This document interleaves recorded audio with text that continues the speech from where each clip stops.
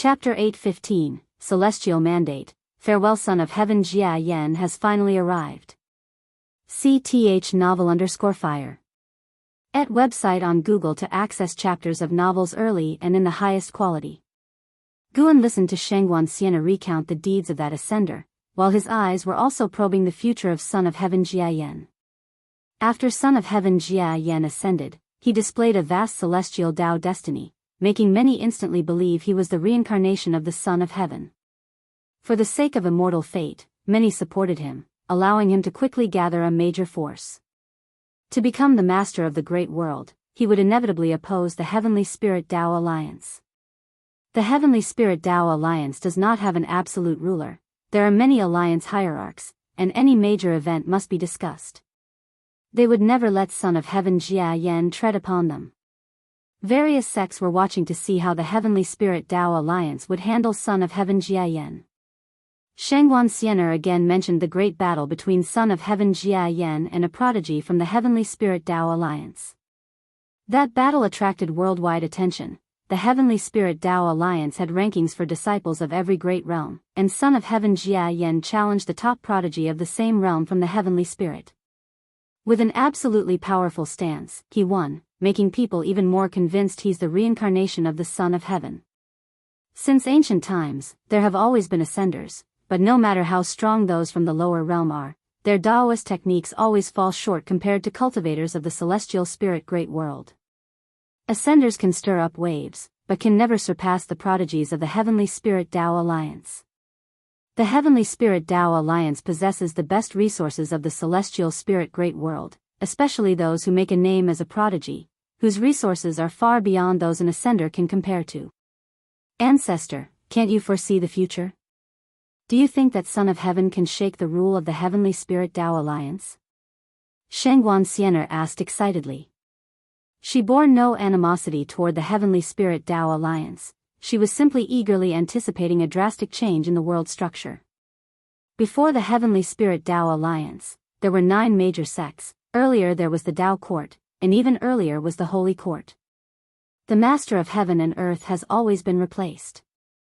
Guan smiled and said, anything is possible. These words only piqued Wuxia Xianxia's curiosity further, and she couldn't stop chatting away, with Shenzhen occasionally chiming in. Guan chatted with them for an hour before leaving. Today, he had an important affair. He was to meet an old friend from the immortal cultivation realm, who was holding a feast for his 1,000,000-year birthday.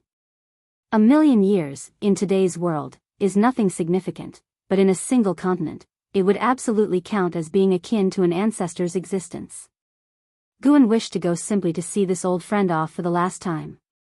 Everyone has their ultimate limit of lifespan, commonly known as celestial mandate. Even though this old friend has reached a high realm and seems robust, in reality, he's nearing his life's limit. Guan had no intention of altering his fate. After all, they were merely drinking buddies with shallow ties. He was just going for the spectacle. After Guan left, Wuxia Xianxia sat back beside Shenzhen, and the two began discussing writing again. The book sage inspired writers all over the world, imbuing Dao intent into the text to create more meaningful writings. Under the dark celestial vault, the earth stretched infinitely. Guan and Wuxia passed through a stone gate, standing alone on the earth, devoid of any other constructions within a 1,000-mile radius.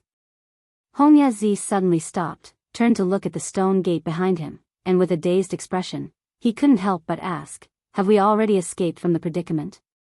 The moment they stepped through the stone gate, he felt that something invisible had lifted, an eerie, abrupt sensation. As a heaven-opening Daoist immortal, instinct told him that he had already escaped the endless predicament from before. Guan halted, turned to face Wuxia, and said, fellow Daoist, this journey was quite exhilarating, but it took a bit too long. We should part ways. Wuxia turned to look at Guan, his brows furrowing, asking, why part ways? Why choose this place? After traversing many lands together for so many years, he never expected they'd part ways here.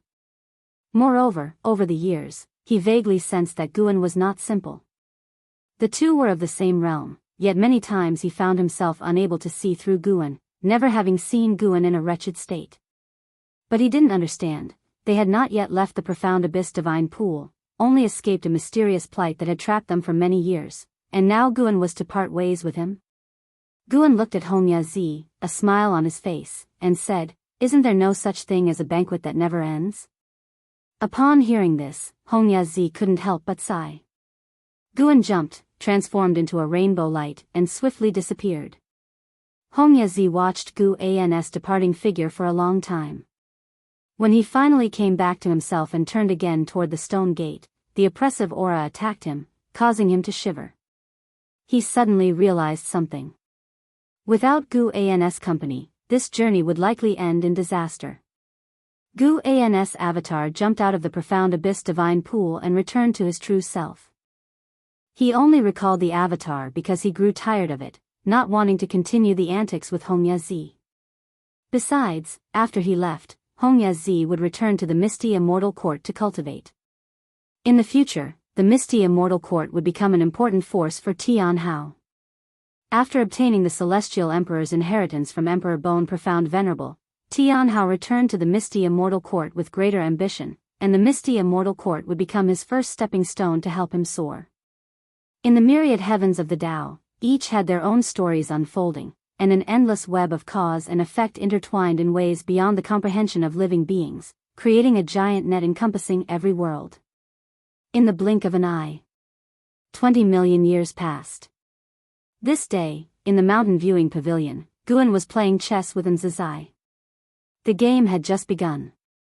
Ancestor, that Su Ling is truly remarkable, having become the alliance hierarch of the Heavenly Spirit Tao Alliance, and the Supreme Sect has also risen completely. Do you feel gratified? Nzazai asked with a smile.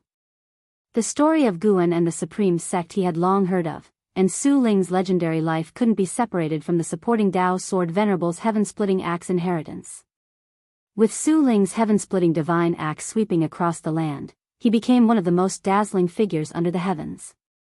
Of course, Nzazai knew that the supporting Tao Sword Venerable was indeed Guan, hence he had long regarded Su Ling as an ally, purposefully bringing up Su Ling's recent achievements. Guan laughed and said, "At my realm, no matter what you become, no matter how high you rise, it won't affect my mood." Nzazai, hearing the words you, thought indeed, Su Ling was also a Wuxia disciple. As Nzazai placed a piece, he followed with, "In today's world, there are indeed many notable figures. Unfortunately, whether it's Su Ling, or Xianxia, or those ancient prodigies of the Heavenly Spirit Tao Alliance, none can compare to Son of Heaven Jianghu. This child is said to be on the cusp of reaching the innate golden immortal realm soon. It's unimaginable. Innate golden immortal is a realm countless great cultivators dream of, including all of them as Wuxia disciples. Yet, how difficult it is to become an innate golden immortal. So far, openly, only one person in the celestial spirit great world has achieved innate golden immortal status. Guan placed his piece. The game had just started, with no signs of killing intent, and they played casually. Nzazai continued to ask, "Son of Heaven Jianghu plans to visit Wuxia. Ancestor, he's definitely coming for you, will you meet him? If you find any errors, ads pop up, ads redirect, broken links, non-standard content, etc., please let us know each report so we can fix it as soon as possible." Chapter 8:16, The Future, I Will Not See Him. Guan replied while placing a piece on the board. The cultivation level of Son of Heaven Jianghu in this life was not enough to pique his interest. If his original cultivation level were restored, he might consider meeting him. It's not that Guan uses cultivation level as a standard for meetings, but rather that after the reincarnation of Son of Heaven Jianghu, his memories have not fully returned. Only when his cultivation is restored as before can he become his true self. Meeting the real Son of Heaven Jianghu might not be bad. Perhaps he could trace back to uncover more about the cause and effect concerning the Celestial Emperor. But the current Son of Heaven Jianghu has no value in Guan's eyes. Nzazai, upon hearing this, asked no further questions. Since Guan did not wish to see him, he had his own strategy to handle the situation. He then turned the conversation to Xianxia. Xianxia has now become a flagship figure of Wuxia, traveling the world, relieving suffering, and asking for nothing in return. His chivalry and reputation spread far and wide. Surely, his fame as great as son of heaven Ji Yan and Su Ling's is owed to his own divine skills. The supreme Dao mixed yuan plate was personally passed down by the ancestor Master Wuxia, renowned across the world, sweeping through the same realm. This has led many Wuxia disciples to inquire about this divine skill within the beginningless, wanting to cultivate it, but alas, few within the beginningless know it. To cultivate it, one must first obtain the master's verbal consent. As they chatted, Zizai found himself unable to continue because he felt pressure in the game. Though he knew he couldn't surpass his ancestor in skill, he still harbored expectations each time, hoping to amaze the ancestor. Thus, the mountain viewing pavilion fell into silence. A stick of incense later, Zizai left, lost in thought. Guan stood up and turned to look at the great waterfall beside him. Within his pupils reflected a silhouette. Sarch * The Novel Fire. Net website on Google to access chapters of novels early and in the highest quality. It was a young boy. Indeed, Su Han's reincarnation, just 10 years old, the grandson of Su Ling. Guan originally intended for Su Han to be Su Ling's son, but Su Ling didn't marry until he grew strong, and after marriage, he wandered the world. He didn't wish for Su Han to grow up without a father's companionship, so he waited. Now Su Ling has become the alliance hierarch of the Heavenly Spirit Dao Alliance, with the Su family rooted there, allowing Su Han to grow up steadily. Back then, after Su Han transferred his cultivation using the destiny-defying divine skill to Zhenqin, his body was preserved by Guan. Once Guan's cultivation grew powerful, finding his soul wasn't difficult, even if it had scattered, Guan could cross over to retrieve it. Unless all his causes and effects were erased, to achieve that, one must first cultivate the Daoist Dao fruit. Guan watched as Su Han of this life was practicing swordsmanship, reminiscent of the years when Su Han cultivated the heaven-hating divine sword passed down from his father.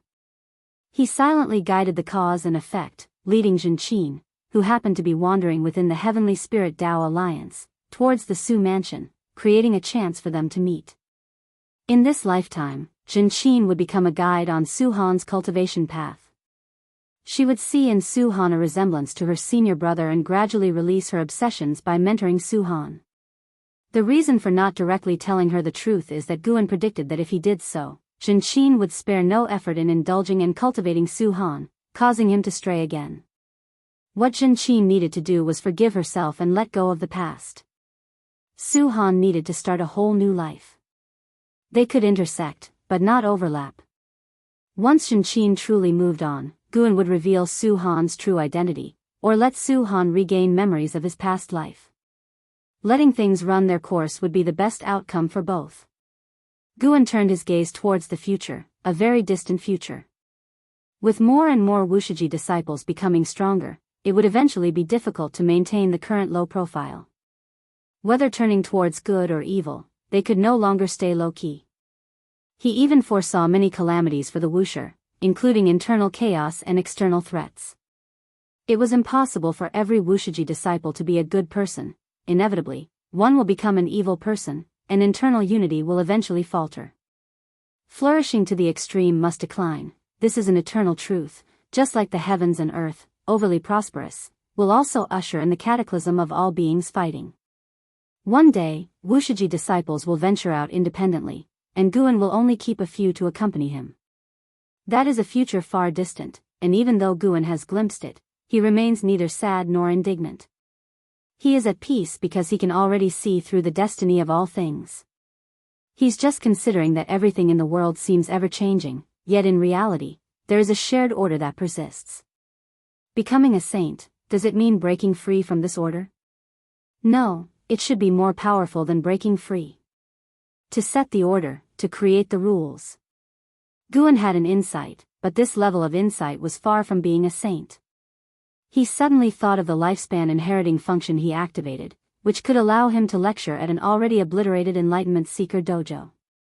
Since ancient times, many cultivators must have sought the saint realm, otherwise, the legend of becoming a saint would not have been left behind. However, accessing such dojos is difficult. He cannot control it, he can only decide how much lifespan to invest. When his lifespan increases, he might invest 1,000,000,000,000 years to test the waters. Guan retracted his gaze and walked out of the pavilion. Above the vast, magnificent sea of clouds, two figures strode on golden light, racing forward. They were Zhang Buku and Su Yu. Zhang Buku looked around curiously and asked, "Is this the legendary celestial extreme 9 heavens? The spiritual energy is indeed abundant, but why does it seem lifeless?" Su Yu flew alongside him, smiling. "Hidden beneath the sea of clouds are many divine beasts. Should they leap out, they would certainly startle you." Zhang Buku looked at him and asked, "How are you so familiar with the celestial extreme 9 heavens? What connection do you have with this place?" "My master cultivates in this realm," Su Yu replied, and a slight change crossed his gaze. Zhang Buku remained silent. When Xianyuan Human Venerable was about to fall, Su Yu had led him away from the celestial calming god celestial army, taking them to meet an immortal monarch, thus escaping the causes and effects of the contest for the title of Son of Heaven, which greatly astounded him. Although Xianyuan Human Venerable ultimately turned the tide, he too, through that immortal monarch, found a more promising path to ascend to immortality. After cultivating in the immortal monarch's palace for a long time, Su Yu brought Zhang Buku to the celestial extreme 9 heavens. "You've always been curious about my background, now I can tell you." Su Yu looked ahead, speaking calmly, causing Zhang Buku to gaze towards him. "I was also once a son of heaven, yet through reincarnation, I shed my status as son of heaven and became a mortal spirit."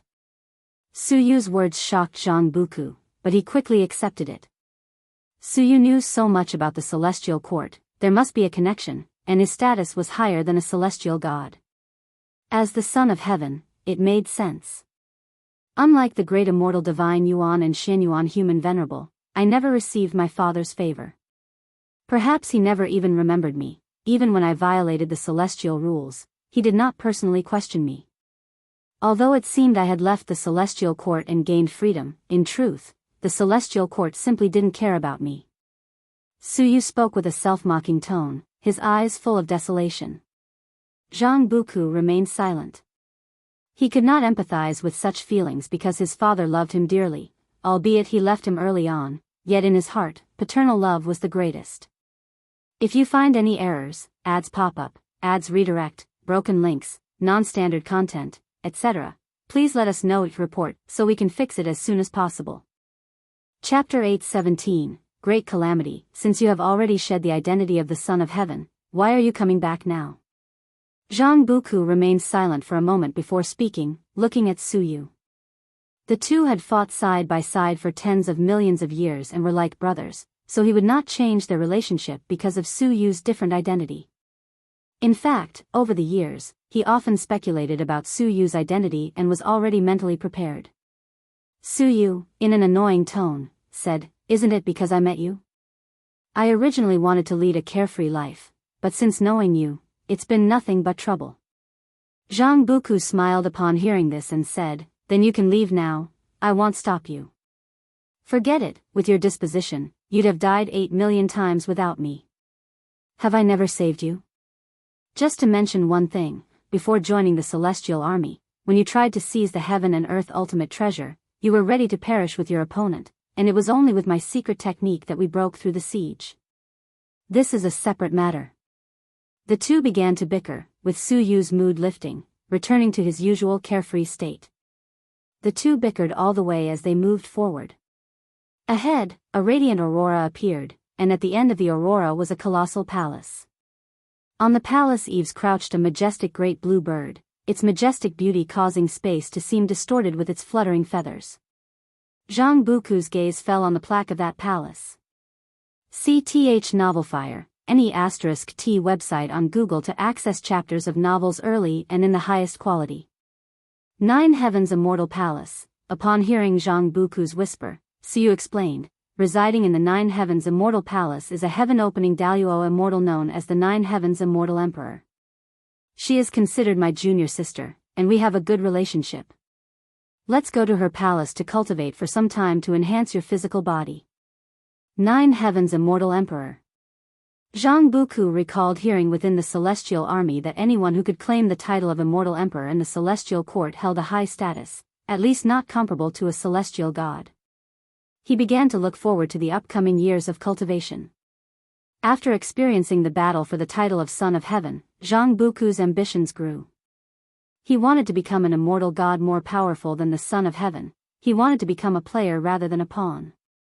The two hastened their pace, flying towards the 9 heavens' immortal palace. The passage of time was swift. 100 years passed in the blink of an eye. For mortals, 100 years is long, but for cultivators after nirvana, a century is not much different from a month. On this day, Guan was instructing Nzazai on the cultivation of the 4th strike of the myriad supreme palm. The two were standing on a cliff, amidst beautiful scenery, yet every strike Nzazai delivered could not damage the surroundings. Because they were within a barrier created by Guan, allowing Nzazai to freely practice the myriad supreme palm. Despite Nzazai being busy managing Wuxia, his cultivation had not lagged. He was now at the cultivation level of a heaven-encompassing free immortal, and with the myriad supreme palm, even some second-generation disciples were no match for him. Guan, seeing Nzazai gradually enter the perfect state, turned his head to look at the horizon. It has begun. Guan thought silently, referring to a war unseen by mortal spirits. The dark heavenly court was about to attack the celestial court, with Emperor Bone Profound Venerable as the vanguard. They had already opened a space-time passage, and the heaven-suppressing endless tower would appear before the celestial gate. This war would last many years, with Emperor Bone Profound Venerable merely testing the current strength of the celestial court. Unfortunately, by the end of the battle, he could not force out the celestial emperor, but it did make a heavenly Tao Venerable, who had been in seclusion for countless years, renowned in the celestial court. Even within the celestial court, the title of heavenly Tao Venerable was rarely mentioned, partly due to taboo, and partly due to the distance from most immortal gods. For Guan, this was a mere amusement, something to watch at leisure. Nzazai continuously practiced, each palm strike straight forward, the technique relying on harnessing energy. While cultivating, he asked, "Ancestor, many disciples want to ascend to immortality lately. Didn't you once help Uncle Yang Jian to ascend? Do you still have any immortal fate on hand? Do you support the disciples in ascending?" Guan never had many requirements for his disciples. Outside of cultivation, disciples would contemplate their future, even if they left Wuxia. Guan wouldn't stop them. Not everyone would stay at Wuxia forever. They might leave through the 10,000 Realms gate or go to the human world to establish their own sections. You are responsible for observing and selecting a disciple who wants to ascend to immortality and is eligible. Guan casually replied, yet his words excited Nzazai. Indeed, Xianyuan Human Venerable had granted Ancestor a quota for ascension. He didn't want to ascend, but the fact that Wuxia had an opportunity for ascension was a glory. In his early years, he had also ventured out, witnessed Ancestor in action, and long decided to follow Ancestor in cultivation to the end. Moreover, he was not deprived of freedom. If bored, he could visit the human world for leisure. He had found Ancestor's approach to life rewarding and genuinely enjoyable. To have a powerful cultivation without deliberately flaunting it, to sit back and watch the tides rise and fall, was another form of enjoyment. Listening to Nzazai's thoughts, Guan's lips slightly curled upward. Nzazai, like an Exian, had thoroughly become a true cultivator like him, which was great. Though Wuxia had many disciples, those who genuinely walked alongside Guan were few. The two chatted sporadically, Nzazai thoroughly enjoying his current state, as Guan was whom he admired most. Whether cultivating or conversing with Ancestor, he liked both, and having them together was a rare occasion in thousands of years. Nzazai brought up the future of Wuxia, with disciples increasing yearly. Despite limiting the number of students, with each generation passing training to the next, it would inevitably become a colossal entity, and he feared managing Wuxia poorly in the future. "Have you heard the story between me and the Supreme Sect?" Guan suddenly asked, and Nzazai immediately grasped the deeper meaning. He could abandon the Supreme Sect or Wuxia.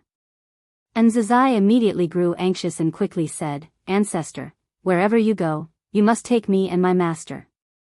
We have no desires or ambitions, only wishing to seek the Tao with you. Don't worry, I will take you. I merely want to reduce your pressure. You've done excellently, even surpassing your master back then. Guan glanced at him, smiling, relieving Nzazai's burden.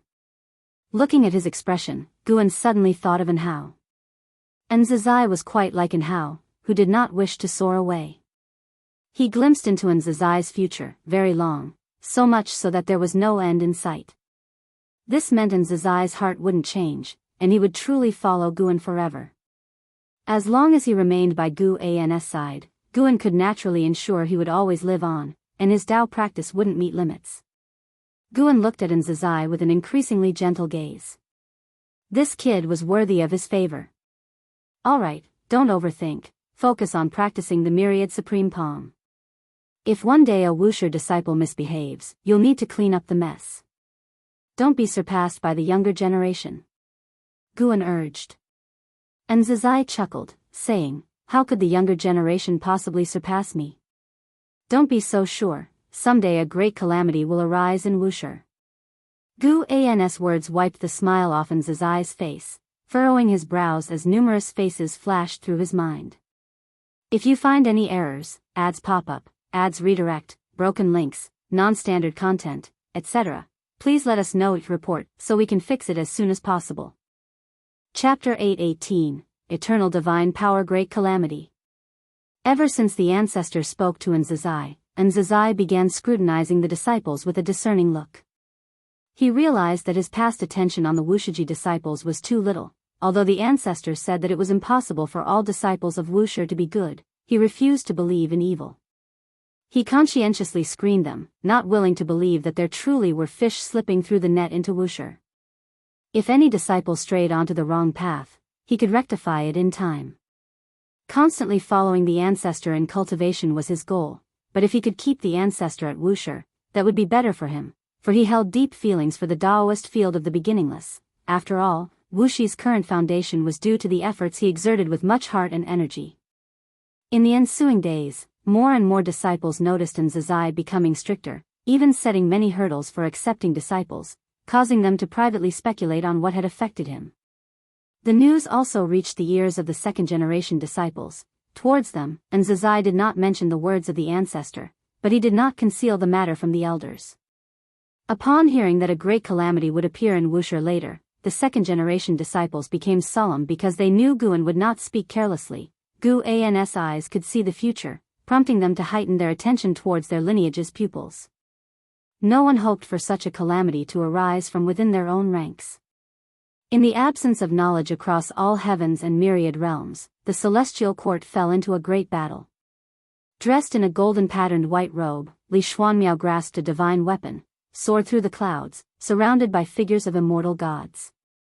Following their gaze, the edge of the celestial vault was an expanse of extreme darkness, resembling the maw of an abyss, ready to devour the celestial court. Endless evil demons rushed forth from it, battling the immortal gods. The battlefield was vast and boundless. Numerous meteors swept across, attacking the battlefield above the sea of clouds, with various Dharma aspects emerging one after another, and gigantic magical treasures stirred the storm winds of the battlefield. From afar, Li Xuanmiao recalled the formidable evil demon he encountered when rescuing Liya, its aura equally wicked. It seemed during the dispute of the sons of heaven, the dark heavenly court had already begun its invasion. Li Xuanmiao furrowed his brows tightly. He could feel a powerful aura in that darkness unparalleled. Never had he sensed such oppressive momentum, so formidable that it roused his concern for the safety of the celestial court. He had yet to climb to a high position or change the hearts of the immortal gods. Would the celestial court collapse prematurely? Coming from the mortal world, he would never believe the celestial court was eternally indestructible, for he had witnessed too many ruling forces fall. In his view, no matter how the immortal gods embellished it, the celestial court was merely a more powerful force than the holy court. He took a deep breath, set aside distractions, and plunged into the battle ahead. During his flight, he distinctly felt himself passing through an invisible barrier. The battlefield ahead suddenly expanded, deafening rumblings echoed from all directions. Boom! A terrifying gigantic fist materialized beside him. His pupils contracted, instinctively raising his divine weapon to block, yet he was still struck flying. During his backward flight, he gritted his teeth and noticed black holes appearing across the battlefield, the giant fist emerging from one such black hole, finishing its strike before retreating back, causing the black hole to vanish. Crimson lines swiftly appeared on his forehead, his aura surged. As he gripped his divine weapon, twisting his waist, he swung and smashed. Vast chi flames wreathed the gun's body, colliding just against another giant fist. Terrifying chi force vibrated the void, and a meteor 100 miles away was directly crushed into powder. Li Xuanmiao was engulfed in the battle, yet his aura and situation amid the entire battlefield were not conspicuous. Meanwhile, Guan lounged in the courtyard, snacking on seeds as he watched events unfold, cradling a book in his hand, feigning reading. Shenzhen approached, commenting, "You're reading Green Hero Travelogue again. How many times must you read it?" Guan casually replied, "This is the 4th volume of the original, long time no see, rereading brings new insights." Sea the Nephire. At website on Google to access chapters of novels early and in the highest quality. Shenzhen pondered, refraining from further inquiries. She stood beside Guan for a while before turning to leave the courtyard. In recent years, she no longer sat idly in front of the artifact refining cauldron, often venturing out, yet her range of activities was still within the Daoist field of the beginningless. The artifact refining cauldron was extinguished, foretelling that Guan would not refine new Dao treasures. Guan sat in the courtyard, watching for an hour, before setting down the seed tray, then tucked the Green Hero Travelogue into his bosom. He stood up and stepped forth from the Daoist field of the beginningless to reach the depths of the hidden spirit palace. Deep sea dragon carp established a dragon palace in the ocean, returning sporadically, with its clone managing the medicine garden here. He began harvesting mature medicinal herbs, with plans to conduct a lifespan projection later. At dusk, on a gorge overlooking the world, 2 cliffs stood no more than 10 yards apart, with a figure upon each. One was notably Zhuang Xian from the beginningless. Zhuang Xian wore a black shirt and white clothes, topped with a Daoist hat, exuding otherworldly charm, the sword box on his back lending an aura of chivalry. He furrowed his brows, gazing at the purple-robed man opposite, sternly stating, "Brother Lin, cease persisting in ignorance. The lives of cultivators are still lives. No amount of merit for mortal spirits can justify wanton slaughter of cultivators." The purple-robed man's gown billowed in the wind, his hair was disheveled, on his handsome and bizarre face hung a cavalier smile, eyes disdainful. He chuckled, "How many years have we known each other? How many times have you implored me? Why implore again?" Zhuang Xian drew a treasure sword from his back, pointing it at the purple-robed man, declaring, "This time, I cannot let you go." The purple-robed man shook his head with a smirk, "I've heard that sentence countless times. You can't do anything to me, why persist? Countless are the evil and deviant throughout the world, why stubbornly entangle with me? This time is different from the past, I am soon leaving the celestial spirit great world." "Leaving? Where to?" Zhuang Xian asked sternly.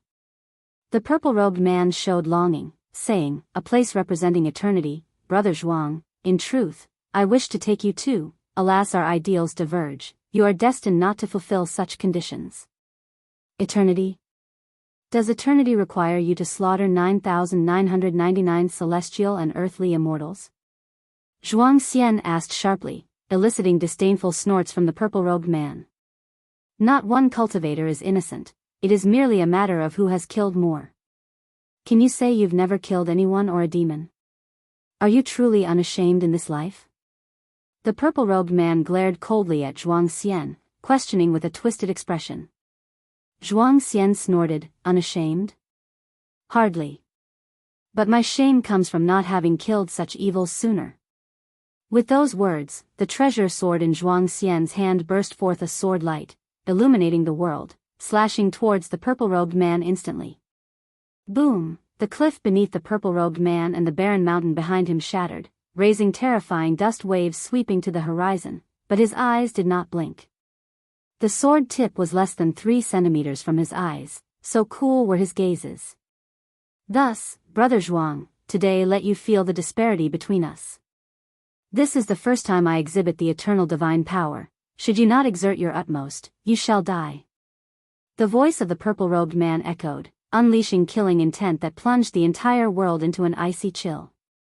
If you find any errors, ads pop up, ads redirect, broken links, non-standard content, etc., please let us know each report so we can fix it as soon as possible. Chapter 8:19, not belonging to the heavenly Dao. Xian heard the words of the man in purple and immediately executed the supreme Dao mixed yuan plate. The vast mana, intertwined with Dao intent, erupted, surging into the clouds. Behind Xian, a towering golden wool rose, quickly solidifying and turning dark silver, its surface engraved with countless mysterious Dao patterns. As the supreme Dao mixed yuan plate emerged, the heavens and earth trembled, and sand and stones flew into the air. The man in purple looked up, his eyes widening with excitement. He smiled and said, "The legendary great divine power of no beginning, the supreme Dao mixed yuan plate, seeing it today, it truly lives up to its reputation." He leaped into the sky, raising his right arm, palm outward. Rolling demonic chi gushed from his palm, resembling countless black pythons rushing out. It was eerie and sinister. These demonic chi quickly coalesced into a black flood dragon, stretching over 1,000 feet long. At a glance, it seemed he had a flood dragon for an arm, though his flesh seemed insignificant compared to this arm. Seeing the man's divine skills, Xian frowned. He could feel the endless power of cause and effect surging towards him, sealing this space. The power of cause and effect was formless and colorless. The power of cause and effect that the man in purple wielded was extremely venomous, like a sea of curses intending to drown Xian. Xian raised his hand to reclaim his treasure sword, then soared into the sky.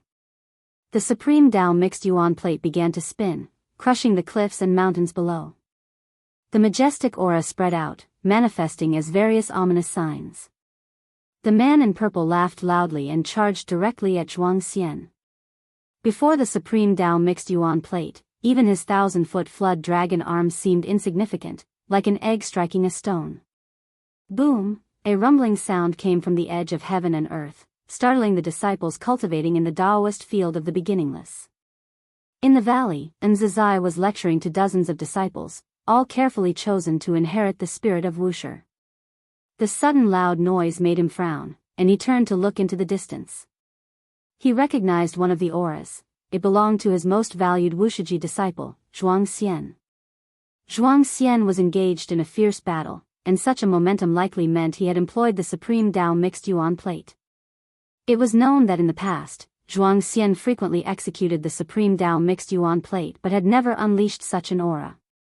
This proved that Xian had been driven to desperate straits, exerting all his might. The disciples listening to the lecture were also awakened. They couldn't discern that the distant sounds originated from Xian, but they were curious and discussed in small groups. And Zizai stood up and said, "Well, stop here for today, I need to go out." With those words, he disappeared into thin air. Once he left, the disciples no longer suppressed their voices or curiosity. Is the distant battle related to the Wuxia disciple? Such a powerful aura, the fighters must have surpassed the Zizai immortal realm, right? The celestial spirit great world is vast, for the sounds to reach us from so far, the beings involved must have indeed surpassed the Zizai immortal realm. There's a terrifying aura among them. Just feeling it instilled a sense of hostility in me. Did you feel that too? The disciples engaged in heated discussions. Meanwhile, Guan in the courtyard was questioned by Shenzhen. Who is Xian fighting against? With such commotion, the opponent must not be simple, Shenzhen asked curiously, her pupils already reflecting the figure of the man in purple, though she couldn't discern his cause and effect origin. Guan, who was painting, softly replied, "That man is called Lin Sanghai, born in this great heaven and earth, but he's embarked on the path of the sky." The path of the sky? What is that? Shenzhen, curious about the undiscernible cause and effect, asked. Guan glanced at her and said, "You will know in the future." Shenzhen pouted, thinking Guan was being cryptic again, but since he refused to elaborate, she assumed he had his reasons. The battle between Xian and Lin Sanghai grew increasingly intense. Not only did the massive sounds of the heavens and earth reverberate, but fierce winds also swept across all directions, drawing more great cultivators to watch. Since the Heavenly Spirit Tao Alliance took control of heaven and earth, such battles rarely occurred. Great cultivators would always take their fights to the outer heaven to avoid affecting all living beings and incurring the wrath of the Heavenly Spirit Tao Alliance. Shenzhen began to observe the fight seriously. Zhuang Xian's capabilities did not surprise her, but Lin Canghai's divine skills left her incredulous. Lin Songhai was fundamentally no match for Zhuang Xian. The Supreme Tao Mixed Yuan Plate suppressed Lin Canghai's countless divine skills, yet it couldn't completely defeat him. Every time Lin Canghai's physical body was destroyed, he would almost instantaneously resurrect nearby, and his fighting momentum didn't diminish with resurrection. Instead, it grew stronger. If this continued, Lin Canghai's momentum would reach the profound Yuan-free immortal realm. Sir, the novel, F. Iyer. Et website on Google to access chapters of novels early and in the highest quality. This was unreasonable. Shenzhen did not see any special cause and effect assistance, unable to comprehend why Lin Songhai could be immortal and why he could grow stronger in battle. As time passed, Zhuang Xian began to fall into a disadvantaged position. Far away, on the other side of heaven and earth, dust enveloped the sky, and the ground shattered like an abyss. The Supreme Tao Mixed Yuan Plate stood upon the earth, still rotating. In front of the Supreme Tao Mixed Yuan Plate, Zhuang Xian, disheveled, looked up at Lin Songhai, who was continuously attacking the Supreme Tao Mixed Yuan Plate, and his eyes were filled with terror. The black flood dragon on Lin Canghai's right arm had grown to 10,000 feet, and with each swing, the flood dragon fiercely assaulted the Supreme Tao Mixed Yuan Plate, projecting black lightning across the heavens and earth. At this moment, powerful auras descended. You too, this is the celestial spirit great world, not a place for you to act recklessly. A commanding voice boomed through the heavens and earth. Lin Songhai paused, looking up to see figures of great cultivators from the Heavenly Spirit Tao Alliance appearing in the sky, each exuding an overbearing aura. It was the great cultivators from the Heavenly Spirit Tao Alliance. And Zizai appeared beside Zhuang Xian and frowned, saying, "How did it escalate to this extent?" His tone carried reproach. He was very dissatisfied with Zhuang Xian's current performance. Zhuang Xian turned to look at him and explained, "He wants to leave the celestial spirit great world, and it's not as simple as going to outer heaven. I sensed a presence that doesn't belong to the heavenly Tao. If he leaves, the souls he has sealed will be beyond redemption." A presence not belonging to the heavenly Tao? And Zizai shifted his gaze to Lin Songhai in the sky. Faced with numerous powerful divine senses locking onto him, Lin Songhai remained unfazed, smirking without explanation. He grabbed his right shoulder with his left hand and directly detached his right arm, blood spraying across the sky. This scene made the great cultivators of the Heavenly Spirit Tao Alliance frown. At that moment, Lin Canghai's body convulsed, his head trembled incessantly, and his face contorted, with wisps of black aura wafting around him like fiery flames. A great cultivator of the Heavenly Spirit Tao Alliance narrowed his eyes, immediately taking action. A jade bottle flew out from his sleeve, its mouth facing downward, shooting out a white light that enveloped Lin Songhai. The next second, the great cultivator's face changed dramatically. His supreme treasure was unable to capture Lin Songhai, a situation he had never encountered before. If you find any errors, ads pop up, ads redirect, broken links, non-standard content, etc., please let us know each report so we can fix it as soon as possible. Chapter 820, Eternal God bathed in white light. Lin Songhai continued to tremble all over, looking as if in pain, yet the ferocious smile on his face seemed excited. He seemed to be anticipating something. The other great cultivators of the Heavenly Spirit Tao Alliance also sensed something was amiss and took action one after another. One by one, streams of mana were cast onto Lin Songhai but were dissipated by the black aura surrounding him. All the great cultivators felt as if their mana was falling into an abyss, instantly cutting off their connection and leaving them unable to discern how deep it truly was. This made them feel as if facing a formidable enemy, prompting them to scatter and encircle Lin Songhai. And Zizai also sensed something was off with Lin Songhai and stepped forward, saying, "Withdraw your divine skills, let us handle the aftermath from here." Zhuang Xian did not arrogantly hold back either, immediately dispelling the supreme Dao mixed yuan plate, only to see the black aura around Lin Songhai quickly converge into a black door as tall as 100 zhang, and as it opened from the right, waves of silver light poured out from within. An overwhelming might enveloped the entire celestial spirit great world, startling countless cultivators. In the boundless chain of mountains, a strong man meditating under a waterfall opened his eyes, his shirtless body adorned with 2 red dragon patterns that writhed. He lifted his gaze, frowning, with a sharp glint flashing in his eyes. He was none other than Son of Heaven Jia Yan.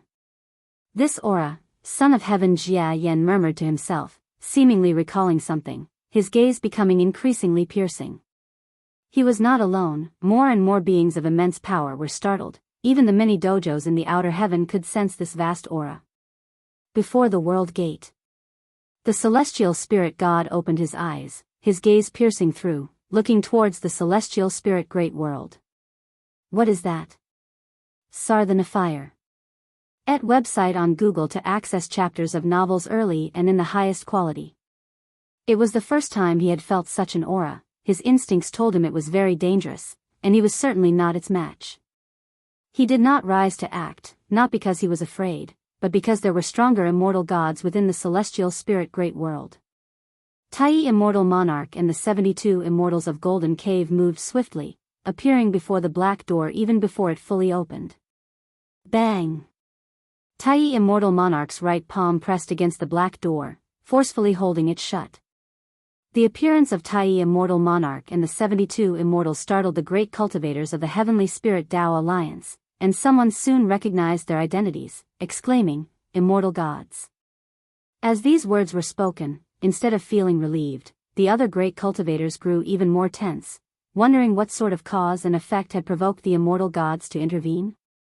The 72 immortals of Golden Cave each possessed an extraordinary aura, far surpassing the great cultivators of the Heavenly Spirit Dao Alliance, but compared to Tai Immortal Monarch, their aura was significantly weaker. The world fell silent, everyone held their breaths and fixed their gaze on Tai Immortal Monarch. And Zazai also refrained from taking action, watching Tai Immortal Monarch silently, for he had met Tai Immortal Monarch before and knew he was no ordinary immortal god. Zhuangxian was not amazed by the appearance of immortal gods but instead, his gaze remained complex as he looked at Lin Songhai. Seeing Lin Songhai trembling amidst the black aura, images of them years ago drinking and enjoying themselves, resolving grudges with pleasure, floated into his mind.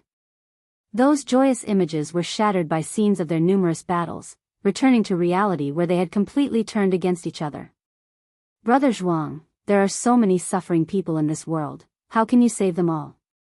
Why not find the source of the suffering and uproot it, even if it can't bring absolute peace, it can at least spare more mortal spirits from suffering. Lin Kanghai's words from the past echoed in his ear, filling Zhuangxian's heart with sorrow. Even with the immortal gods intervening, no matter the outcome, he and Lin Songhai had ultimately parted ways. In his heart, Lin Songhai was his best friend, he would be saddened, but never would he relent. He had to save the innocent cultivators captured by Lin Songhai. At this moment, Tai Immortal Monarch's face changed slightly as he held his hand against the black door. His arm trembled slightly, and the door began to open once more, a sight that made the 72 immortals of Golden Cave and all onlookers tense. More and more great cultivators arrived, witnessing Tai Immortal Monarch suppressing the black door, they dared not act rashly. Boom! Tai Immortal Monarch's aura suddenly erupted, shaking the heavens and earth, the clouds churned, and the celestial Tao light layer above the celestial spirit great world burst forth with innumerable rays of light, penetrating the sea of clouds and entering Tai Immortal Monarch's body. Tai Immortal Monarch's aura rose steadily, but his arm continued to tremble, unable to completely resist the black door. Humph! A cold snort came from the black door, causing Tai Immortal Monarch to leap back, putting distance between him and the door. Not just him, but the 72 immortals also backed away. The black door opened with a roar, inside shone a silver light, revealing a majestic figure within. No one could clearly see his true appearance. He seemed to be wearing a wide robe, with 3 heads and wild long hair, resembling a Rakshasa, horrifying and terrifying. When everyone saw this figure, they only felt an endless cold force hitting them, making them feel as if they were in a freezing cellar. Their greatest fear was losing control over their own bodies. No divine sense. No mana. No strength. It was as if their souls were detaching from their bodies, and even their souls could not move freely. And Zizai and Xian felt this too, their eyes widened, cold sweat streaming down their faces. Their gazes were fixed tightly on the mysterious figure within the black door. In broad daylight, the mysterious figure standing in the silver light appeared so terrifying, bringing an extreme sense of horror and oppression to everyone. The great cultivators who had come to support were also petrified upon seeing him. For a moment, the heavens and earth fell into a bizarre scene, as people continued to fly in and then stopped, staring blankly at the black door like all the others. Lin Songhai seemed to have been drained of all energy, his arms hung down, his entire body swaying precariously, yet the black aura held him aloft, preventing him from falling. He only felt his eyelids were so heavy, trying hard to keep them open. His gaze landed on Xian down on the ground afar. Looking at Xian, images from the past similarly flashed through his mind. Brother Lin, seeking the root of disaster is a form of escapism. Do what you can do, that is enough. Xian's words echoed in his ears, a self-mocking smile tugged at his mouth. Indeed, it was a form of escapism. Lin Songhai knew he was never a good person. Helping mortal spirits was merely to fill the inner terror and unease, thinking that by doing so, he could balance merit and sin, in line with the heavenly Tao. But now he no longer believed in the heavenly Tao. He wanted to believe in the eternal path. He prayed in his heart to the eternal deity, asking to kill everyone present, but not to kill Xian. He never believed in the existence of true good people until he met Xian. Originally from Wuxia, Xian could have enjoyed everything, yet he insisted on journeying the world, enduring so many hardships, doing good deeds that offered no reward. Xian, standing behind Zizai, saw Lin Kanghai's gaze, and understood his eyes. But now he was powerless to resist, and compared to Lin Songhai, he was more worried about the calamity the mysterious figure inside the black door might bring. If you find any errors, ads pop up, ads redirect, broken links, non-standard content, etc., please let us know each report so we can fix it as soon as possible. Chapter 821, Stepping into the Heavenly Tao Silence. Oppression. Dust swirled in the sky, all the great cultivators were frozen in place, fearfully watching the mysterious figure in the darkness, feeling a danger more terrifying than death approaching. Xian struggled to control his body, but unfortunately, he couldn't do it at all. Looking at the mysterious figure inside the black gate, his fear had been suppressed, replaced by anger. Wisps of aura leaked from his body, transforming into golden energy, gradually forming the shape of the supreme Tao mixed yuan plate behind him, not as massive as during his battle with Lin Songhai, but still exuding an unshakable momentum. With the appearance of the supreme Tao mixed yuan plate, Xian was delighted to find he had regained some strength and could control his body. Instinctively, he wanted to step forward, but a hand suddenly pressed on his shoulder, pulling him back. The sudden yank made his heart jump wildly, and he instinctively turned his head to look, his eyes widening, filled with surprise. Ancestor. Xian instinctively uttered, hearing this, and Zizai standing at the front felt a surge of spirit. And Zizai, unable to look back, felt all pressure in his heart vanish upon knowing the ancestor had arrived, looking once more towards the mysterious figure within the black gate, filled with anticipation. Guan, clad in white, stood beside Xian, his left hand resting on Xian's right shoulder, the wind and waves between heaven and earth blowing his black hair, his extraordinarily handsome face calm. Ancestor, you are here. Xian, barely suppressing his excitement, raised his hand to salute Guan. Guan looked at the black gate and said, choices and separations are experiences everyone undergoes. Are you truly ready? Xian's face turned serious, saying, I have long been ready. He then looked forward, suddenly realizing something amiss. Everyone was staring at the black gate, apart from himself and Zizai. No one seemed to notice Guan's arrival. Plenty of people saw Lin Songhai, yet after only glancing at Guan twice, he closed his eyes, his breaths weak, teetering on the edge of slumber. Xian scanned around, his heart stirring with a storm, only now realizing that though the ancestor stood by his side, if not gazing upon the ancestor, one couldn't sense his presence at all. The immortal gods and great cultivators' attention was entirely on the Black Gate, oblivious to the ancestor's advent. Xian couldn't help but feel a sense of anticipation. Within the beginningless, every disciple knew the ancestor was the mightiest, surpassing even the immortal gods, yet none could definitively describe his strength. Cultivating the supreme Tao mixed yuan plate had allowed Xian to perceive the ancestor's unfathomable depths. Now he was suddenly curious about the strength of the ancestor's supreme Tao mixed yuan plate. At this moment, the mysterious figure within the Black Gate lifted its right leg, ready to step out. Infinite Divine Spirit, Miaozhen Daluo Immortal Realm Perfection 0/0/0. Guan performed lifespan detection on the mysterious figure, noticing it had no lifespan. His interest waned significantly.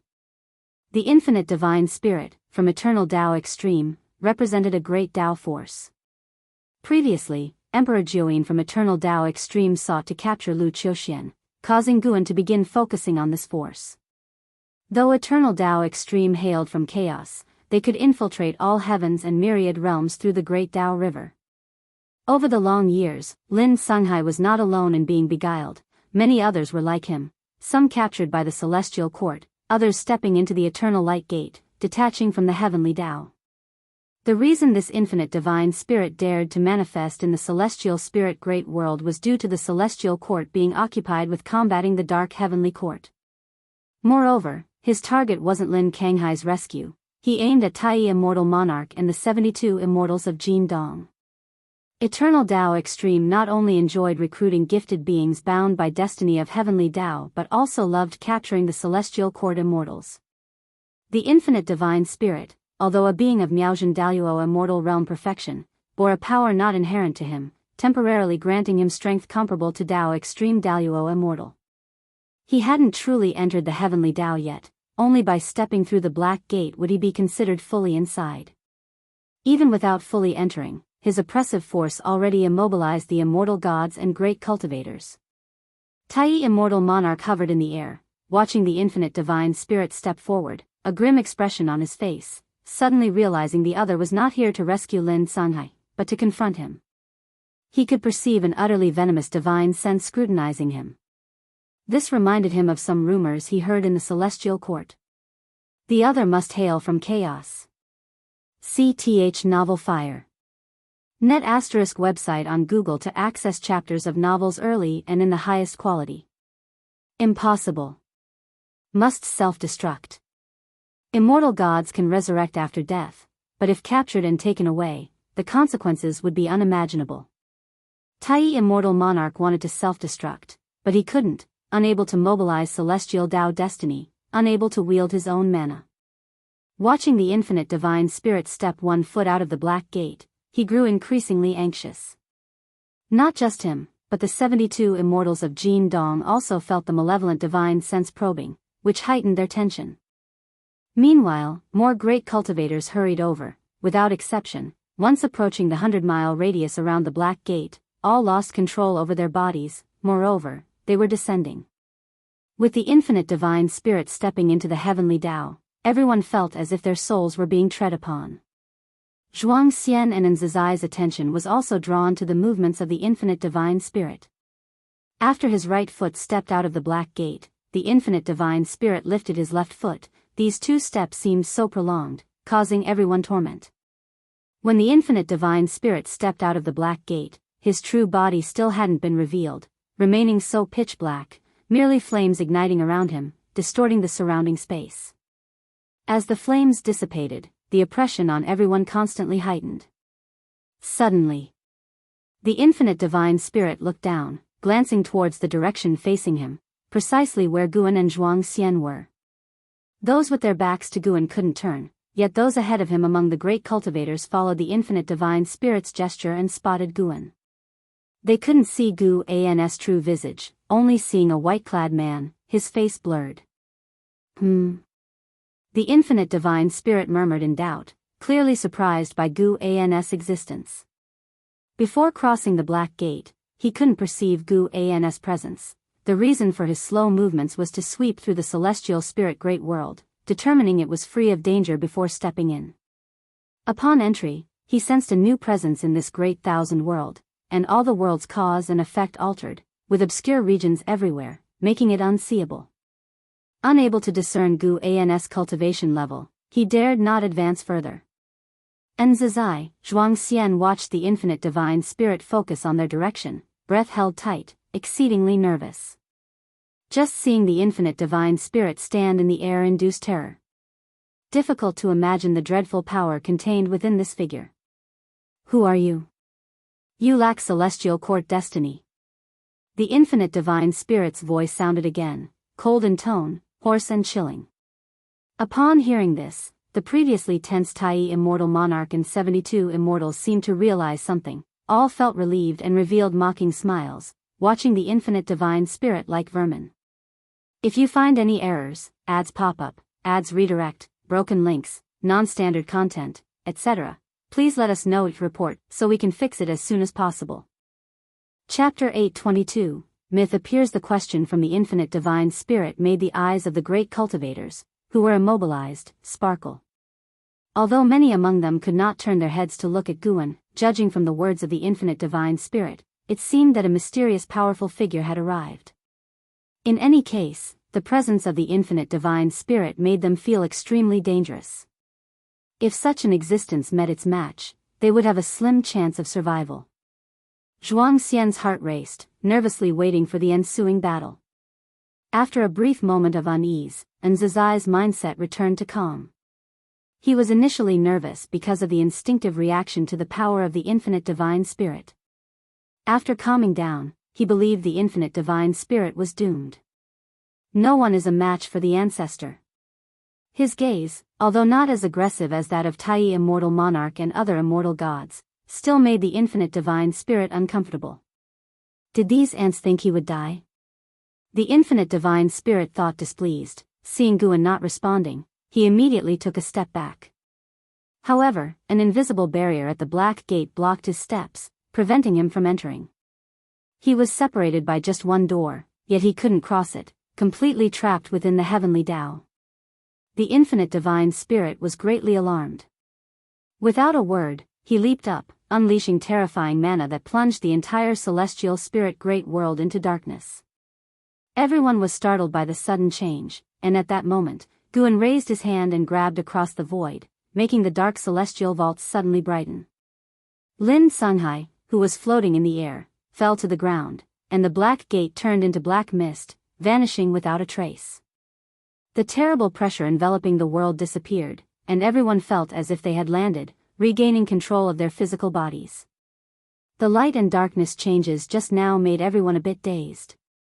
At a glance, the figure of the infinite divine spirit was already gone. Nzizai and Zhuangxian completely returned to their senses, vigilantly scanning the world in all directions. Ancestor, watch out, he might pull a trick. Zhuangxian, while searching for the infinite divine spirit, turned around. When his gaze landed on Guan, he froze completely. He saw Guan standing still, raising his right hand. In the palm of his right hand was a small black figure, struggling as if it wanted to escape his palm, but it was blocked by an invisible barrier and couldn't escape at all. The figure, Zhuangxian recognized the identity of the small figure, his eyes were fixed in astonishment. Nzizai, hearing Zhuangxian's half-finished words, instinctively turned around. When he saw the infinite divine spirit in Gu An's hand, he too was stunned. The divine senses of Tai immortal monarch and the 72 immortals of Jin Dong scanned faster, confirming that the infinite divine spirit had disappeared. They then looked at Guan and, like Nzizai and Zhuangxian, were stunned. The world was silent, and more people noticed the abnormality of the immortal gods. They followed the gaze of the immortal gods, and with their vision, even 100 miles away, they could see the infinite divine spirit in Gu An's hand. The sight was unforgettable for them. The great cultivators from various sects stared at the infinite divine spirit captured by Guan, all wide-eyed, even gasping in disbelief. Lin Songhai, who had fallen into the ruins, struggled to get up. From his position, he had a clear view of Zhuangxian. His gaze was equally drawn to Guan.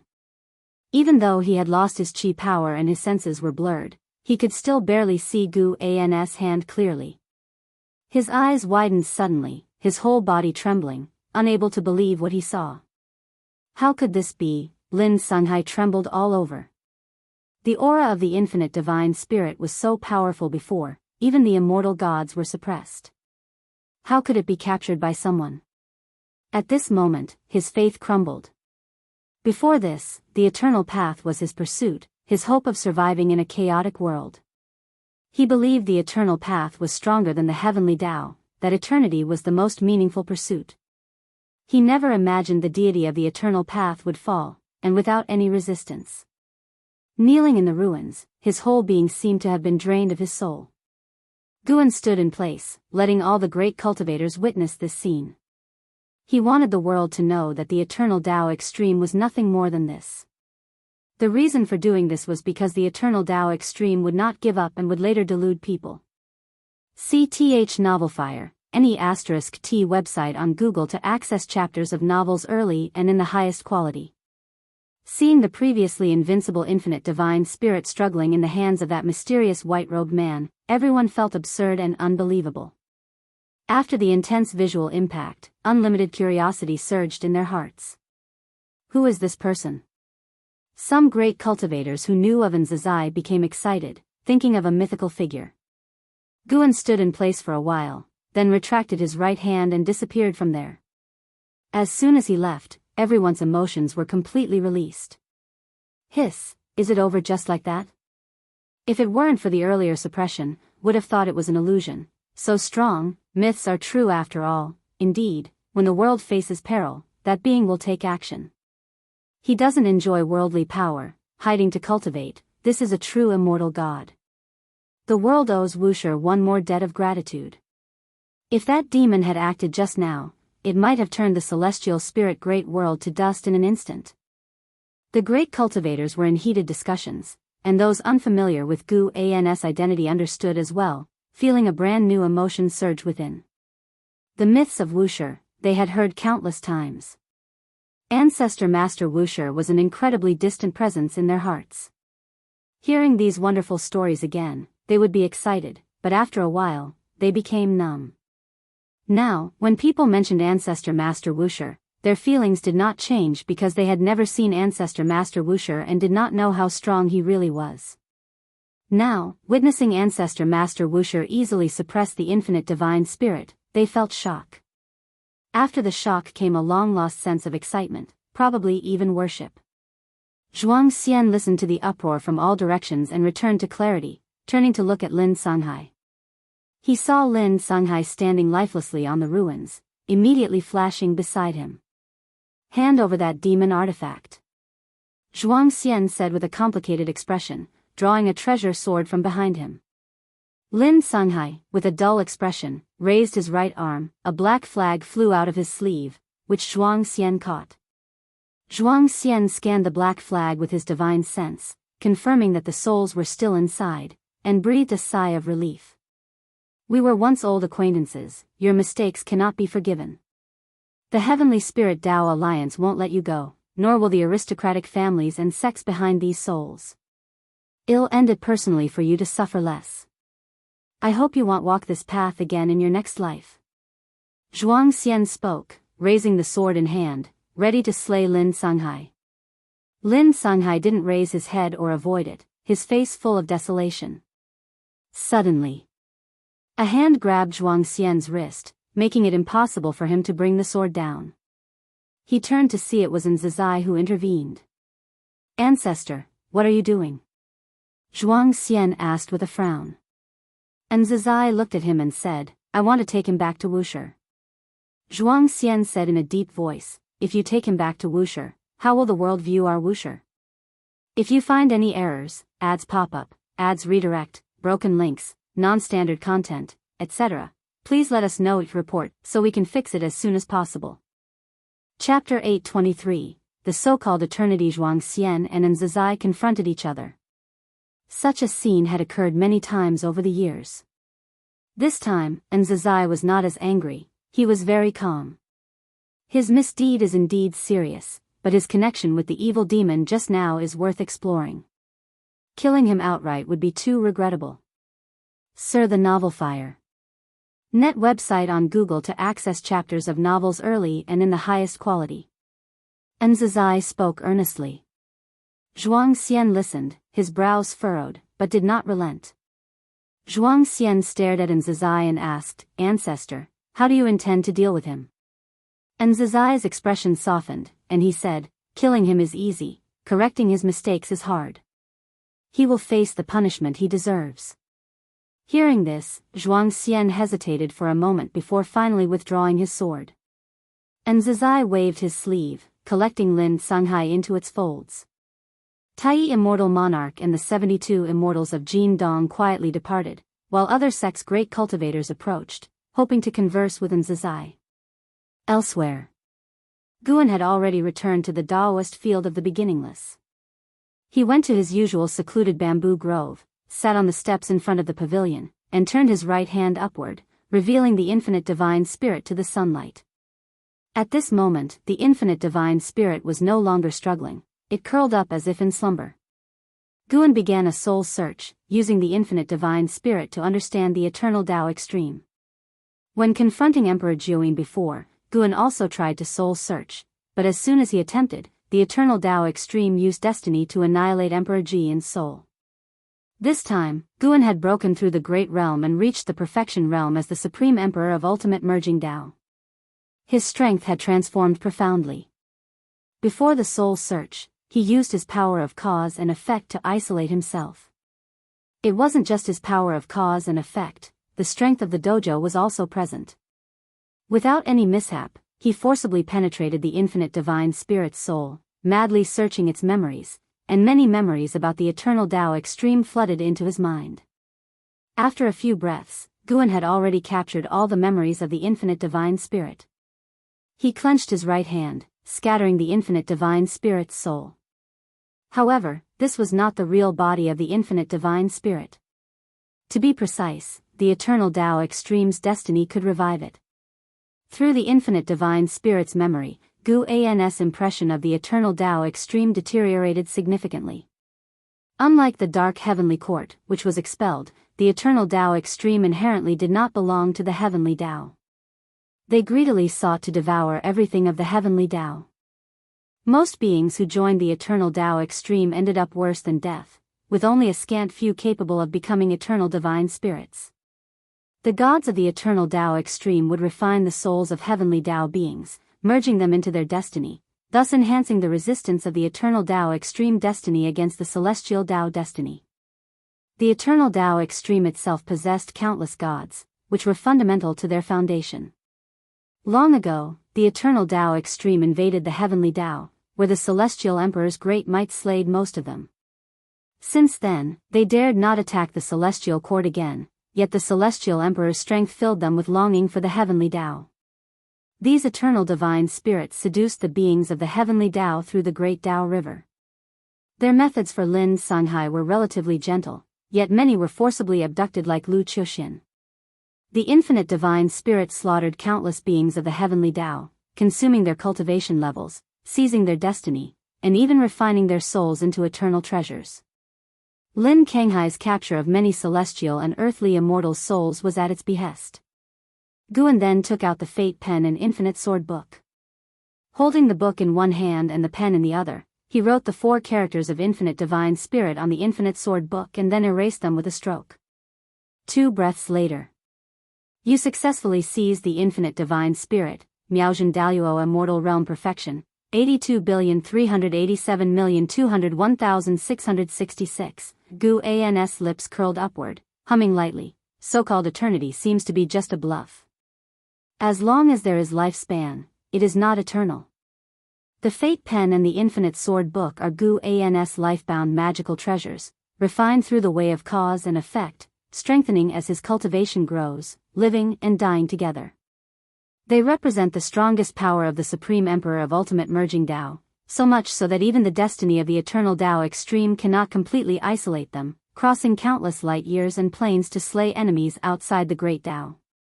After completing all this, Guan put the two life-bound magical treasures into his body, then lay on the steps to start a nap. During his nap, he used his own Dao intent to create an illusory scene of the eternal Dao extreme, immersively experiencing the eternal Dao extreme. From the current information, the eternal Dao extreme might not be stronger than the dark heavenly court, only that their destiny is more ancient. Of course, most importantly, neither force is comparable to the celestial court, allowing Guan to continue living under the celestial court's protection. It's worth mentioning that the eternal Dao extreme and dark heavenly court are also in hostile relations. The eternal Dao extreme once attempted to devour the dark heavenly court but failed, leaving an irreconcilable hatred between the two. It is no exaggeration to say the dark heavenly court almost fell before the eternal Dao extreme, yet the resilience of the dark heavenly court made the eternal Dao extreme longs for heavenly Dao power even more. Guan suddenly had an idea. Could there be saints deep within chaos?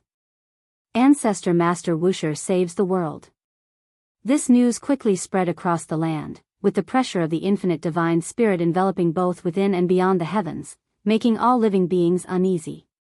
Although the infinite divine spirit was never seen in person, the fear was real. Upon hearing that Ancestor Master Wuxia had eradicated the evil demon, all beings in the world sighed in relief.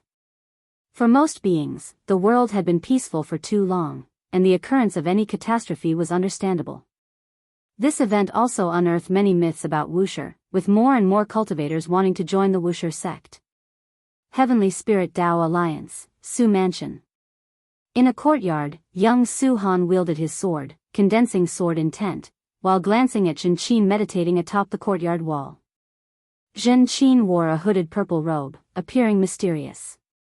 The half of her face exposed was fair and her lips like flowers, evoking fantasies. Master, have you heard of Wuxia? No, have you been there? Su Han asked, his face full of curiosity. From early morning, the mansion was filled with rumors about Wuxia. After inquiring, he felt his blood boil. It was the first time he learned that such immortals existed in the world and such a holy land secretly protected all living beings. This is truly the people of immortal cultivation. Zhen Qin calmly replied, heard of it, never been. Master, how do you view Ancestor Master Wuxia? Do you think those rumors are true? Su Han pursued.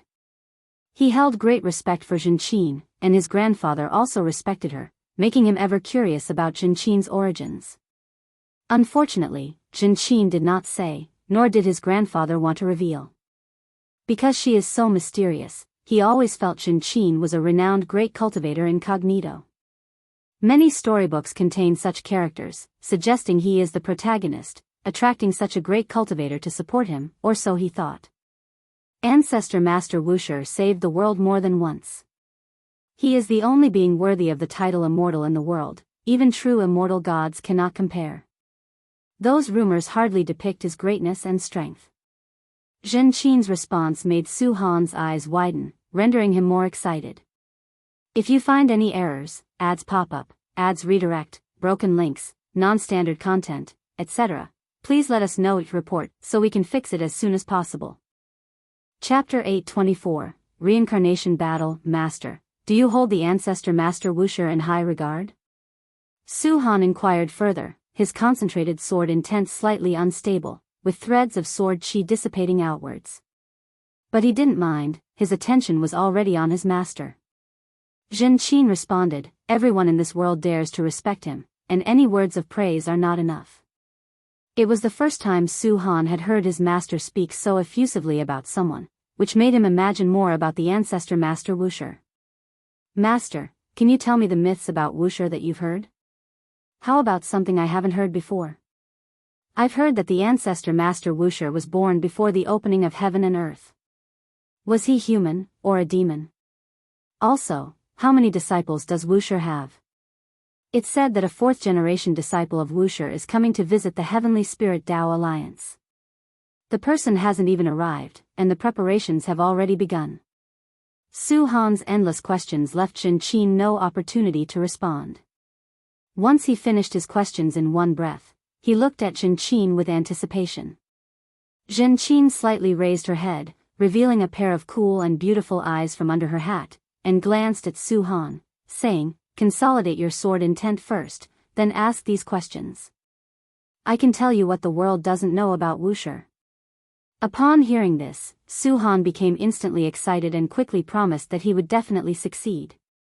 Then, Zhenqin closed her eyes and continued her practice, while Su Han also began to focus on solidifying his sword intent. In the blink of an eye, a month passed. Boom! A surge of sword intent erupted from the courtyard, scattering the clouds in the sky and startling the birds in the forest. Holding his sword, Su Han's robe flapped in the wind, and his long hair fluttered as well. He looked at the silver glow of sword intent on the blade, displaying a proud and excited smile. He turned to look at Zhenqin, who was meditating on the courtyard wall, and said, "Master, I did it. You can't forget what you promised me." This situation was not unique to the Su mansion. Countless young cultivators across the world were infatuated with and obsessed with the ancestor master Wuxia. They wanted to learn about Wuxia and join him. Since that battle, whenever a disciple of Wuxia went out to train, they would receive grand treatment everywhere. And within the Daoist field of the beginningless, the disciples were equally excited and proud, though they couldn't see Guan. On this day, Zizai came to the bamboo grove to meet Guan. "Ancestor, how should we deal with Lin Sanghai?" After saluting, Zizai respectfully asked. The reason he wanted to remove Lin Sanghai was mainly for Zhuangxian's sake. He feared that Lin Kanghai's death would become a thorn in Zhuangxian's heart. If Zhuangxian later realized that his path was not absolutely correct, would he be filled with regrets? He was afraid that Zhuangxian might become a calamity, as Guan had described. If such a situation arose, he wouldn't know how to face Guan or how to handle Zhuangxian. When he saw Lin Sanghai, Zizai realized that he wasn't as powerful as he imagined and had vulnerabilities too. While carving a wood sculpture, Guan casually said, "Kill him, throw him into reincarnation, allow him to accumulate 1,000 lifetimes of good deeds, and then give him a chance to turn back." Upon hearing this, Zizai breathed a sigh of relief. It sounded harsh, but for a cultivator, if one could regain one's memories, it wouldn't count as true death. Reincarnation was terrifying. Without the help of a great power, once thrown into reincarnation, one would inevitably have all past causes and effects erased until becoming a new being. From a worldly perspective, dying in this life would end the causes and effects of this life. No one would chase an enemy into the next life, nor could they find them. And Zizai further asked, "Ancestor, do you need to interrogate him?" Guan waved his hand, indicating he could leave. And Zizai secretly wondered if the ancestor already knew about the outer heaven power behind Lin Sanghai. Indeed, the higher the cultivation level, the more one sees. The ancestor didn't need to interrogate, a glance could reveal all illusions. And Zizai saluted, then turned and left. Guan continued focusing on his task at hand. To him, Lin Sanghai was just an inconsequential person. The reason he was giving Lin Sanghai a chance was that Lin Sanghai had indeed saved countless mortal spirits. In the eyes of mortal spirits, Lin Sanghai might be a saint. The immortal cultivation realm also had distinctions of good and evil, but if everyone were dealt with strictly by standards of good and evil, the world would be in chaos. Transcendence had fewer constraints than mortal spirits, so naturally, the standards of good and evil couldn't be the same. Sir, the novel, F. Iyer. Net website on Google to access chapters of novels early and in the highest quality. Guan was born immortal and, regardless of what others thought, preferred rules that lean toward the mortal spirit's way. Even Zhuangxian has become less interesting. I wonder when the next disciple that piques my interest will appear. Guan muttered to himself. He was willing to teach Zhuangxian not only because of LV Baishan's sake but also because he found the young man's peculiar temperament interesting. He continued carving while glancing towards outer heaven. Su Ling, who had received the inheritance of the heaven-splitting axe, was currently training in outer heaven. He delved into the depths of the universe, an area once called the Silent Extinction Domain, where danger and opportunity coexisted. Within the Heavenly Spirit Tao Alliance, Su Ling was already a prestigious figure. But in outer heaven, no one would pamper him. If an opportunity arose, anyone would compete for it. At the moment, Su Ling was besieged by a group of cultivators of the same realm.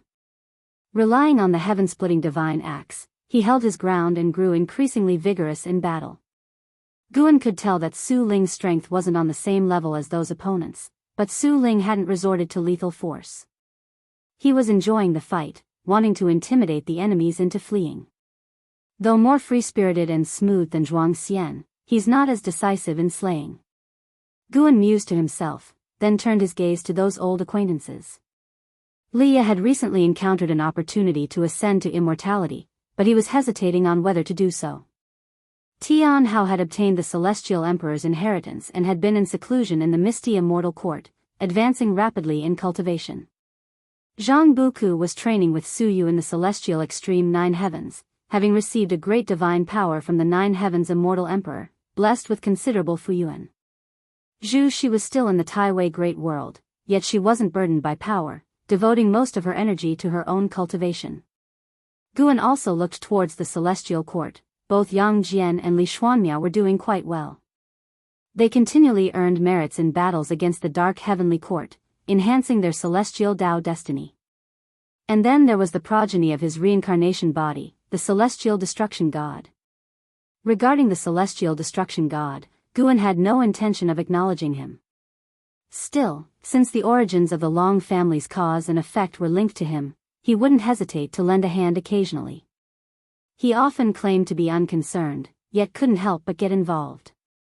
Guan was aware of this quirk of his, but he didn't consider it a fault. On the contrary, he found it interesting. Of course, he was also delighted because he had the capability to undertake these tasks. It's been a long time since I've conducted a lifespan reincarnation. Today seems fit for one. With my current cultivation level, could the reincarnation body be so powerful that it would only fall to a mixed element profound venerable immortal? If that's the case, who could stop him? Thinking this, Guan suddenly found it amusing that if he carried out a lifespan reincarnation, he might again encounter the Celestial Emperor. In the past, he would have dreaded such trouble. But now, he even felt a sense of anticipation. Dueling with the Celestial Emperor in reincarnation? Interesting. If you find any errors, ads pop up, ads redirect, broken links, non-standard content, etc., please let us know each report so we can fix it as soon as possible. Chapter 825, Walking the Invincible Path. Again, after Guan carved a wooden figure, he set it down. Immediately, the wooden figure stood on the ground and started twitching. Its wooden body seemed to come to life, moving its limbs more and more agilely. Finally, the wooden figure transformed into a wood spirit. It looked the same as before, but it was clearly more vigorous and lively compared to before. The wood spirit waved at Guan and then burrowed into the soil, disappearing from sight. Guan smiled. He stood up, stretched lazily, and walked along the path. He was planning to find a new place to settle down and begin a round of lifespan reincarnation. Walking through the bamboo forest, he pondered about what attitude he should adopt for his upcoming reincarnation choices. If it's the same as before, it would be quite dull. Currently, lifespan reincarnation is no longer as significant for Gu An's assistance. He doesn't need more secret skill, Daoist technique. For him, this function is more of an immersive experience, more real than lifespan projection, akin to truly experiencing reincarnation. Let him personally enter reincarnation and disappear for many years, he wouldn't feel at ease concerning reality. But lifespan reincarnation is different. He can experience a lengthy life within just 1 or 2 hours. After leaving the bamboo forest, Guan walked ahead as he always did, appreciating his dojo. The disciples he encountered kept their distance and respectfully saluted, not daring to approach or disturb. Within the Daoist field of the beginningless, the ancestors' dominance remained high. Even though Guan wore a smile, the disciples still felt immense pressure since their master and ancestor had instructed them not to show any disrespect before the ancestor. While observing the scenery along the way, Guan once again peered into the future of the beginningless. The future of anything contains numerous possibilities. The stronger the forces involved, the more extensive the cause and effect, leading to countless potential futures. With numerous disciples mastering vast powers, the future of the beginningless naturally becomes multifaceted, possibly different each day. For cultivators like Guan, no matter how varied the changes are, he viewed them without fear that the beginningless future might alter but merely to see in which direction it might change. The destiny changes in the beginningless allowed Guan to see in Zizai's efforts, and Zizai was worried that the beginningless might encounter troubles, becoming stricter with the disciples. Guan was neither opposed to nor supportive of Zizai's efforts, he simply watched quietly. Zizai's efforts influenced the fate of the beginningless, which served as a microcosm. All beings in the world continuously exert influence upon each existence. This calm progression took an hour until Guan reached a lakeside, where he sat in his usual spot on an old wooden chair used for fishing, silently performing lifespan reincarnation. You expend 1 billion years of lifespan to initiate a reincarnation evolution. Choose between reincarnating to the past, present, or future. This time, Guan decided not to choose the past as that would entail significant cause and effect. He believed his reincarnation body might live as primordial profound venerable, an existence that would undoubtedly stir the heavenly Tao. Future. Would you reuse the reincarnation body from past lifespan reincarnation? Yes. Guan had already made up his mind on the way. The me with the highest comprehension should walk through the invincible path once again. You choose to reincarnate as extreme, begin connecting to Tao rules, start searching for the reincarnation heaven and earth. You have the following heaven and earth choices, select 1. Taiwei Earth Core, 2. Endless Jade Pool, 3. Immortal Cave Heaven. These places had been mentioned before. Guan had not visited them, yet he could already see their locations and conditions. Guan did not hesitate and quickly made his choice. You choose to reincarnate into Taiwei Earth Core. This reincarnation maintains the ability to seize lifespan and lifespan evolution throughout. Reincarnation evolution begins. Taiwei Earth Core possesses great destiny. In endless ages, nature's spiritual energy turns into spirit water descending along the Earth's core. Countless stones on the ground are repeatedly flushed by spirit water. Only one stone persists, eventually developing spiritual intelligence. In the first year, you become a spirit stone of the Taiwei Earth Core. With your spiritual intelligence activated, you're filled with curiosity about the world, but you temporarily lack the ability to act. You can only instinctively absorb the spirit water drops falling upon you. Spirit stone? Guan thought of Sun Wukong from Journey to the West. However, Sun Wukong was the stone that mended the sky, of much greater origin. The following prompts were calming, offering no choices. At age 507, a female immortal flew from the horizon, landed beside you, and examined you curiously. You involuntarily felt nervous but heard her speak aloud. She discovered you possessed spiritual intelligence, deemed you a peculiar being undeserving of obscurity. She did not disturb you but instead left. At age 508, the female immortal returned with a group of human race cultivators, instructing them to guard your growth. You also learned her name, Xianxia. Very likely it was Zhu Shi, as Taiwei Earth Core was hidden deep within the Taiwei Great World, part of a deeper plane. The current Taiwei Great World had yet to perceive Taiwei Earth Core's existence, holding even grander spiritual energy and opportunities. Guan was not surprised. He chose Taiwei Earth Core initially to see if Extreme and Zhu Shi could interact.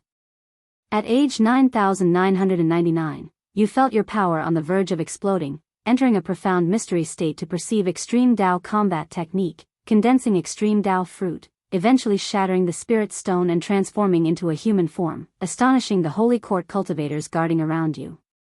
You chose a name for yourself, Extreme. In the same year, Xianxia visited, and you grew fond of her. You did not refuse her invitation to explore Taiwei Earth Core with her. During this period, Xianxia wished to take you as a disciple, a decision you must make. No. Agreeing would contradict the natural path, wouldn't it? Guan immediately decided. Sir the Novelier. N.E.T. website on Google to access chapters of novels early and in the highest quality. You rejected Xianxia's offer of discipleship. Although Xianxia felt regret, she was not upset. She insisted on imparting you the cultivation method but was astonished by your display of extreme Tao combat technique. In the following cues, Xianxia guided Extreme through Taiwei Earth Core, visiting numerous ancient dojos and ruins. During which, Extreme continuously showcased cultivation talent and comprehension, astonishing Xianxia multiple times. Moreover, Extreme acquired battle armor and divine weapon, as if these treasures naturally awaited his arrival. Years later, Extreme followed Xianxia to the Taiwei Great World, entering seclusion for cultivation within the Holy Court. In just 1,000 years, he reached Zizai Immortal Realm, shocking the entire Holy Court. As a result, Xianxia proclaimed to the world, appointing Extreme as the Holy Court's heavenly strategy war god, declaring him a supreme treasure bestowed upon Taiwei Great World by the heavens. 500 years later, Extreme surpassed Zizai Immortal Realm, bidding farewell to Xianxia, wanting to explore the Taiwei Great World alone. Xianxia did not object. Within the Taiwei Great World, the Holy Court held absolute dominion. Extreme encountered someone in distress and decided to help. Consequently, the harasser wouldn't relent and was ultimately killed by Extreme, leading him to discover his lifespan evolution ability. If you find any errors, ads pop up, ads redirect, broken links, non-standard content, etc., please let us know each report so we can fix it as soon as possible. Chapter 826, Time-Space Technique. JIS experiences in the Taiwei Great World were quite diverse, with various enmities frequently arising. Some admired him, but strangely, when faced with women's confessions, he didn't even give Guan a chance to choose, directly rejecting them, while hesitating over matters like killing, accepting a mentor, or pleading for others. Aside from emotions, Guan had no choice in JIS other affairs, which made his experience rather enjoyable.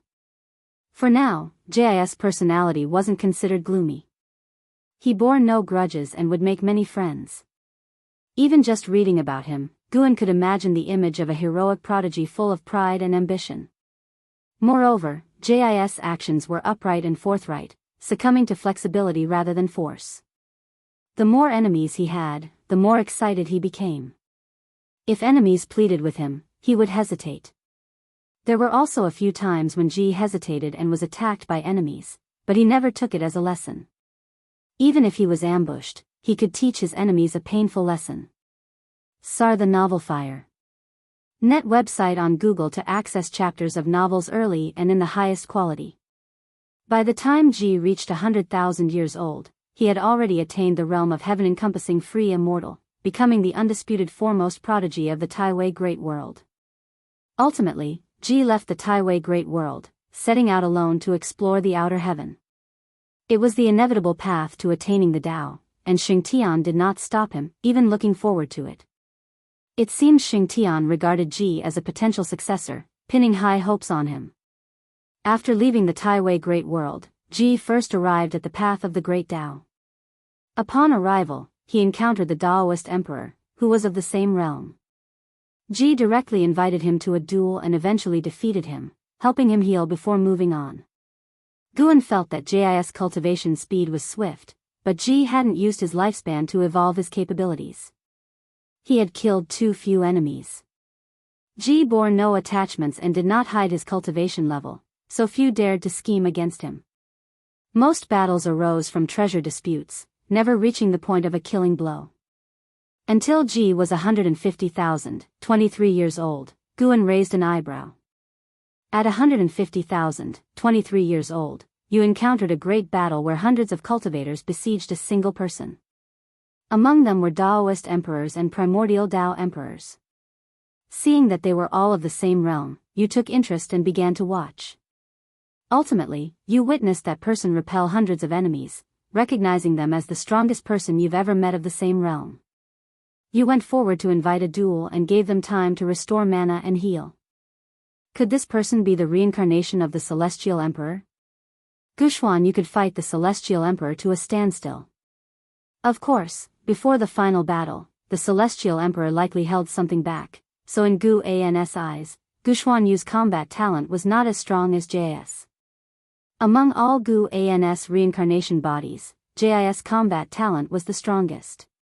Not only could he sweep through those of the same realm, but he could also fight those of higher realms.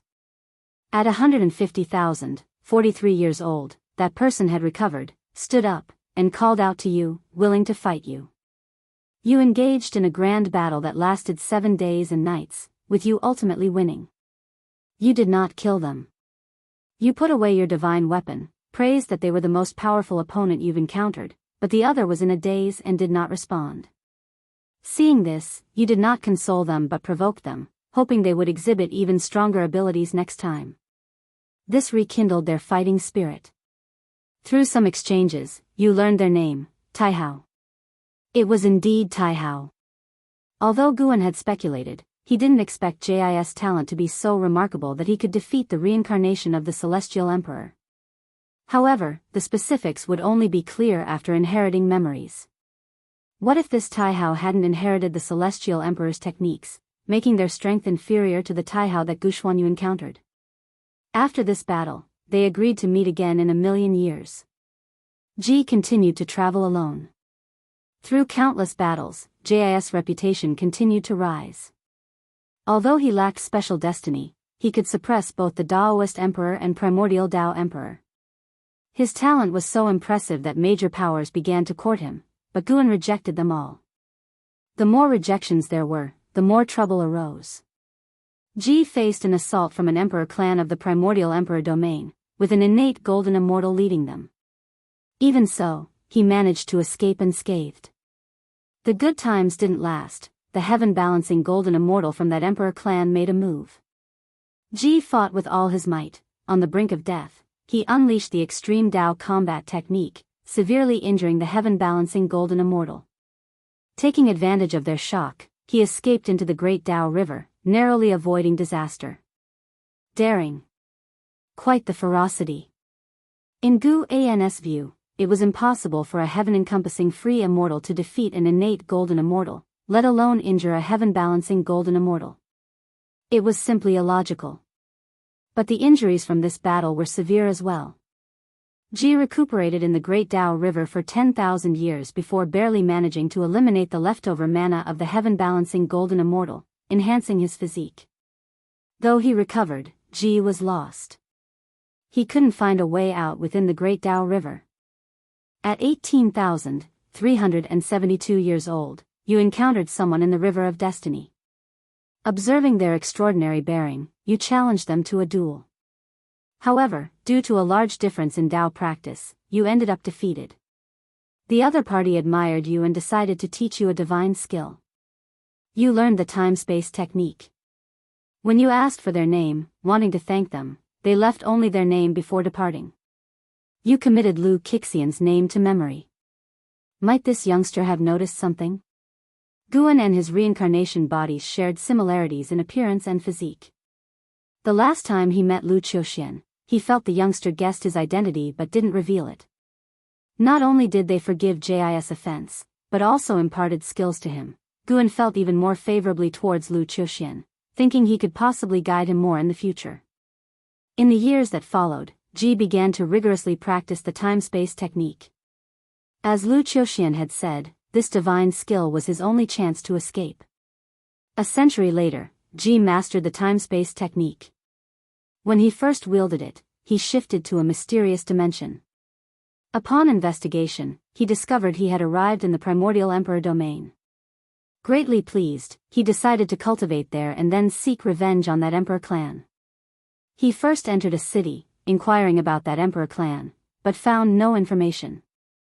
No one in the city was aware of that clan's existence. Unconvinced, he visited other cultivation cities, but again, no one knew of this emperor clan. Eventually, he heard of a great power who became an emperor, renowned across the world. He had heard this name before along the path of the Great Dao. Based on time calculations, he realized he had traveled back 100 billion years in the primordial emperor domain, leaving him utterly stunned. Guan was also surprised. In a previous life, Ji had journeyed to the past, but it was only the past of the celestial spirit great world.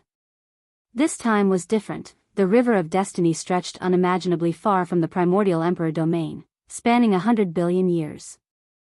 Ji seemed to have a subtle connection with the path of space-time. Ji began to travel the world, and through years of understanding, he finally confirmed that he had traversed time and space. When he attempted the time-space technique again, it was unsuccessful. Instead of delving further into the time-space technique, he hid deep in the mountains and began cultivation. He decided to first attain the level of Golden Immortal before venturing the Primordial Emperor domain. He heard that the emperors of the primordial emperor domain were historically significant figures, which intrigued him and fueled his fighting spirit. If you find any errors, ads pop up, ads redirect, broken links, non-standard content, etc., please let us know each report so we can fix it as soon as possible. Chapter 827. After confirming his target, Ji began his long years of closed-door training. In just 100,000 years, he had reached the innate golden immortal realm. The crossing the tribulation was earth-shattering, attracting many great powers to come and watch. With great enthusiasm, Ji directly challenged them, defeating all contenders and making a name for himself in the primordial emperor domain. Ji then began traversing the world, continuously encountering people and events, which presented Guan with many choices.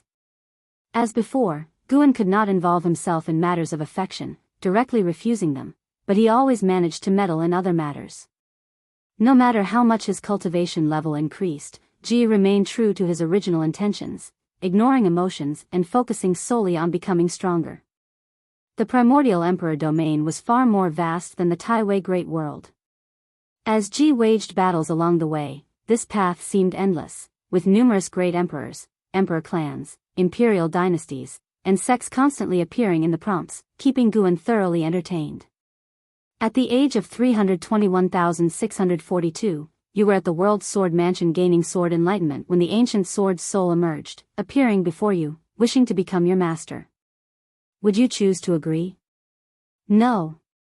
Ji had no need for external aids. If this sword's soul caused any trouble in the future, he would have to clean up the mess, which was too bothersome.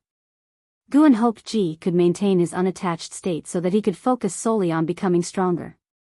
After rejecting the ancient sword's soul, Ji still encountered troubles as the World Sword Mansion tried to forcibly retain him, resulting in unpleasantness and a fierce battle where he relied on his formidable strength to break through the encirclement.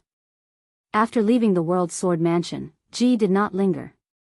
He found a way to become stronger through battles, and even without frequently killing enemies, his cultivation level was rapidly growing. 1,000,000 years later, Ji stepped into the heaven-balancing golden immortal realm, becoming an unparalleled powerhouse whose fame was unmatched. Later, Ji encountered a person who was the founder of the Emperor clan he sought revenge against, but he was still too young. Seeing him kneeling before him, begging for mercy, Ji hesitated whether to let him go.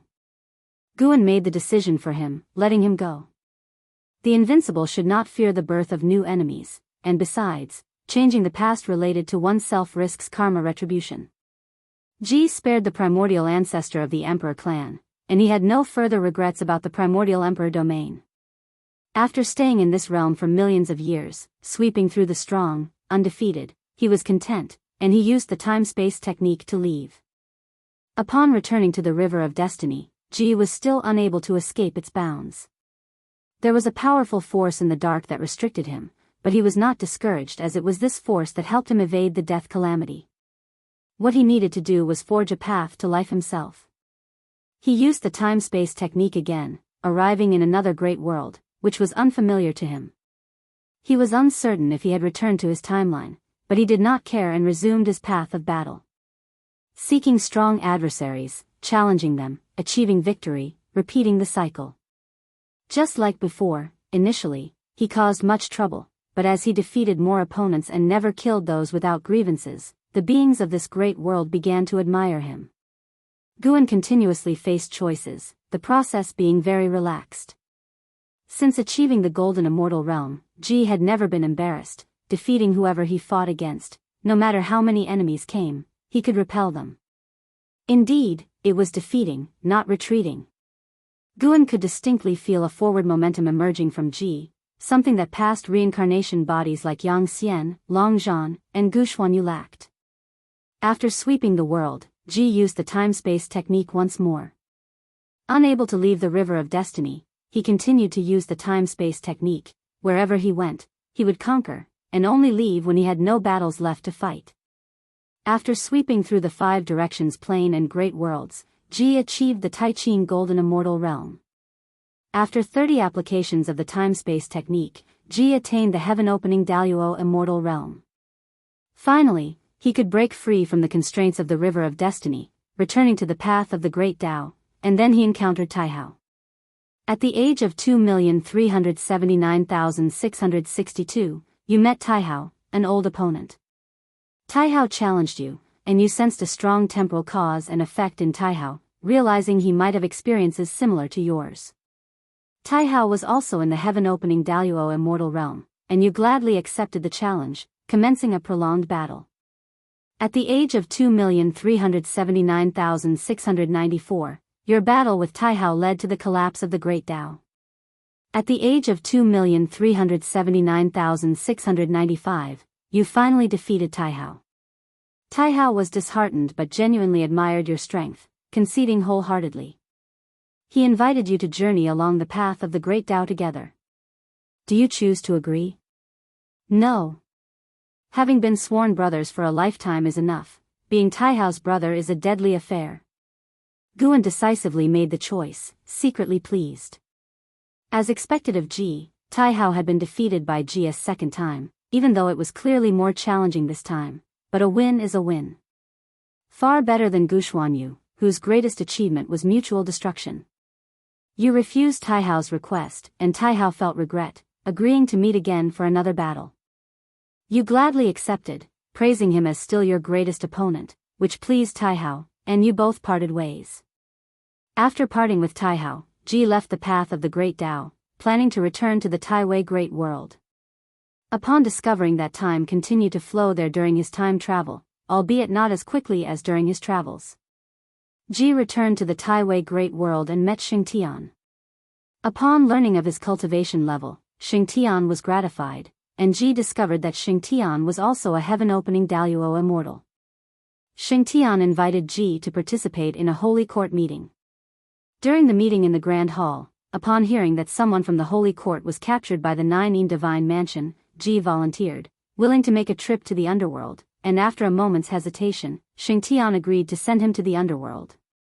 Seeing the words Nine Divine Mansion, Guan couldn't help but think of Guxuanyu's life. Encountering this force again, it's truly been around for a long time. Speaking of which, Guxuanyu harbored a deep-seated enmity with the Nine Divine Mansion, persisting even to death. This time, let's see if Ji can avenge him. Before the Nine Divine Mansion, Ji declared his origins, but was expelled by their keepers. He chose to force his way in. Having stood for countless years, the Nine Divine Mansion was not easy to shake, as they also possessed Daoist immortals. Relying on the time-space technique, even if unable to defeat the mansion's strong warriors, Guan believed Ji could escape alive. But Ji was tougher than expected. Even forcing out Miaozhen Daoist immortal, he insisted on fighting, and that Miaozhen Daoist immortal couldn't defeat him. Eventually, the pavilion master of the Nine Divine Mansion was alarmed, personally coming out to stop the fight, agreeing to return the Holy Court disciple, thus resolving the conflict. Afterward, the pavilion master invited Ji as a guest. Guan declined on Jis' behalf, but the pavilion master was too enthusiastic, holding on to Jis' hand, leaving him no choice but to agree. The novel Fire. Net ** website on Google to access chapters of novels early and in the highest quality. The pavilion master hosted a grand banquet, gathering many great powers of the Nine Divine Mansion to introduce Ji, praising him as possessing the potential to transcend and offering his daughter in marriage to Ji. Without waiting for Guan's choice, Ji directly refused. If you find any errors, ads pop up, ads redirect, broken links, non-standard content, etc., please let us know each report so we can fix it as soon as possible. Chapter 828, Breaking Through the Celestial Court. The gentle breeze blew from the lake, causing Guan's black hair to sway. He watched as Ji emerged from the Nine Divine Mansion, a smile naturally appearing on his face.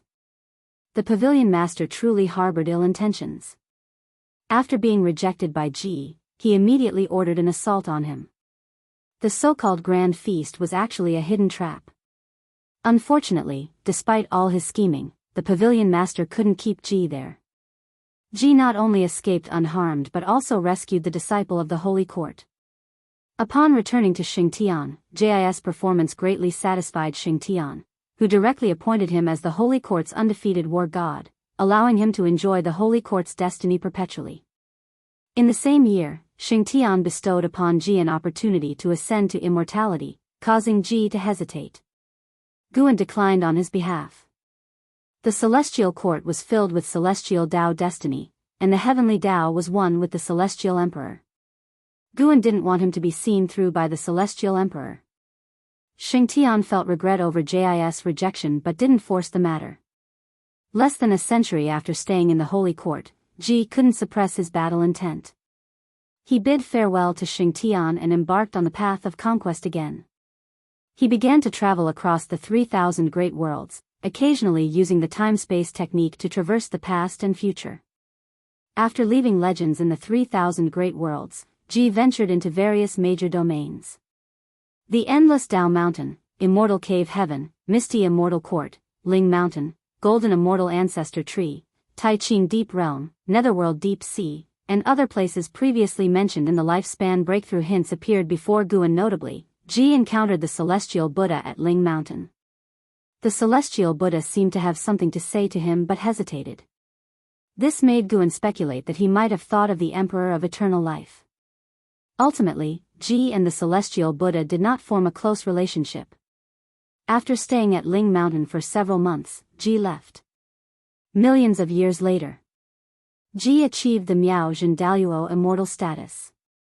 100 million years later, under the siege of many Daluo immortals, Ji broke through to become a Dao Extreme Daluo immortal during battle, attracting the arrival of the Celestial Dao Venerable. The Celestial Dao Venerable wanted to take Ji as a disciple, but Guan declined on Jis' behalf. Even if Ji were to be killed by the Celestial Court now, he had lived enough. Fortunately, under the watchful eyes of the crowd, the Celestial Dao Venerable did nothing improper. After being rejected by Ji, he left without a word. Jis' fame spread completely. In front of the Celestial Dao heroes, he announced he would go to the Endless Dao Mountain to preach. During the subsequent preaching, Ji surprisingly created a unique Great Dao destiny, naming it the Extreme Battle Emperor. It was recognized by the 3,000 Great Dao, its destiny imprinted on the path of the Great Dao, and Ji took the opportunity to describe the method of proving the Extreme Battle Emperor. Guan couldn't help but raise an eyebrow at this point. Ji actually created a Great Dao destiny as well. If so, doesn't that mean he pioneered two kinds of Great Dao destiny on his own? Is that even possible? Guan pondered, and at the same time, Jis' life continued. After establishing the Extreme Battle Emperor, Jis' opponents became fewer and fewer. Wherever he went, immortal family great powers invited him as a guest, which allowed Guan to witness scenes of harmonious conversations. Unfortunately, no one will always have smooth sailing. At the age of 2,532,167, one immortal god blocked your path. This immortal god called himself Son of Heaven Jueni, wanting to experience the power of the Extreme Battle Emperor. You chose to fight and easily defeated Son of Heaven Jueni. You did not kill Son of Heaven Jueni, but his departing gaze made you somewhat uncomfortable. Upon seeing this hint, Guan knew that Jis' destined calamity had arrived. No seeker could avoid the Celestial Court after becoming powerful. Guan's reincarnation body could not live forever. He would eventually die, and within the heavenly Dao, death could only occur at the hands of the Celestial Court. SEA the Novel Fire, net website on Google to access chapters of novels early and in the highest quality. Son of Heaven Jueni, Guan glanced over, seeing Son of Heaven Jueni cultivating within the Celestial Court, who was now also at the Dao Extreme Daluo Immortal Cultivation level. Among many Sons of Heaven, Son of Heaven Jueni's authority wasn't large, but his talent was outstanding. Guan only took a glance and didn't resolve to deal with Son of Heaven Jueni ahead of time, despite the experiences from lifespan reincarnation. After defeating Son of Heaven Jueni, Ji continued his travels. The Dao Extreme Daluo Immortal Cultivation level allowed him to overlook all living beings. Without considering the Celestial Court, not many great powers could rival him. Being invincible is lonely, so Ji chose to retreat in a domain, contemplating a higher realm. Until millions of years later, the world he was in was illuminated, and numerous immortal gods descended. An immortal monarch stood atop the clouds, proclaiming Jis' sins, announcing that JIS reckless time-space travels had disrupted the order of cause and effect, waging wars everywhere, disrupting the balance across realms, and not fulfilling the obligations of a Dao extreme Daoist immortal. The celestial court wanted to capture Ji and take him to the 9 heavens for interrogation. Guan naturally disagreed, choosing to refuse. Ji engaged the celestial army in a great battle for the first time. Even with a supreme immortal led by a Dao extreme Daoist immortal realm, Ji easily repelled them. Soon after this battle ended, the celestial Dao Venerable took action. The opponent was an existence beyond the Dao extreme Daoist immortal level. Despite struggling with all his might, Ji could not win and ultimately escaped, using the time-space technique, albeit heavily injured. He arrived at a mysterious plane, found a realm, and began recuperating. By a twist of fate, during his recovery, someone passed through this realm and discovered him. This person was precisely Taihao. After a long absence, Taihao was also at the Dao extreme Daoist immortal cultivation level. He was delighted, but upon learning of JIS experiences, he too began cursing the celestial court and declared he would fight alongside Ji, deeply moving Ji. Guan sighed, thinking to himself, "Silly child, they are the leaders of the celestial court, deliberately coming to mess with you." Regardless of whether Taihao recovered his original memory, Guan already saw the ending. Ji and Taihao would die together. The celestial court didn't dare to deal with Taihao but would definitely create an opportunity for a one-on-one match between them. Guan continued to watch. After Ji recovered from his injuries, Taihao once again challenged Ji. As before, Ji laughed last, but this time, Taihao wasn't as disappointed. The two continued healing, agreeing to cause havoc in the celestial court once fully healed. In this lifetime, Taihao's sect was destroyed by immortal gods, which is why he hated the celestial court to the core. This is also why he was willing to help Ji. Due to this reason, Ji did not refuse his assistance, and both were full of heroism, believing they could penetrate the celestial court. They were entities that dominated within their realm, and now having reached the end of the immortal Dao, even against the celestial Dao Venerable, their combined strength might prevail. 1,000,000 years later, the two stood before the celestial gate of the celestial court.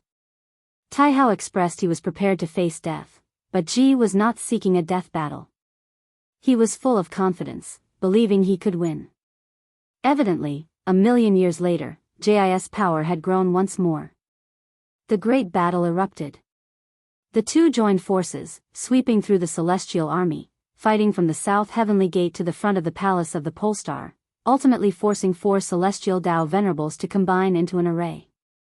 In a critical moment, Taihao unleashed power beyond that of a Dao extreme Daoist immortal, forcibly breaking the array. Guan felt that the celestial Dao Venerables seemed to be acting. Regardless, ultimately, Ji and Taihao broke into the palace of the Polestar, seeking the legendary celestial emperor to impart justice. On the grand, majestic, and lavish palace of the Polestar, the emperor's throne, representing supreme power, was empty. At this moment, a celestial Dao Venerable entered the hall. In his palm, shockingly, was the entire Taiwei Great World, and Ji felt the aura of his old friends from Xingtian and the Holy Court. If you find any errors, ads pop up, ads redirect, broken links, non-standard content, etc., please let us know your report so we can fix it as soon as possible. Chapter 829, Gu An's Pursuit. Seeing the Holy Court captured, Guan saw the outcome. But ending life with this result isn't too bad. At least this lifetime has been exciting enough. The celestial Dao Venerable demanded Ji's surrender, or he would annihilate the beings of the Taiwei Great World. The unyielding Ji hesitated, and Guan made the decision for him. Agree to compromise. When prompted, Ji laid down his divine weapon, enraging Taihao greatly. No matter how much Taihao tried to persuade, Ji refused to take up the divine weapon. Taihao declared their brotherhood severed, then went out to fight alone, leaving Ji surrounded by immortal gods. The celestial emperor truly knows how to play. Guan felt Ji must be extremely upset. Ji never thought Taihao was the celestial emperor all along. Ultimately, Ji was suppressed by the celestial Dao Venerable. Due to his Vajra undying body, the celestial court cast him into the heavenly prison to endure endless torment. Seeing Ji not killed, Guan speculated it had something to do with Taihao. Unexpectedly, this lifetime hadn't yet reached its end. Guan continued to watch, perhaps like Guxuanyu, Ji would escape the heavenly prison and cause havoc in the celestial court once more. During those years of suppression, Ji began comprehending the extreme Dao combat technique. His technique grew stronger, and Guan guessed the lifespan he stole from enemies in the past was unused until now, possibly relating to the destiny of the extreme battle emperor. Regardless of the reason, after enduring suppression for 100 billion years, Ji forcibly broke through the great realm, reaching the Xian Qi primordial immortal stage. A terrifying celestial tribulation shattered the prison restrictions, allowing him to escape. Pent up for 100 billion years, his combat intent soared, astonishing the heavens and gods alike, causing cosmic phenomena across the 3,000 great worlds, great Dao domain, and the underworld. Ji then displayed his expertise, battling while crossing the tribulation, using heavenly thunder to fight. Under normal circumstances, one should not be disturbed during the tribulation. If mana and chi blood go chaotic, it might lead to demonic possession, followed by being obliterated by heavenly thunder. But Ji seemed unafraid of this, even showing the same in previous lifespans. With the cultivation level of Xian Qi primordial immortal, even the celestial Dao venerable wasn't his match.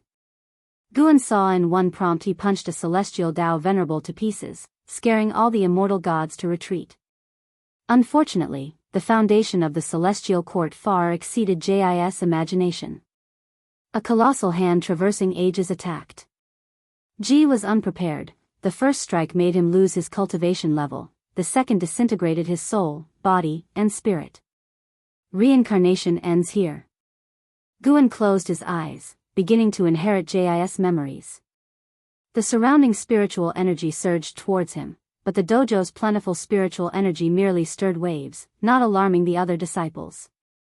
The Daoist field of the beginningless had long expanded, with a special area for crossing the tribulation. The disciples were used to any disturbances. Experiencing Jis' life truly, Guan sensed a freedom other reincarnation bodies had never had, even describing it as carefree. Ji traversed the all heavens and myriad realms, ventured to the past, battled the future, reaching utmost pleasure.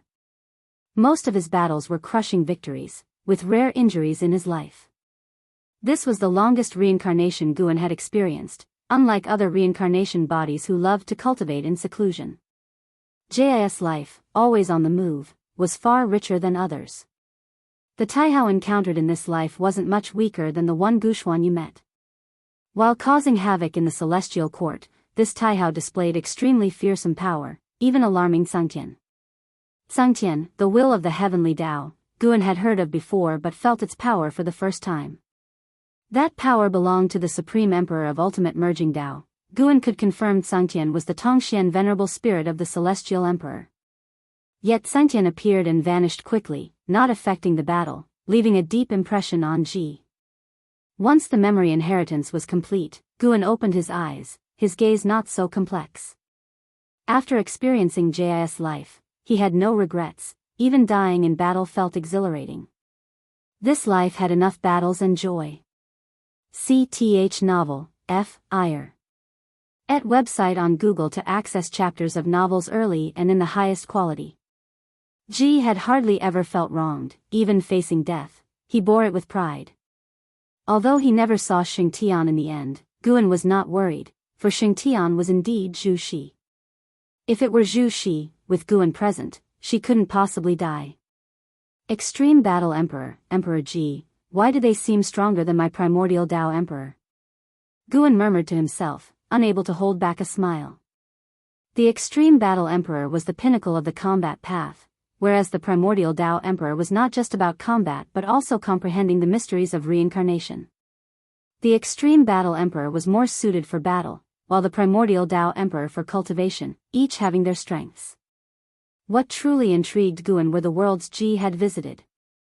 Some places seemed not to belong to the heavenly Dao. Could they be chaos? These unheard-of worlds fueled Guan's anticipation for the great Dao. Reaching the edge of the great Dao and one's limits too early would be dull, wouldn't it? Than simple human desires, Guan anticipated and pursued grander things. He wished to become an invincible one like the Celestial Emperor but would not be content with just that. Remembering Taihao, Guan strangely hoped the Celestial Emperor would grow stronger to make eternal years more enjoyable for him. More than that, Guan was interested in an opponent Ji defeated. That person's growth rate was absurd, meeting Ji twice, the first time when Ji was merely a Daoist Zhangzizai immortal, and the second when Ji had become a Dao Extreme Daluo immortal. Each encounter had them at the same realm. Which was remarkable, considering Ji's growth rate was already very fast, almost absurd. Only the Celestial Emperor in reincarnation could keep up. Guan couldn't help but wonder if someone similar to him was growing secretly, unknown to anyone. It couldn't just be him as the most unique, with countless opportunities. In the end, it's a contest of character. Sitting by the lakeside, he savored the reminiscence. Waiting until dusk fell, he stood up, stretching, looking at the shimmering lake surface, seemingly seeing Taihao's figure. Looking forward to the next encounter. Guan smiled gently, murmuring to himself. Jis life allows him to ascertain the Celestial Emperor indeed contests with him in reincarnation. With the Celestial Emperor's capability, meeting Guan twice surely indicates he knows Guan is not simple. Yet he doesn't search the heavenly Tao but competes reincarnation body to reincarnation body, showing kindness. Though the Daoist field of the beginningless is strong, if the Celestial Emperor wants to search the heavenly Tao with a fine-tooth comb, he would eventually find it. Most critically, Guan had already grown strong before encountering the Celestial Emperor, having at least the power to protect himself. His past path was correct, it shouldn't be changed prematurely. Guan turned back towards the mountain peak where he resided. Simultaneously, a meteor streaked across the distant sky, leaving a poignant trail of airwaves. The meteor was not a stone but a white jade coffin. As the coffin streaked across the sky and past a cliff, a hand stopped it, causing a violent storm to spread in all directions, devouring the mountain, uprooting forest, impacting a 1,000-mile radius. If you find any errors, ads pop up, ads redirect, broken links, non-standard content, etc., please let us know each report so we can fix it as soon as possible. Chapter 830. The white jade coffin hung precariously above the cliff, held back by a man in white robes. His long white hair danced in the breeze, his face handsome, and an arrogance between his brows that could not be concealed. It was none other than Son of Heaven Ji Yen. Compared to many years ago, there was an added touch of world weariness about him. His eyes observed the white jade coffin, a nostalgic expression in his gaze, and he muttered to himself, "It's been a long time since we fought side by side." His identity as the Son of Heaven was never hidden. Ever since his ascension, he roamed the celestial spirit great world with this identity. Some pledged allegiance to him, while others scoffed. Things did not develop as smoothly as he had imagined. The leading heavenly spirit Tao alliance showed him indifference, making it hard for him to find a foothold. He had no choice but to employ his life-bound divine weapon. He turned his head towards the distance, his gaze gradually becoming cold and sharp. If he couldn't uproot the heavenly spirit Tao alliance, it would be difficult for him to become the master of this realm. Becoming the world supreme was his trial in reincarnation, and he couldn't fall here. The existence of ancestor Master Wuxia once caused him concern, but after his investigations, he dismissed those worries. As long as he did not harm the masses, ancestor Master Wuxia would not intervene. Furthermore, he had visited the immortal gods who remained in this realm. He had a vague guess but did not reveal it. He only needed to focus on his tribulation. With that thought, he vanished with the white jade coffin from the precipice. Time continued to flow, never pausing for anyone. Millions of years passed in a blink.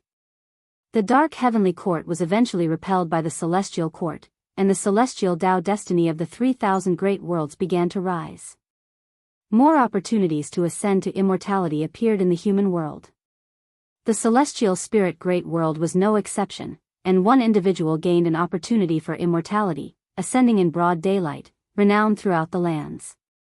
The desire to become immortal planted a seed deep in the hearts of all beings, making it even harder for Son of Heaven Ji Yen to act, as the awe people held for this Son of Heaven was waning. Rather than serve the immortal gods, why not strive to become one? Sir the Novelier. N.E.T. website on Google to access chapters of novels early and in the highest quality.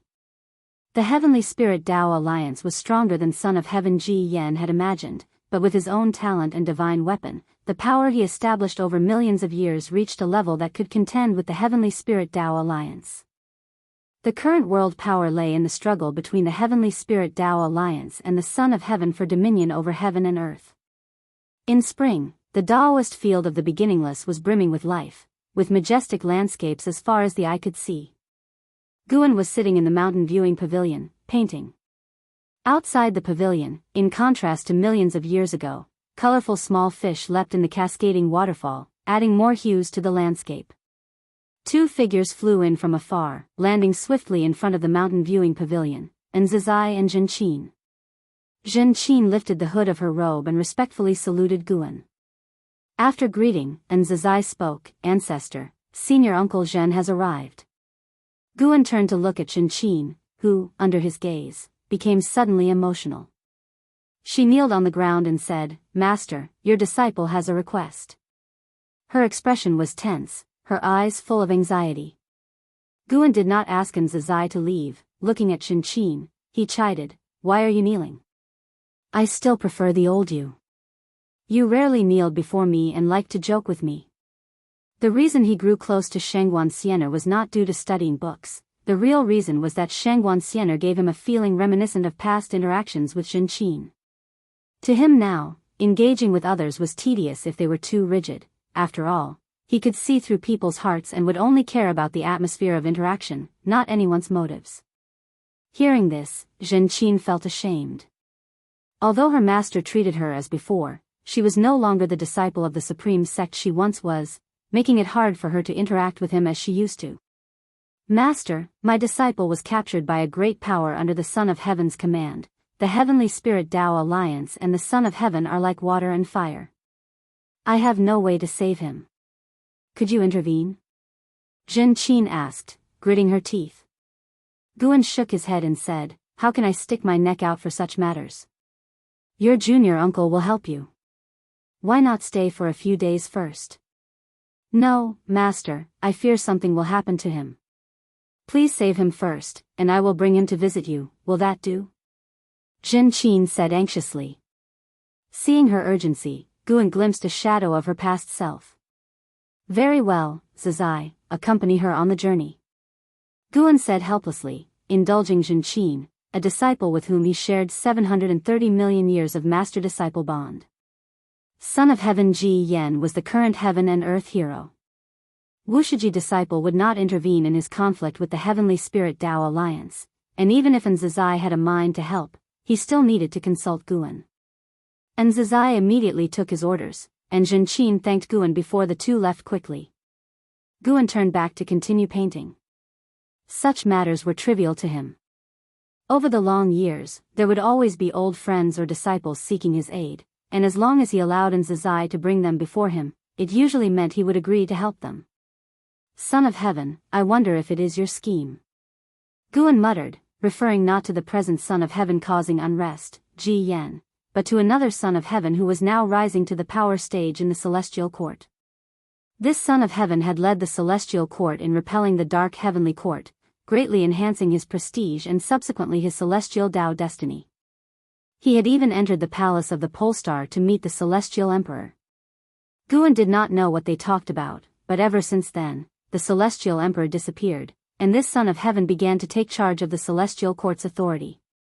This Son of Heaven was ambitious, gathering various immortal gods while continuously releasing immortal fate to the human world, clearly aiming to cultivate his own following. Guan's eyes could see the future of this Son of Heaven. He was benevolent to all beings but ruthless to other sons of heaven, promising to eliminate them one by one, with Xianyuan human venerable perishing at his hands. This kind of destiny was unprecedented, emerging only after the dark heavenly court was driven back. When the tribulation of Son of Heaven Ji Yen ended, and he returned to the celestial court, tremendous changes would occur, that was certain, but Ji Yen could not know the celestial court's current situation.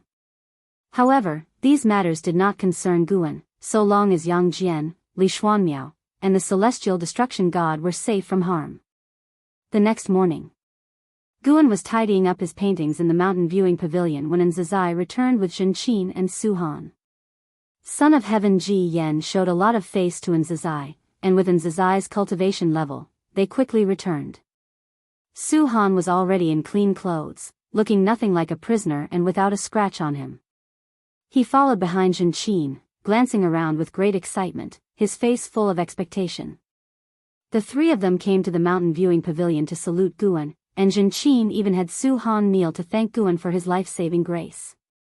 It was not I who saved him, no need for such formalities, Zazai, show Su Han around and settle him in. Guan said, and upon hearing this, Zazai agreed, and Su Han rose to his feet. He dared not look directly at Guan and only regained his composure after leaving with Zazai. Why am I so timid? Su Han was secretly annoyed. Meeting ancestor Master Wuxia was something he looked forward to the most. He had imagined it many times, yet he never thought he would be so awkward. Even after realizing this, he still dared not turn around to look back.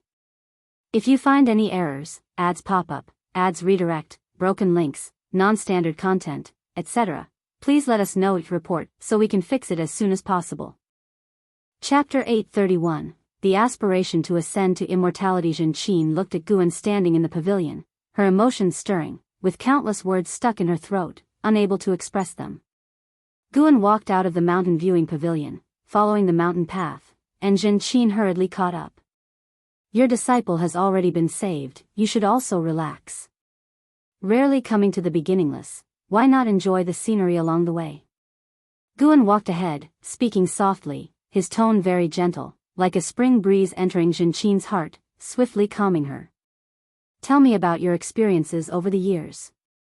Upon hearing her master's words, Zhenqin immediately began organizing her thoughts. Having Zhenqin recount the past wasn't because Guan wanted to know, but rather he hoped to calm her down through this process. Although Zhenqin posed as a sage, silent and taciturn around Su Han, Guan could hear her heart's voice, knowing she hadn't changed fundamentally, still lively, now preferring to keep words in her heart.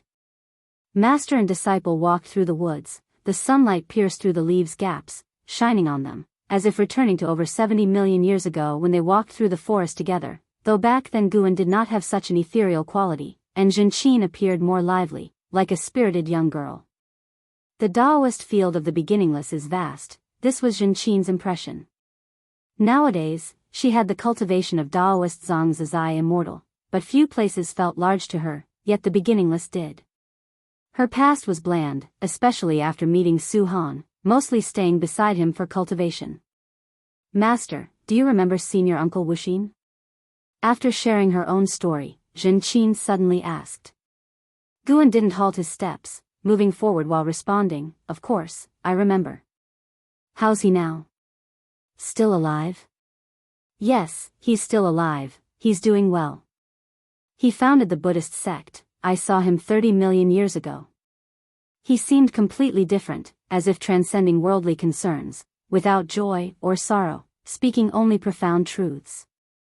Zhenqin reminisced about her meeting with Wuxin, filled with emotion. Guan also recalled the younger junior brother of old. If not for Wuxin teaching him the Daoist expansion skill, he wouldn't have created the innate reincarnation skill, which was the divine skill allowing people to survive in the early days. In fact, Wuxin living to today was secretly supported by Guan all along. Anyone surviving over 70 million years was either one of Guan's old acquaintances or the most talented cultivators in the world back then. Millions of years ago, many cultivators would return to dust, as everyone had their fate. With Guan occasionally joining in, Zhenqin gradually opened up, expressing more emotion in her tone. Meanwhile, Su Han followed Nzazai exploring the Daoist field of the beginningless, visiting places mostly where Wuxia disciples gathered, as this journey opened his eyes. Many medicinal herbs in the medicine gardens were of exceptionally high tier, and the spiritual energy they emitted felt like immortal herbs, and moreover, the disciples' cultivation seemed profound and unfathomable. It's often said the beginningless is full of hidden talents, today proved its name wasn't false. Su Han's gaze fell upon Nzazai's back, filled with admiration, He couldn't forget the scene when Nzazai arrived yesterday. The lofty son of heaven had to show respect to Nzazai, and those cultivators who tormented him looked at him with fear and pleading.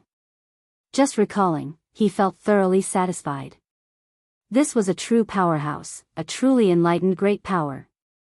No need to lift a finger to subdue all formidable enemies.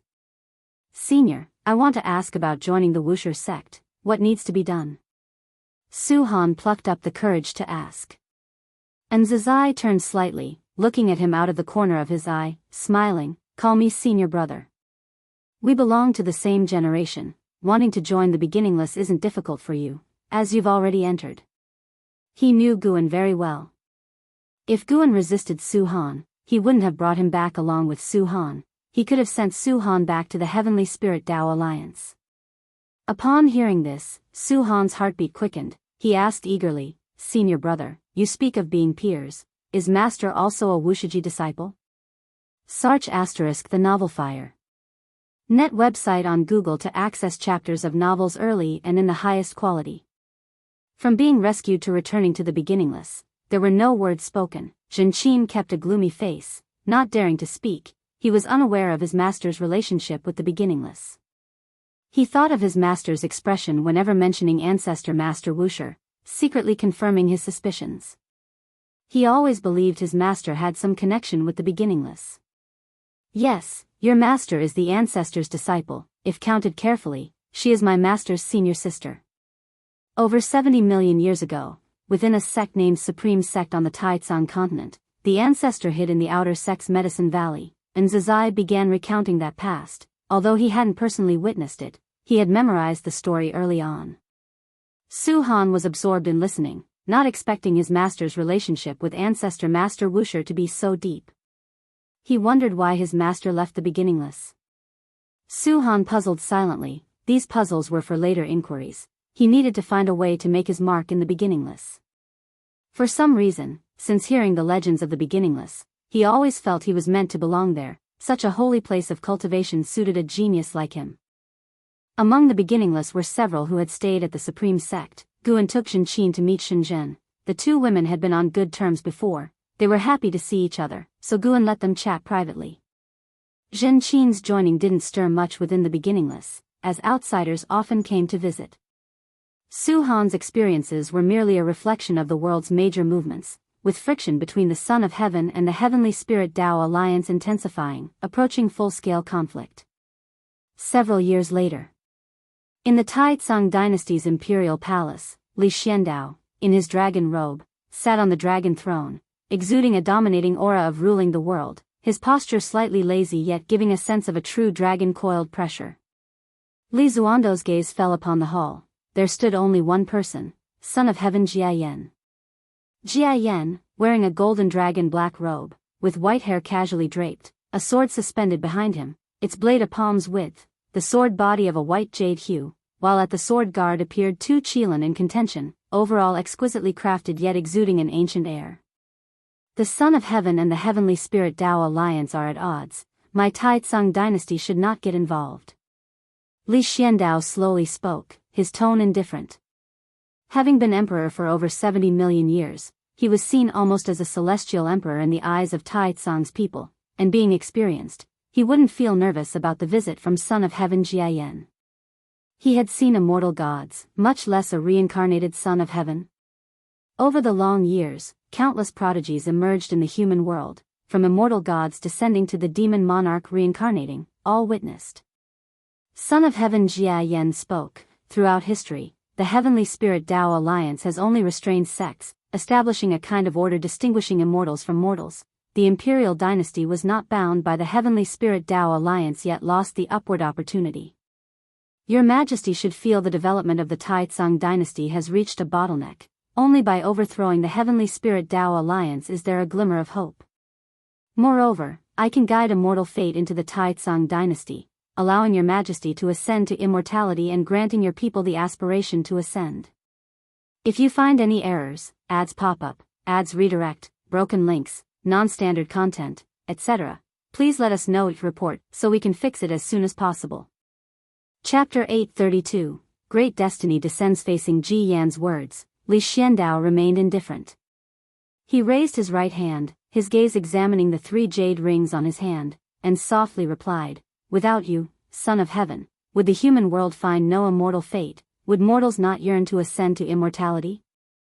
Although his voice was soft, it echoed clearly within the great hall. Son of Heaven Ji Yen answered, "I can make you and your people closer to immortal fate." "How many imperial dynasties are there in the world? How many do you intend to win over?" "All of them." "If it's all of them, even if you succeed, how can I be sure you will choose me?" "The Taizong dynasty is already the oldest imperial dynasty in the world.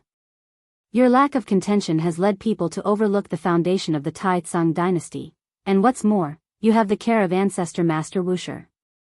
Then may I ask if the celestial court has an emperor immortal position?" Li Xiandao smiled as he spoke these words. Son of Heaven Ji Yan's expression became subtle, his gaze somewhat cold, and he replied, "Naturally, apart from the Supreme Celestial Emperor, there are the 4 Celestial Dao Great Emperors, and further down, 36 Emperor Stars, all positions for which rulers with accomplishments may compete." So many emperors. Why does it feel like they are merely titles? Li Xiandao squinted his eyes, his tone growing aggressive. He leaned forward and said, "Son of Heaven, I've long heard tales like yours. I've seen and heard of many who wished to use the world as their chessboard. In the end, none met a good fate. If you truly represent the heavenly Tao, you wouldn't bring about a great calamity in the human world. If the Celestial Emperor truly wanted you to be the supreme in every life, I suspect it would not be by stepping upon countless bones to ascend to the supreme position." Son of Heaven Ji Yen raised an eyebrow and sneered, "What? Does His Majesty think that unifying the world relies on benevolence and love? I merely think that the means and levels of the immortal should be above mortals. The means you've shown make me feel no different from mortals. Pardon me, but I cannot agree." After speaking, Li Xiandao kept his gaze fixed on Son of Heaven Ji Yen. Their eyes met, confronting each other, and the atmosphere in the hall grew tense, filled with quiet oppression. For a long time, Son of Heaven Ji Yen withdrew his gaze and smiled, "Since that's the case, then I'll take my leave." He turned and left. In the moment of turning, his expression became exceptionally cold. Li Xiandao sat on the emperor's throne, watching him depart. Once Son of Heaven Ji Yen left the great hall, Li Zuando's face showed a contemptuous smile and he snorted, "The immortal gods don't have a more comfortable position than mine," and moreover, his gaze looking upwards, seeming to pierce through the palace eaves to see the firmament. "I have no desire to become one of the immortal gods. But if it's to be Celestial Emperor, I am quite interested."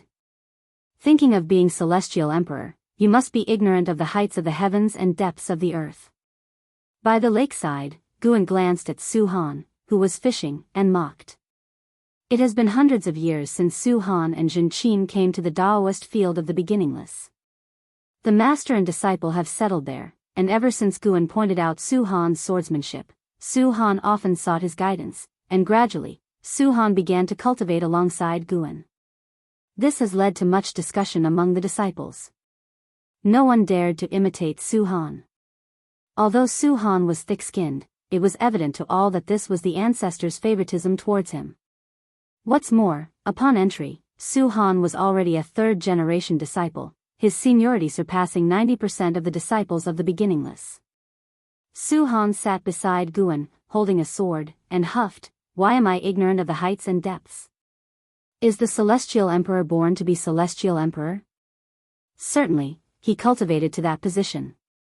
As long as I become strong enough, I can achieve it sooner or later. Then I'll make the beginningless holy sect, supervise the heavenly court immortals. The current immortals are truly unrestrained, lacking control. That Son of Heaven abducted many imperial rulers, coercing their dynasties into battles for him. His hypocritical mask is eventually torn by himself." Guan gazed at the lake's surface and said, "You have only seen a few immortal gods, yet you dare speculate about the Celestial Emperor. Most immortal gods never see the Celestial Emperor in their lifetime. The Celestial Emperor's might is beyond your imagination. You cannot imagine it, let alone surpass it." These words are true. All beings relying on the celestial Tao destiny can never surpass the Celestial Emperor. Their cultivation would only help the Celestial Emperor grow stronger. Guan possesses the strength to rival the Celestial Emperor primarily by harnessing the power of lifespan evolution. To this day, he is certain that his power originates outside the heavenly Tao, perhaps existing longer than the heavenly Tao itself. If one cannot possess opportunities outside the heavenly Tao like him, one should not dream of surpassing the Celestial Emperor. Just like how the primordial Tao Emperor cannot surpass him. Ancestor, have you ever seen the Celestial Emperor? Su Han curiously asked, looking at Guan expectantly. In the myths of the celestial spirit great world, Ancestor Master Wuxi's status is in no way inferior to the Celestial Emperor, perhaps even higher because he has saved the heavens and earth numerous times, even defending against unjust immortal gods for all beings. Never seen him. I've never even been to the celestial court, Guan casually replied. Then why don't you want to become immortal? What is the purpose of ascending to immortality? Naturally, for longevity and immortality. I already have longevity and immortality, why need to become immortal? Then to become stronger? Even as I speak with you now, my cultivation level increases. You cling to me, your cultivation level stagnates, but mine does not. Do you know how I achieve this? How do you achieve this? Su Han was stupefied. He thought the ancestor's words were too extravagant. Constantly growing stronger? If true, no wonder no one can catch up to him. Guan answered, when you reach a certain realm, you will naturally achieve this, but until then, you need to endure very long years, long enough for the celestial spirit great world to perish, and you must persevere.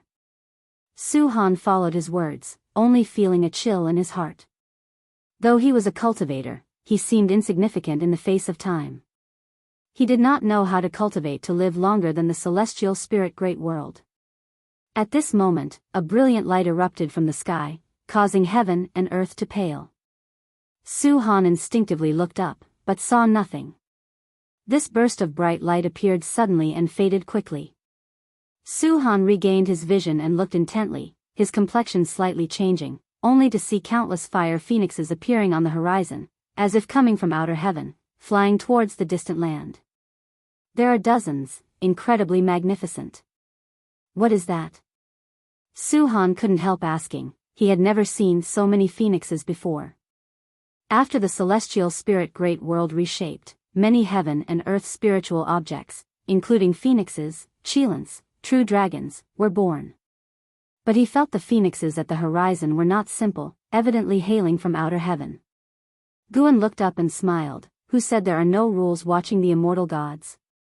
See, trouble is coming for that son of heaven. Trouble is coming? Is it immortal gods descending? Su Han curiously asked. CTH Novel Fire. Net ** website on Google to access chapters of novels early and in the highest quality. No, it is someone bearing heaven and earth's grand destiny about to be born. He will be the most brilliant figure in the world and surely ascend to the pinnacle of the human world, sweeping away all powerful foes, Guan laughed. His words sparked many associations for Su Han. He wanted to ask. How does his aptitude compare to the one soon to be born? If you find any errors, ads pop up, ads redirect, broken links, non-standard content, etc., please let us know it report so we can fix it as soon as possible. Chapter 833, Celestial Phenomena descended from the sky, auspicious omens swirled, attracting the attention of great sects across the world. Years later, rumors spread that a child of heaven and earth had been born.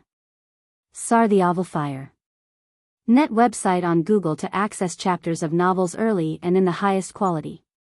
This child of heaven and earth was born in a city under the banner of the Heavenly Spirit Tao Alliance. His parents came from a world clan and, though unremarkable within the Heavenly Spirit Tao Alliance, they still had a certain heritage.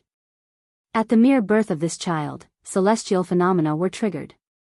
It is said that an alliance hierarch of the Heavenly Spirit Tao Alliance, upon seeing the child, immediately decided to take him as a disciple, proclaiming that he would be the future of the Heavenly Spirit Tao Alliance. This matter caused a great stir, as countless living beings saw the phoenixes flying across the sky. Before he even came of age, this child of heaven and earth was already renowned throughout the world. Guantianyu. Decades later, his fame even reached the Daoist field of the beginningless. On this day, Guan was practicing swordplay in a bamboo forest, his movements not fast but elegant and lively. Ancestor, that fellow with great destiny has become famous. He's only 30 and already reached nirvana. Su Han's voice reached Guan before he himself did. Zhen Qin was already in seclusion for cultivation, whereas Su Han was restless, often coming to bother Guan. Guan seemed impatient, but in truth, he quite enjoyed it. After all, he was idle and having someone to accompany him was a good thing. Since Su Han had no mission he must complete, Guan hoped he would live this life calmly and steadily. Compared to the Su Han of his past life, the Su Han of this life was too lively and cheerful, no longer the gloomy and ruthless person of before, as if they were two different people. Guan did not respond, and when he arrived in front of him, Su Han continued, although many living beings in the world are born into the nirvana realm, he is human. To cultivate from a mortal to the nirvana realm in just 30 years is truly remarkable. I am beginning to believe he is the greatest talent of all time. Ancestor, you said before that he was born in response to destiny and arose responding to calamity. Could it be that he will become the rival of the Son of Heaven? The Son of Heaven and the Heavenly Spirit Tao Alliance had not yet fully waged war, but their conflicts were constant, and everyone knew an entrenched and protracted time of chaos was coming. Currently, the Son of Heaven Jia Yan had already grown powerful, and with the divine weapon in his hands, no one within the Heavenly Spirit Tao Alliance could suppress him. Of course, if that innate golden immortal were to return, there might be hope, but the innate golden immortal had long since gone to outer heaven to seek the Tao, ignoring worldly affairs. Perhaps he might. Guan, while practicing swordplay, answered. Despite the simplicity of the swordsmanship, when he performed it, there seemed to be a sense of profound mystery. Ancestor, you said that the birth of the child of heaven and earth at such a critical moment suggests that heaven disapproves of the Son of Heaven. And behind heaven is the heavenly Tao, so could it be that the celestial emperor in the legends dislikes him? After all, there are many sons of heaven, or perhaps the celestial emperor has his own favored son of heaven and fears he will obstruct him. The royal family of human dynasties often has such occurrences. Su Han spoke enthusiastically, deeply interested in the future grand structure of the world. Since arriving at the beginningless, his perspective had broadened overnight, and he could hear about every major event under heaven, making him feel as if he were standing outside the red dust, observing the rise and fall of the tides. This feeling was wonderful, more wonderful than ever before in his life, and he thoroughly enjoyed his current life. Guan shot him a glance and said, I've said it before, don't use mortal concepts to speculate about the celestial emperor. Su Han chuckled and said, Ancestor, why do I feel that you hold the celestial emperor in high esteem? You don't act this way when talking about other immortal gods or worldly great figures. That's because I know how strong he truly is. Who is stronger, the celestial emperor or you? Faced with Su Han's question, Guan smiled and said, it's 50-50. What does 50-50 mean? Both he and I have a 50% chance of victory. Hiss, Su Han gasped in shock. Although he was blindly reverent, he was at least a cultivator and knew what the celestial court's celestial emperor represented. One could say, the celestial emperor epitomized the entire heavenly Tao. Could Ancestor really be as strong as the heavenly Tao? He was suddenly excited, his gaze at Guan glowing with admiration. For a moment, he was at a loss for words, gazing at Guan with reverence. I'm telling you this alone, you mustn't tell anyone else, or you'll invite trouble, Guan urged sincerely. He had concealed his cultivation level from the Su Han of the previous life, making Su Han believe he was cornered. In this life, he intended to treat Su Han differently. Moreover, he wasn't worried about news leaking out. If Su Han went about spreading it, he could erase Su Han's memory of these words in an instant, erasing their influence as well. You're constantly concerned with world affairs. What requirements do you have for yourself? Guan diverted the conversation. Su Han scratched his head and said, I used to want to become the most powerful in the world, but after being defeated by the Son of Heaven's followers, I realized that mere passionate fervor wasn't enough. After joining the beginningless, my mindset has changed. I now think that the worldly distinctions of strength and weakness are meaningless. Compared to you, those who stir the winds and clouds of the world are nothing, they will eventually perish. Now, I wish to cultivate the path of longevity with you. In terms of ambition, you're far behind your grandfather. My grandfather was a great hero with the world in his heart. I'm not as noble as him, I can't compare, really can't compare. Su Han shamelessly laughed, knowing the connection between his grandfather and ancestor. His grandfather had risen to prominence based on the legacy of the heaven-splitting axe left by ancestor, a fact known throughout the world. Thinking of this, he looked forward to life by ancestor's side even more. Millions of years later, standing beside ancestor looking towards the human world, what wondrous sight would it be? Cultivate well. When your cultivation level is sufficient, I can recommend you to become an immortal official in the celestial court. Really? Does beginningless truly have immortal fate? Truth or falsehood, the future will reveal. While answering, Guan swung his sword at him, causing him to hurriedly evade. The sunlight shone on the edge of his sword, casting a cold, sharp light, as if the entire world was losing its color. Time continued to pass, and finally, the forces of the Son of Heaven and the Heavenly Spirit Dao Alliance engaged in war. It was the Son of Heaven Jia Yan who declared war, coming alone to the Heavenly Spirit Dao Alliance to declare war and causing a great disturbance. Although he did not destroy the Heavenly Spirit Dao Alliance, he caused significant losses, leading the intolerable Heavenly Spirit Dao Alliance to officially announce to the world their intention to eliminate all of the Son of Heaven's forces. Once more, the human world transitioned from peace to an era of turmoil. It is easier for heroic figures to emerge in turbulent times.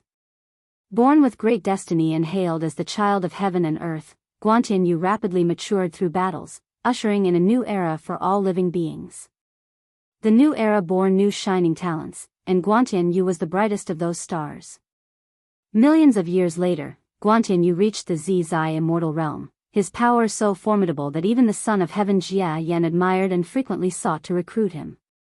On this day, the celestial gate deep within the universe lit up, startling the celestial spirit god to rise and pay respects, awaiting the emergence of the being within the gate. If you find any errors, ads pop up, ads redirect, broken links, non-standard content, etc., please let us know your report so we can fix it as soon as possible. Chapter 834, The Only Chance of Survival Inside the World Gate. The strong light of the heavenly Tao shone, casting a long shadow of the celestial spirit god, who maintained a posture of greeting with his head lowered. Soon, a sound of footsteps reached his ears, slightly hurried. An old immortal stepped out from within. It was Zixuan old immortal who served Xianyuan human venerable.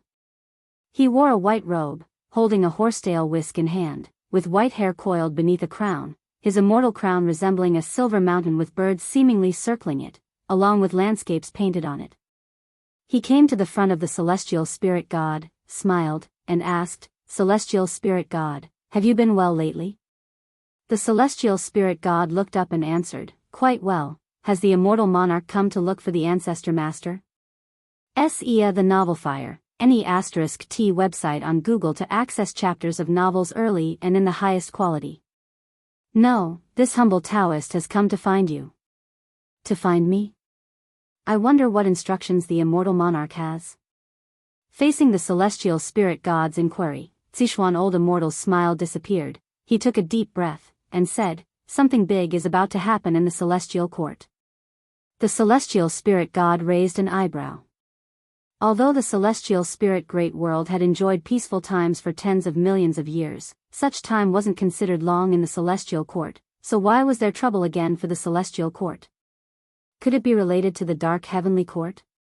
The last time the dark heavenly court attacked the celestial court, although he didn't return to join the battle, he had observed that great war. It was the first time he witnessed the power of the dark heavenly court, which made him increasingly convinced that the celestial court was not the absolute ruler. Many powerful forces were hidden within the chaos, and even within the heavenly Tao were beings of great power like the primordial ancestor master. Zixuan old immortal said, "It's not an external catastrophe, it's an internal power struggle within the celestial court." Hearing this, the celestial spirit god breathed a sigh of relief. If that's the case, then it's not a big deal.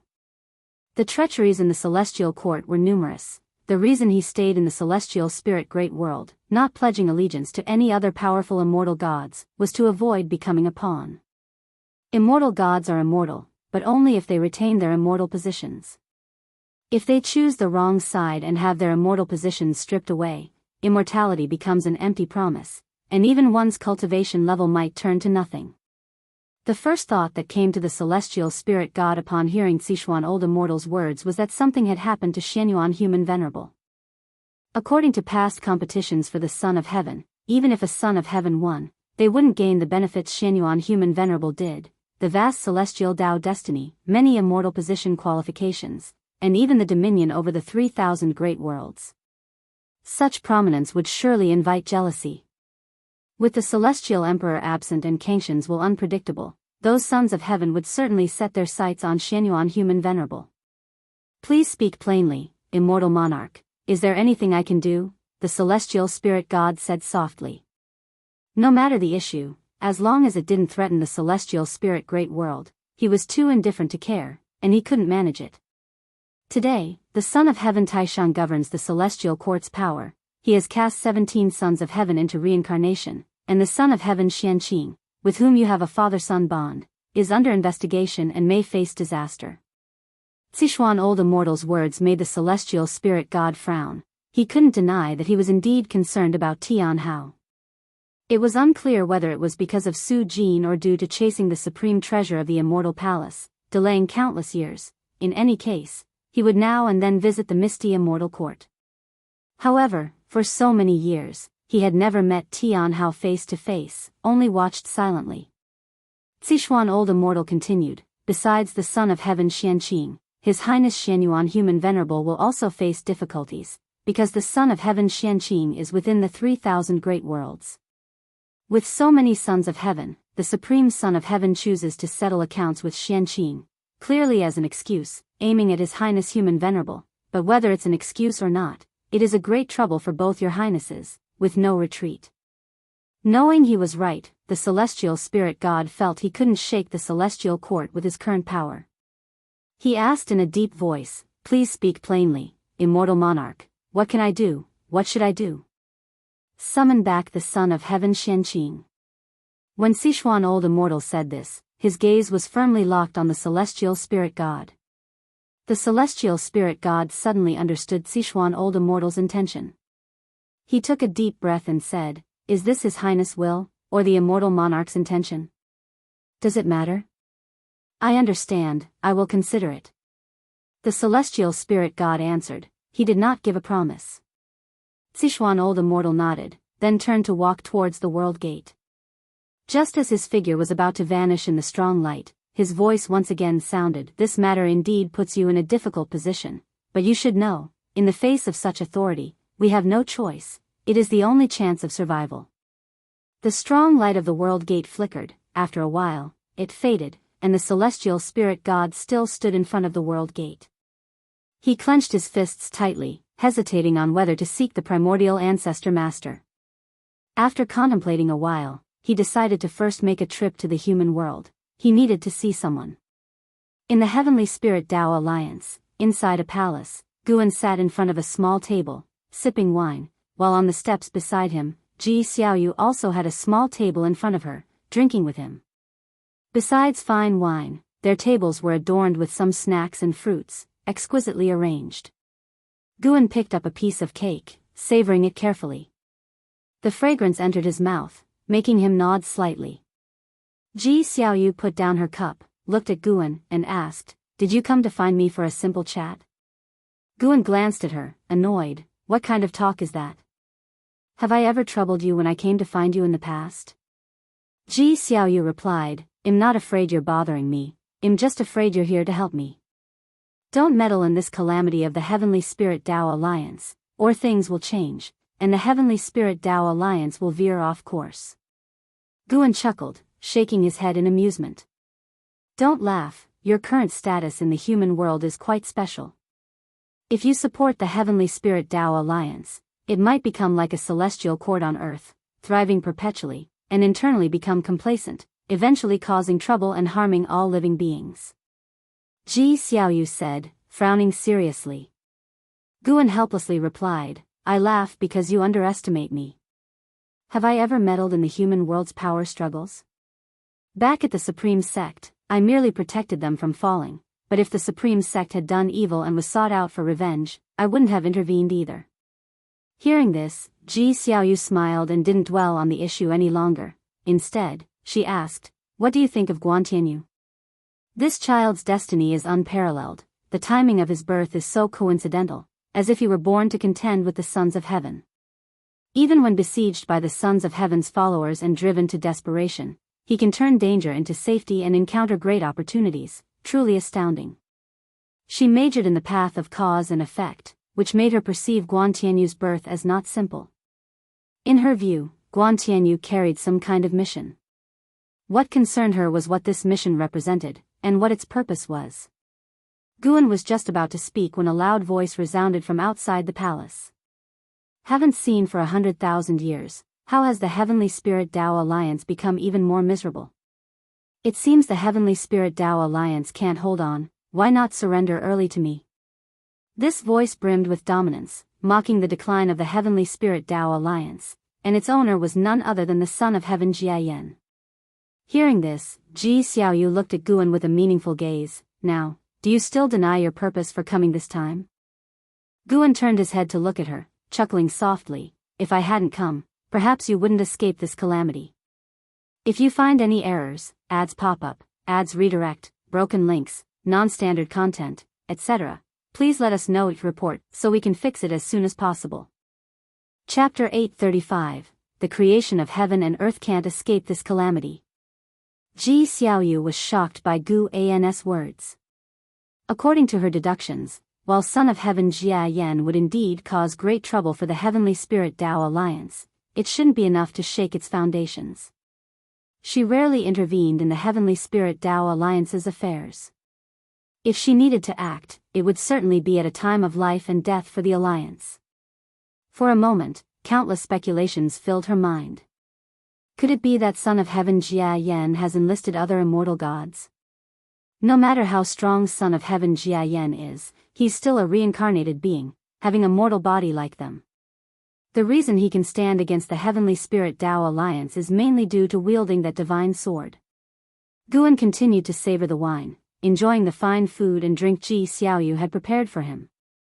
After the voice of Son of Heaven Jia Yan fell silent, a surge of powerful auras rose outside the hall. No voices echoed into the palace, yet the great battle had already erupted. Guan and Ji Xiaoyu began to watch the unfolding conflict. Ji Xiaoyu was already an innate golden immortal, but her true cultivation level was a secret, unknown within the Heavenly Spirit Tao Alliance. From her perspective, Son of Heaven Jia Yan could not possibly win. The Heavenly Spirit Tao Alliance currently had several heaven-encompassing free immortals stationed, with profound Yuan free immortals numbering over 100. There was no fear of the Son of Heaven. The Son of Heaven's foundation and forces were far inferior to the Heavenly Spirit Tao Alliance. It was just that the Son of Heaven himself was formidable. With the divine sword in his hand, the current Son of Heaven Jia Yan could fight several heaven-encompassing free immortals without defeat, but that was as far as he could go. Where exactly is the problem? Ji Xiaoyu thought to herself, her gaze subconsciously turning to Guan. She knew that if Guan spoke such words, he certainly wasn't trying to scare her. Seeing that Guan had no intention of elaborating further, Ji Xiaoyu chose not to ask more, trusting that an answer would soon present itself. After a while, Guan asked, You haven't answered me yet. How do you view Guan Tianyu? What is his origin? Guan looked at her, smiling. Aren't there already many legends explaining it? Could he just be the child of heaven and earth? The creations of heaven and earth are far beyond your imagination. When cultivators grasp the power to destroy the heavens and the earth, they start to underestimate heaven and earth. You think heaven and earth can't have such marvelous creations, so you suspect Guan Tianyu must have a grander origin, isn't that right? Gu An's words led Ji Xiaoyu into deep thought, realizing she indeed harbored such a mindset. In her view, the celestial spirit great world shouldn't harbor such talent. Guan Tianyu's emergence must have been orchestrated by a more powerful entity. Guan continued, with 3,000 great Tao and infinite creations, all beings possess a sense of pride, thinking they can master everything and that they are unique, thus neglecting the heaven and earth that bore them. If beings are indeed the most wondrous of creations, then the heaven and earth nurturing them must operate on an even higher level. He spoke of his understanding. Though heaven and earth seem fragile, their creations are supreme. Even if a world turns to ashes, its creative force remains and will give birth to new worlds, though mortal spirits can't perceive this creation. Only a Dao extreme Daoist immortal can barely glimpse this omnipresent, immense creation imperceptible to mortal spirits. And surpassing a Daoist immortal, one can further perceive the creation of heaven and earth. Though the celestial spirit great world is weak, it remains a great thousand world that has existed for countless years. The creation it secretly harbors is beyond the imagination of all living beings, and the impending crisis from Son of Heaven Jia Yan's arrival has prompted it to bring about Guantianyu. Though Guantianyu is born of the human race, the mystic destiny of heaven and earth continually transforms him. To put it bluntly, unless a power surpassing the celestial spirit great world emerges, no one can slay Guantianyu within this world, not even if he wished to die. The creation of heaven and earth, Ji Xiaoyu was lost in contemplation. It seemed she had grasped something, quickly transitioning to a state of enlightenment, forgetting her own calamity. She could enter this state so swiftly not due to exceptional comprehension but because Guan enveloped her with his Dao intent, aiding her enlightenment. Guan watched Ji Xiaoyu with expectant eyes. He had many old friends, and while he cherished them all emotionally, in terms of potential, only Ji Xiaoyu could surpass and carve her own path, possibly even beyond what he foresaw. Moreover, Ji Xiaoyu held a competitive spirit towards him, desiring to surpass him, thus he eagerly anticipated her growth. He suddenly understood the Celestial Emperor. The Celestial Emperor allowed immortal gods to act wantonly, allowed the dark heavenly court to grow, perhaps genuinely hoping for someone to challenge him. Upon reconsideration, Guan felt he had misunderstood. How could he empathize with the Celestial Emperor? He mustn't adopt such a mindset. He can look forward to others growing stronger, but mustn't consider himself the strongest. While Ji Xiaoyu was in enlightenment, Guan repeatedly instilled a notion in himself. He is not yet the strongest. There are stronger beings within the heavenly Tao.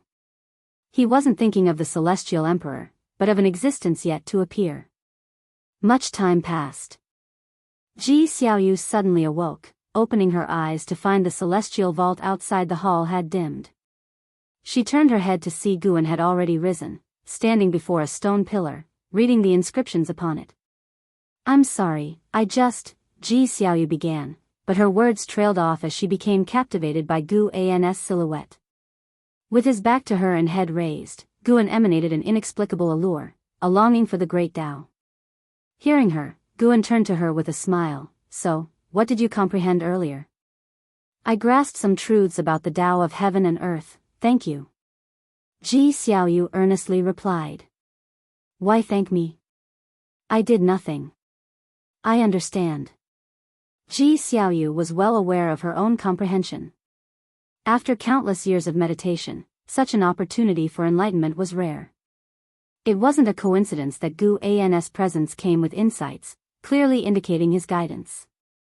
Just as Guan was about to speak, a gust of wind from outside swept in, billowing his black robe. Sitting at the table, Ji Xiaoyu narrowed her eyes, sensing a formidable aura approaching. Son of Heaven Jia Yan. Sar the Oval Fire. Net website on Google to access chapters of novels early and in the highest quality. She wasn't sure how long her enlightenment had lasted, but awakening to Son of Heaven Jia Yan's aggressive arrival shook her, while also instilling admiration for Guan. He had truly anticipated it. Soon, a beam of silver light shot into the hall, transforming into a human figure that landed and took 3 steps forward before stopping. It was indeed Son of Heaven Jia Yan, disheveled, wielding a silver divine sword. His robes were blood-stained, clearly just emerging from a brutal battle. Son of Heaven Jia Yan glanced at Ji Xiaoyu, then at the divine sword in his hand, which was vibrating. Unexpectedly drawn to this woman, could she harbor some powerful great Tao creation? Son of Heaven Jia Yan was silently surprised. Raising his eyes to Ji Xiaoyu, he asked, which alliance hierarch of the Heavenly Spirit Tao Alliance are you? Following his gaze to Guan, his eyebrows furrowed slightly. Guan stood beside the stone pillar, observing him, yet Son of Heaven Jia Yan couldn't discern Guan's cultivation level. If you find any errors, ads pop up, ads redirect, broken links, non-standard content, etc., please let us know each report so we can fix it as soon as possible. Chapter 836. Guan looked at Son of Heaven Ji Yan, his eyes filled with mockery, making Son of Heaven Ji Yan very uncomfortable. However, with the divine sword in hand, Son of Heaven Ji Yan was not panicked. The divine sword he held was of great origin, capable of devouring the true meaning of the great Tao and enhancing sword intent. Of course, this sword could only absorb the true meaning of the great Tao cultivated by immortal cultivators, not the great Tao itself. He came to this palace as led by the divine sword in his hand, attracted by the presence of Ji Xiaoyu. Son of Heaven Ji Yan looked at Ji Xiaoyu again, waiting for her response. Ji Xiaoyu could feel the malicious intent in his sword, yet she did not panic, for Guan was also here. She was more curious now. Could this child rely on the sword to take her life? She trusted Guan's judgment, just curious how this sword would kill her. My name is Ji Xiaoyu. May I know why the Son of Heaven has come to me? Ji Xiaoyu asked, her tone indifferent, her gaze calm. Her composure confused Son of Heaven Ji Yan, making him ask, since you know I am the Son of Heaven, why don't you take action? Why have I never seen you in the previous great battles? Because I dislike fighting. Ji Xiaoyu replied. This remark made Guan laugh. In the past, Ji Xiaoyu was a battle maniac on the path of the great Tao, and she still wished to have a good fight with him. Ji Xiaoyu glanced at him, making him immediately retract his smile. Son of Heaven Ji Yan raised his sword, the blade pointed at Ji Xiaoyu, and said, your companions were lured away by my avatar, no one will come to save you. It's just your fate to become my sword intent since you possess great destiny. As he spoke, his wrist twisted, and the sword blade rotated, unleashing a terrifying sword intent that rushed towards Ji Xiaoyu. Boom! The small table before Ji Xiaoyu turned to ashes, her robe billowed, her black hair flew, yet her eyebrows did not furrow, nor did she blink. Son of Heaven Ji Yan's pupils contracted, following his gaze. There was an additional figure in front of the steps. It was Guan. Guan stood sidewise to Son of Heaven Ji Yan, blocking his sword intent. The vast sword intent caused Guan's robes to flutter continuously, his hair floated up, but it could not shake his posture. Son of Heaven Ji Yan frowned and asked, who are you? His heart surged with vigilance towards Guan, who seemed casual in his actions, but the sword intent he emitted was serious, and his moves were lethal. Guan glanced at Son of Heaven Ji Yan and said, even with me here, you should have precaution. Ji Xiaoyu's lips slightly curved upward, and she said, you said I couldn't escape my fate, I am certainly no match for him. I can't let you come here for nothing. As the two conversed as if alone, Son of Heaven Ji Yan's eyes turned cold, and he immediately intensified his sword intent, causing the entire palace to tremble. Unfortunately, no matter how much he heightened his sword intent, he could not threaten Guan, and he felt as if facing the great Tao, no matter how much mana or sword intent he used, the great Tao could swallow his attack. This feeling sank his heart. After a few seconds, Son of Heaven Ji Yan sheathed his sword. Guan turned to him, eyes falling on the sword in his hand. This sword is extraordinary, crafted by a Xianqi primordial immortal, who is also among the celestial Tao venerable ranks. Indeed, celestial Tao venerables would support a Son of Heaven. Every Son of Heaven capable of causing trouble had a backing. Just who are you? Son of Heaven Ji Yan asked in a deep voice, certain he was no match for the other. /P. The celestial spirit great world still hides such characters. Could he be from Wuxia? But Wuxia wouldn't engage in worldly conflicts. Guan replied, Son of Heaven, you may undergo your trials, but don't be too hasty or use rule-breaking powers. Upon hearing this, Son of Heaven Ji Yan's face turned grim. He was about to speak when Guan's voice rang out, considering his favor, I won't kill you, but I will punish you slightly. With that, Guan suddenly swung his sleeve, and a fierce wind rose from the ground, rushing towards Son of Heaven Ji Yen. Everything happened too quickly for Son of Heaven Ji Yen to react. With a boom, he was thrown out like a beam of cold light rushing out of the palace. A terrifying force enveloped him, preventing him from steadying himself, sensing the scenery around him changing rapidly. He flew out of the little world, crashed through mountains, crossed rivers, and passed through clouds. His worldview shook violently. He collided against mountains, one after another, causing his chi blood to churn, his body unpleasant, forcing him to grit his teeth and tightly grip the sword in his hand. Sar the novel Fire. Net ** website on Google to access chapters of novels early and in the highest quality. After a while, he crashed into an incredibly solid mountain, bringing him to a halt, chi blood surging, a mouthful of reverse blood sprayed out. He felt all the mana within him dissipate. The world before him stopped shaking, becoming clear, and ahead lay a vast prairie, blue skies, white clouds, and a cloud sea split into two halves, seemingly cut by a sharp sword. He was embedded into an incredibly majestic mountain, appearing like a heavenly wall compared to the mountains on either side, smooth mountain walls with little flora but dense forests atop. This mountain stood at least 10,000 feet tall, utterly magnificent. Son of Heaven Ji Yen was horrified to find he could not rise. An unimaginable invisible force pressed him, unable even to shatter the mountain behind. In 500 years, you will be able to free yourself. You can see how people will speak of you 500 years later. Gu An's voice reached his ears, causing his expression to turn fearful. You can't do this, Son of Heaven Ji Yen gritted his teeth, finally roaring in anger. Meanwhile, on the other side of the world. In the palace, Gu An's robe was still fluttering. Ji Xiaoyu stood up, looked into the distance, and asked, "What is that mountain? Why haven't I seen it before?" Guan retracted his sleeves, turned to her, and smiled, "Just built for him."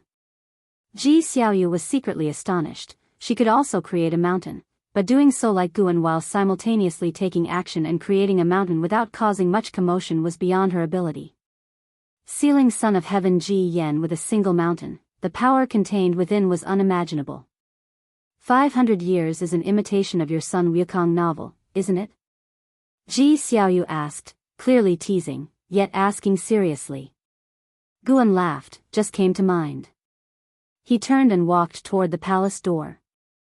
"Aren't you afraid of trouble?" Ji Xiaoyu pursued. 500 years later, Son of Heaven Ji Yen might cause greater trouble upon his return. Without looking back, Guan replied, "He doesn't count as trouble in my eyes." "You said you wouldn't involve yourself in worldly struggles. Would this be considered an exception?" Faced with Ji Xiaoyu's inquiry, Guan did not answer, quickly disappearing from the hall.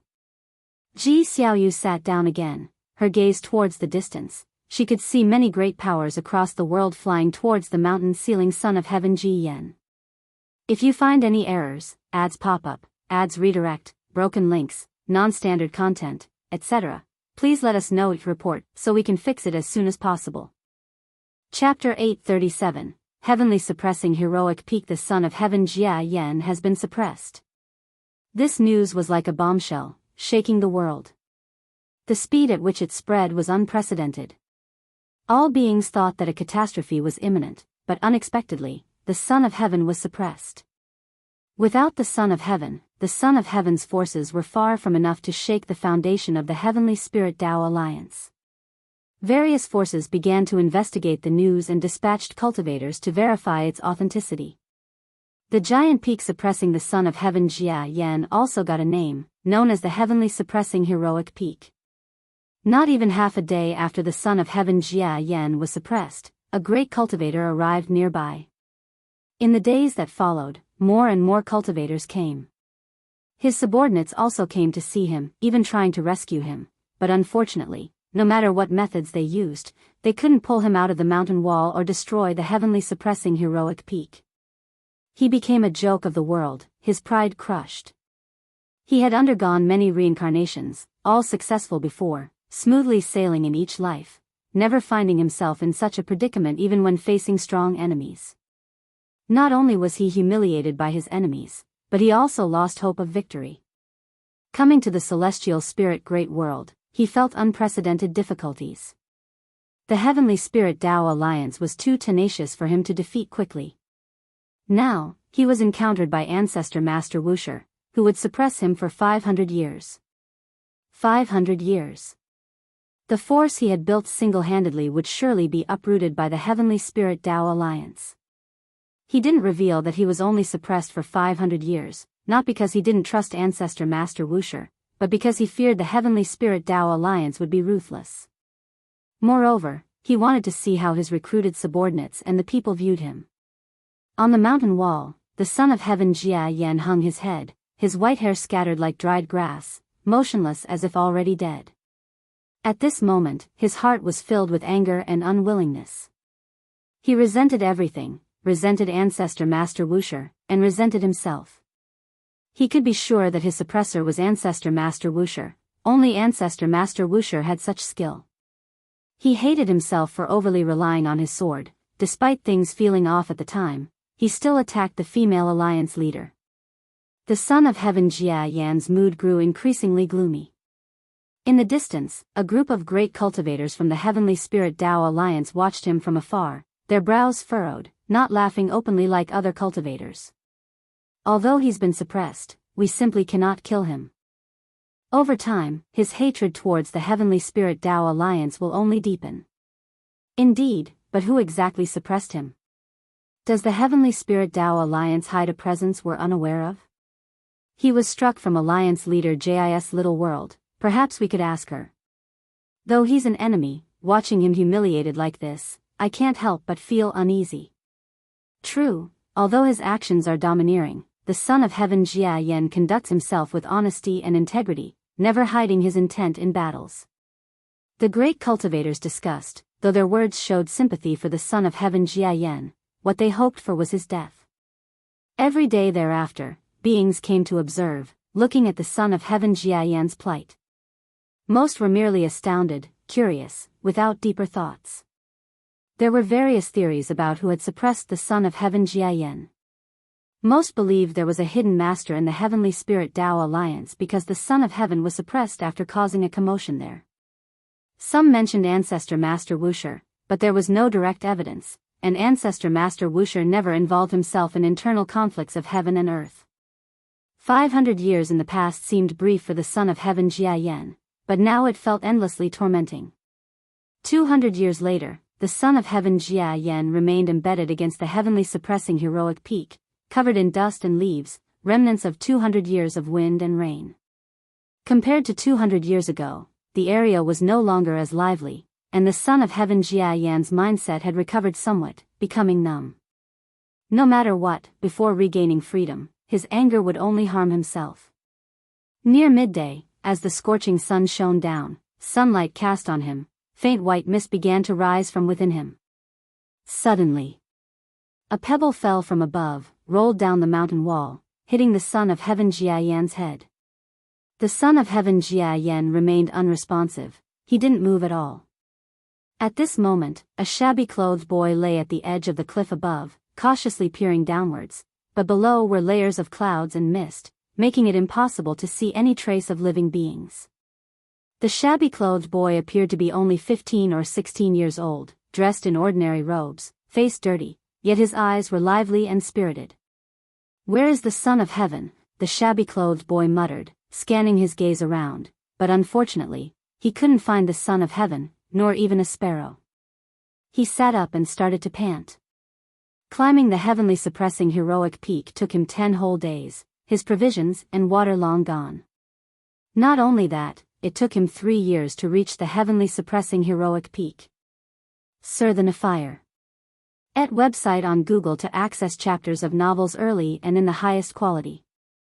In those 3 years, he faced hardships, almost washed away by river waters, almost eaten by demons, and even captured by bandits who wanted to offer him as a sacrifice to demon cultivators. As his excitement faded, unease began to set in. If the legend of the Son of Heaven was false, wouldn't he have come for nothing? He wasn't afraid of the journey back, he feared disappointing the people of his village. The more he thought, the more he was afraid, finally hugging his knees and burying his face. After an entire hour, he managed to regain his spirit, standing up, patting his face, then walking to the edge of the cliff to look down at the clouds sea below. "Son of Heaven!" he shouted using all his strength. Though his voice was loud, in this vast world it didn't carry far. Distant cultivators observing the Son of Heaven Jia Yan heard it, but paid no attention. Carrying on, the shabby-clothed boy repeatedly called the Son of Heaven's name, his voice growing hoarse. Hundreds of times later, his voice began to rasp, his legs trembled.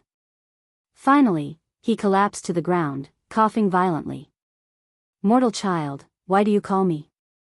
A voice entered the shabby-clothed boy's ear, causing him to joyfully raise his head and scramble up. "Son of Heaven, where are you?" The shabby-clothed boy endured the pain in his throat and asked. "I am beneath the cliff, only by jumping can you see me." The Son of Heaven Jia Yan's voice was indifferent, devoid of emotion. The shabby-clothed boy immediately approached the edge, looking down at the cloud ocean below, unable to see the land, resembling a boundless abyss. "I wish to seek immortal cultivation. If successful, I'll find a way to rescue you. Can you teach me immortal cultivation?" The shabby-clothed boy asked through gritted teeth, but unfortunately, this time he received no response. He continued to inquire, but the Son of Heaven Jia Yan remained silent. After hesitating for a long time, the shabby-clothed boy finally gritted his teeth and chose to jump off the cliff. Embedded against the mountain wall, the Son of Heaven Jia Yan hung his head, as the shabby-clothed boy fell past him, stirring his hair, yet he still didn't move.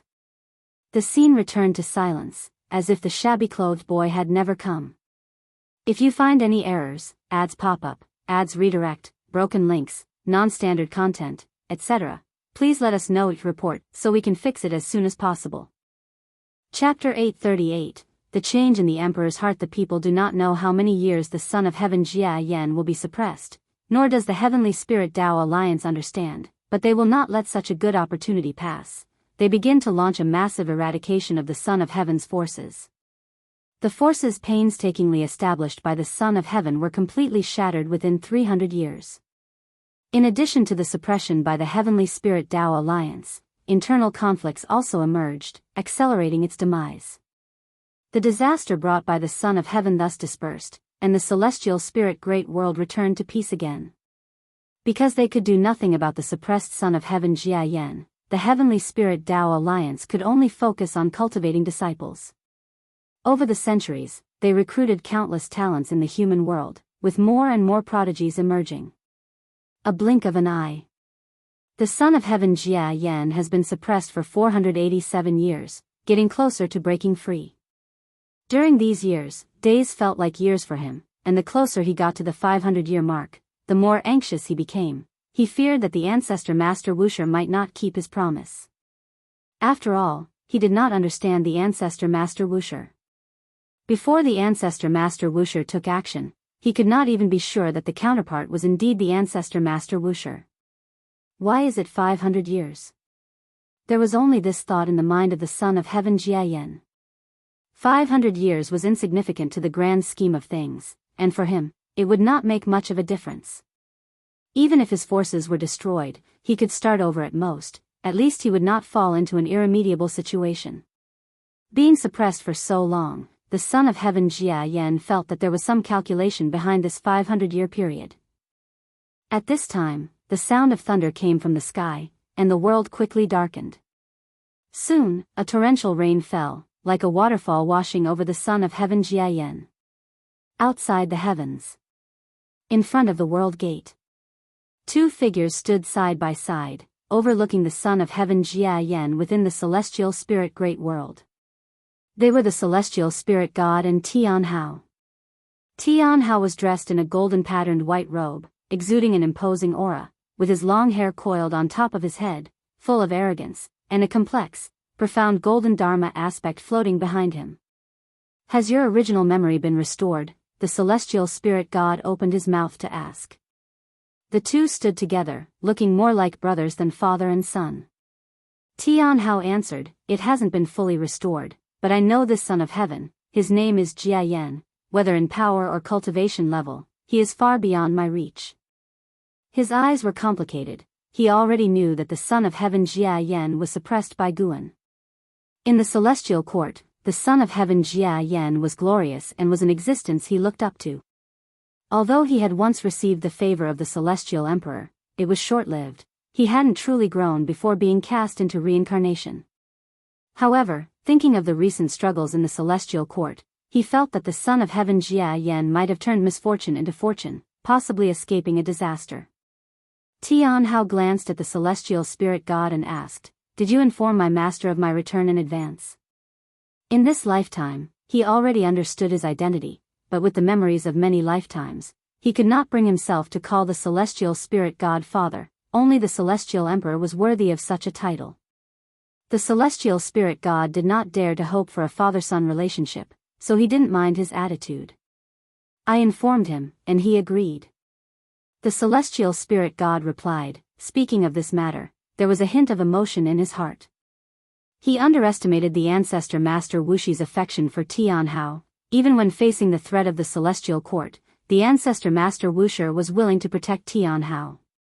To ease the relationship with the celestial court, the ancestor Master Wuxia sent his own disciple into the celestial court, and the painstakingly established relationship might be severed because of this.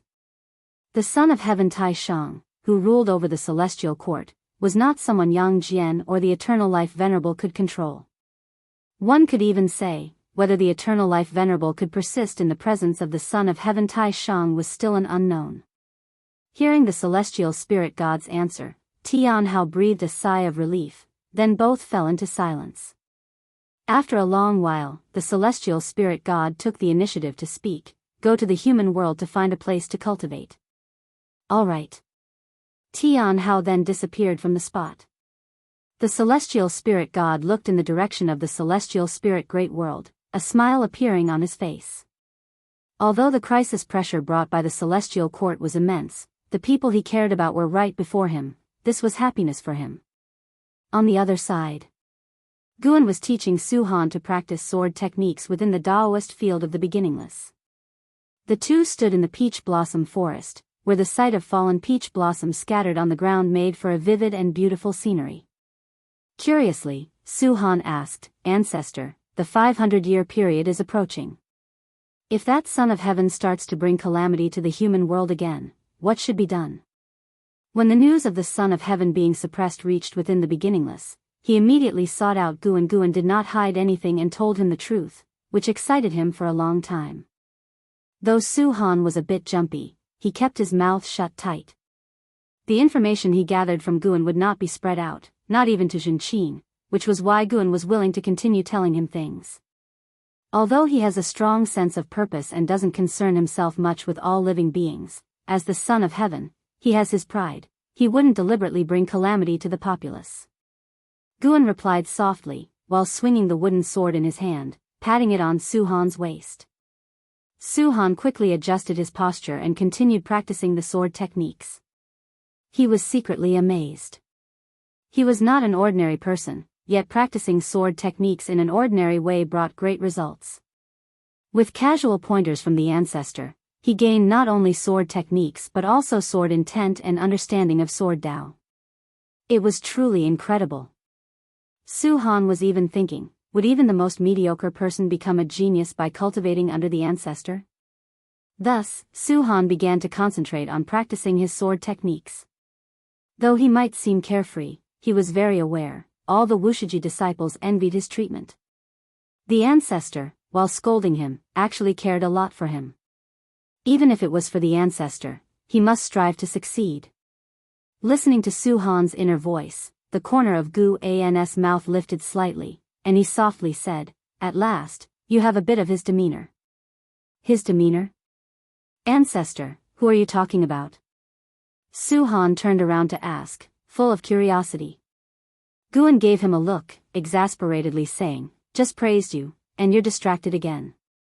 Su Han's eyes twinkled, asking, "Are you talking about Uncle Anhao? I heard that he's your most beloved disciple." Guan calmly said, "Not Anhao, but a disciple named Su Han. Your master named you Su Han because she had a deceased senior brother." Hearing this, Su Han's eyes widened, and he quickly inquired, "Another Su Han?" Why didn't my master tell me? Can you tell me about him?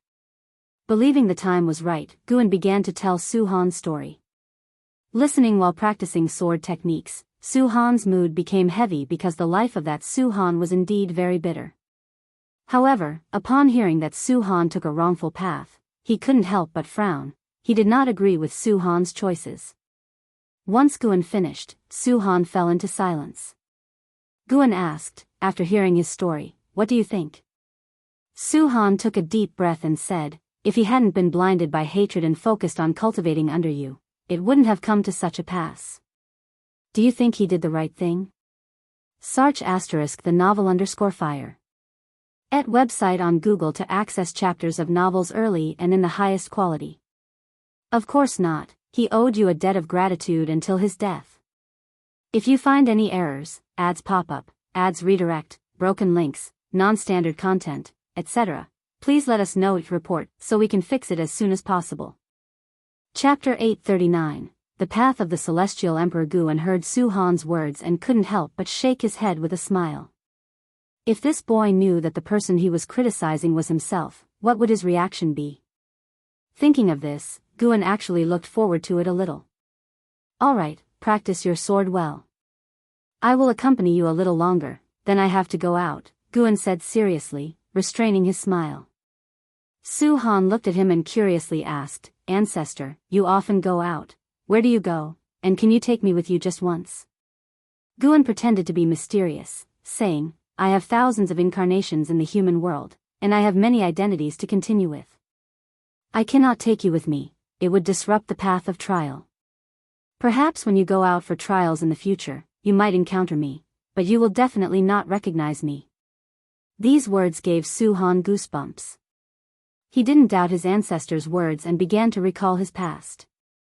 Had he met his ancestor during his travels in the human world? He subconsciously looked up, just in time to meet Guan's meaningful gaze, and couldn't help but shiver. Guan raised his wooden sword and continued to correct Su Han's sword technique, forcing him to withdraw his gaze. The mundane days continued. Su Han practiced cultivation every day. Although he did not experience any major upheavals, he did not find it boring at all. In the simplicity of life, being able to continuously grow stronger was what he considered the most blissful life. As time went by, the 500-year period of Son of Heaven Jia Yan finally arrived. On this day, the weather was clear, and the celestial vault was cloudless for miles. Son of Heaven Jia Yan, embedded in the mountain wall, suddenly began to loosen, then leaned forward, plummeting with a dozen pieces of broken rock, shattering through the sea of clouds. The fierce wind howled in his ears as Son of Heaven Jia Yan's eyes opened, his muddy eyes gradually brightening. Boom! He crashed at the foot of the mountain, his feet shattering the ground and the mountain wall behind, dust swirling like rings as he half knelt on the ground, one hand supporting on the ground. His body began to tremble, and the dirt on his face started to crack, peeling off into pieces of dust. He slowly stood up, looking at his own hands, a wild joy appearing on his face. "It's really over," Son of Heaven Jia Yan said tremulously, his voice hoarse. He had often suspected that ancestor Master Wuxia was toying with him, which is why he was now unusually elated, more excited than when he became the lord of a realm in his previous life. His resentment towards ancestor Master Wuxia had completely vanished. Thinking about it now, he wanted to kill ancestor Master Wuxia, yet ancestor Master Wuxia only suppressed him for 500 years. The punishment was too light. If it were him, he would never be so merciful. Of course, the most important is that he dared not provoke ancestor Master Wuxia. If he could convince himself, he could live more at ease in the future. He took a deep breath, trying hard to calm his emotions. Suddenly, his gaze was drawn to a pile of white bones not far away. The skeleton was broken, scattered in the soil, and with just one look, he recognized the identity of those bones. It was the ragged-clothed boy who had called him from the mountaintop back then. As his cultivation level rapidly recovered, Son of Heaven Jia Yan also regained his ability to piece together past events. He looked at those bones and began to deduce the past of the ragged-clothed boy. That village of the ragged-clothed boy was oppressed by the demon cultivators, who occasionally let demons into the village to wreak havoc, causing unbearable suffering. He escaped with the hope of the entire village, but his talent was too poor, and no immortal cultivation sect was willing to accept him. By chance, he heard the legend of the Son of Heaven being suppressed and came all the way to find the heavenly suppressing heroic peak. Such experiences are not uncommon in the mortal world. But for some reason, Son of Heaven Jia Yan felt inexplicably irritable at this moment. Ancestor Master Wuxia promised to suppress him for 500 years, and it was just 500 years, but those who sought him ended up in a tragically broken state. Images floated before his eyes, of the ragged-clothed boy's expression while listening to other low-tier cultivators talking about the legend of the Son of Heaven. That boy's face was full of longing and aspiration. Although the Son of Heaven was suppressed, in his heart, the Son of Heaven was very powerful. It was just Ancestor Master Wuxia honing him. He even believed that the Son of Heaven could end the dark era he was living in. World peace is only the big picture. For people suffering in hardship, the human world is hell. That's why the ragged-clothed boy placed his hopes upon him. Son of Heaven Jia Yan could distinguish whether those who turned to him and demons were sincere. Rarely did anyone truly believe that he could bring a better future to this human world like the ragged-clothed boy did. Have you gained anything over these 500 years? A voice reached Son of Heaven Jia Yan's ears, startling him to look around. His gaze focused on a giant rock to the south where a white-robed man stood, figure as firm as a peak, face blurry. Ancestor Master Wuxia. Son of Heaven Jia Yan instinctively became cautious, but then he realized that if Ancestor Master Wuxia wanted to harm him, he would have no power to resist. He calmed down, thought for a moment, and said, "Yes, perhaps I overlooked the hearts of all living beings. In the future, you can still do whatever you want, and I won't stop you. But if you encounter disciples I care about, I will still intervene. Son of Heaven, you've reincarnated through the red dust for countless lifetimes. Is there anyone you truly care about? For whom do you truly fight?" After Gu An's voice fell, his figure disappeared. Son of Heaven Jia Yan did not leave immediately, his expression changing unpredictably, his gaze involuntarily drawn to the pile of bones. In the course of reincarnation, life after life, he felt as though he had perhaps lost his way. Which path was truly that of a celestial emperor? His father gave him no hints, letting him find it himself in reincarnation. Gradually, he grew stronger to become the ruler of the human world and forgot to reflect whether his path was the right one. Is conquest really the only way to unify the world? Son of Heaven Jia Yan stood motionless, closing his eyes. Leaves drifted before him, the sun set, and the moon rose, day after day. A few days later, cultivators who came to observe discovered that the Son of Heaven had already escaped, causing panic, and they immediately left to proclaim the news everywhere. More and more cultivators came to confirm the incident, and soon they discovered the figure of Son of Heaven Jia Yan. Seeing Son of Heaven Jia Yan standing on the ground, the cultivators were very nervous. As time continued to pass, the number of cultivators near the heavenly suppressing heroic peak increased, and the great cultivators of the Heavenly Spirit Tao Alliance also arrived, even starting to array themselves. Months later, snow fell, with a flake landing on the head of Son of Heaven Jia Yan. He slowly looked up at the celestial vault, his eyes full of flying snow. Standing around the 8 directions were large flags as tall as the heavenly suppressing heroic peak, all embroidered with various divine beast emblems. Whichever direction he looked, figures of the great cultivators of the Heavenly Spirit Tao Alliance could be seen. From above, the Heavenly Spirit Tao Alliance had already set up a net of heaven and earth, leaving Son of Heaven Jia Yan nowhere to escape. Sir, the novel Fire. Net ** website on Google to access chapters of novels early and in the highest quality. Son of Heaven Jia Yan gazed at the celestial vault, the snow growing heavier, obscuring his vision. In each snowflake in his eyes were reflected scenes, the lives of different people, those he met in past and present lives, many only brief encounters. If you find any errors, ads pop up, ads redirect, broken links, non-standard content, etc., please let us know report so we can fix it as soon as possible. Chapter 840, No chance of winning. The news of the Son of Heaven's escape spread quickly, like a whirlwind sweeping across the land. As soon as the news reached Wuxia, Su Han went to find Guan, ancestor. I've heard that the Heavenly Spirit Tao Alliance has already surrounded the Son of Heaven. Yet, the sun doesn't leave the heavenly suppressing heroic peak. He stands at the foot of the mountain, covered by snow, without moving an inch. What is he trying to do? Su Han looked at Guan, who was sitting on the steps, and asked curiously. Guan was carving a bamboo sword and casually replied, "The mind resides within the chest. Who knows what he's thinking if he doesn't speak?" Su Han wanted to ask more, but Guan glanced at him and said, "You seem quite idle. Would you like me to arrange some tasks for you?" Upon hearing this, Su Han's eyes lit up and he quickly asked, "What tasks?" Being able to do something for ancestor made him happy, and he was even somewhat impatient. "Return to the Heavenly Spirit Tao Alliance and check on your grandfather. He's recently encountered some troubles." Guan replied, saying this as he blew away the bamboo shavings from the sword and then handed the bamboo sword to Su Han. "Take it to your grandfather." Su Han took the sword and frowned, asking, "Ancestor, what trouble has my grandfather encountered?" "You'll know once you return." Guan did not reveal any information, which made Su Han even more anxious. He immediately performed a ritual before turning away. After Su Han departed, Guan stood up, stretched lazily, and raised his hand to catch a falling bamboo leaf. As he held the bamboo leaf, his thoughts drifted. The matter concerning the Son of Heaven Jia Yan temporarily came to an end. The reason for enlightening the Son of Heaven Jia Yan was because Guan discovered something peculiar while deducing Jia Yan's reincarnation path. It was a fortune too obscure to describe. The path to sainthood. The Son of Heaven Jia Yan seemed to be walking the path of the Celestial Emperor, but he wasn't.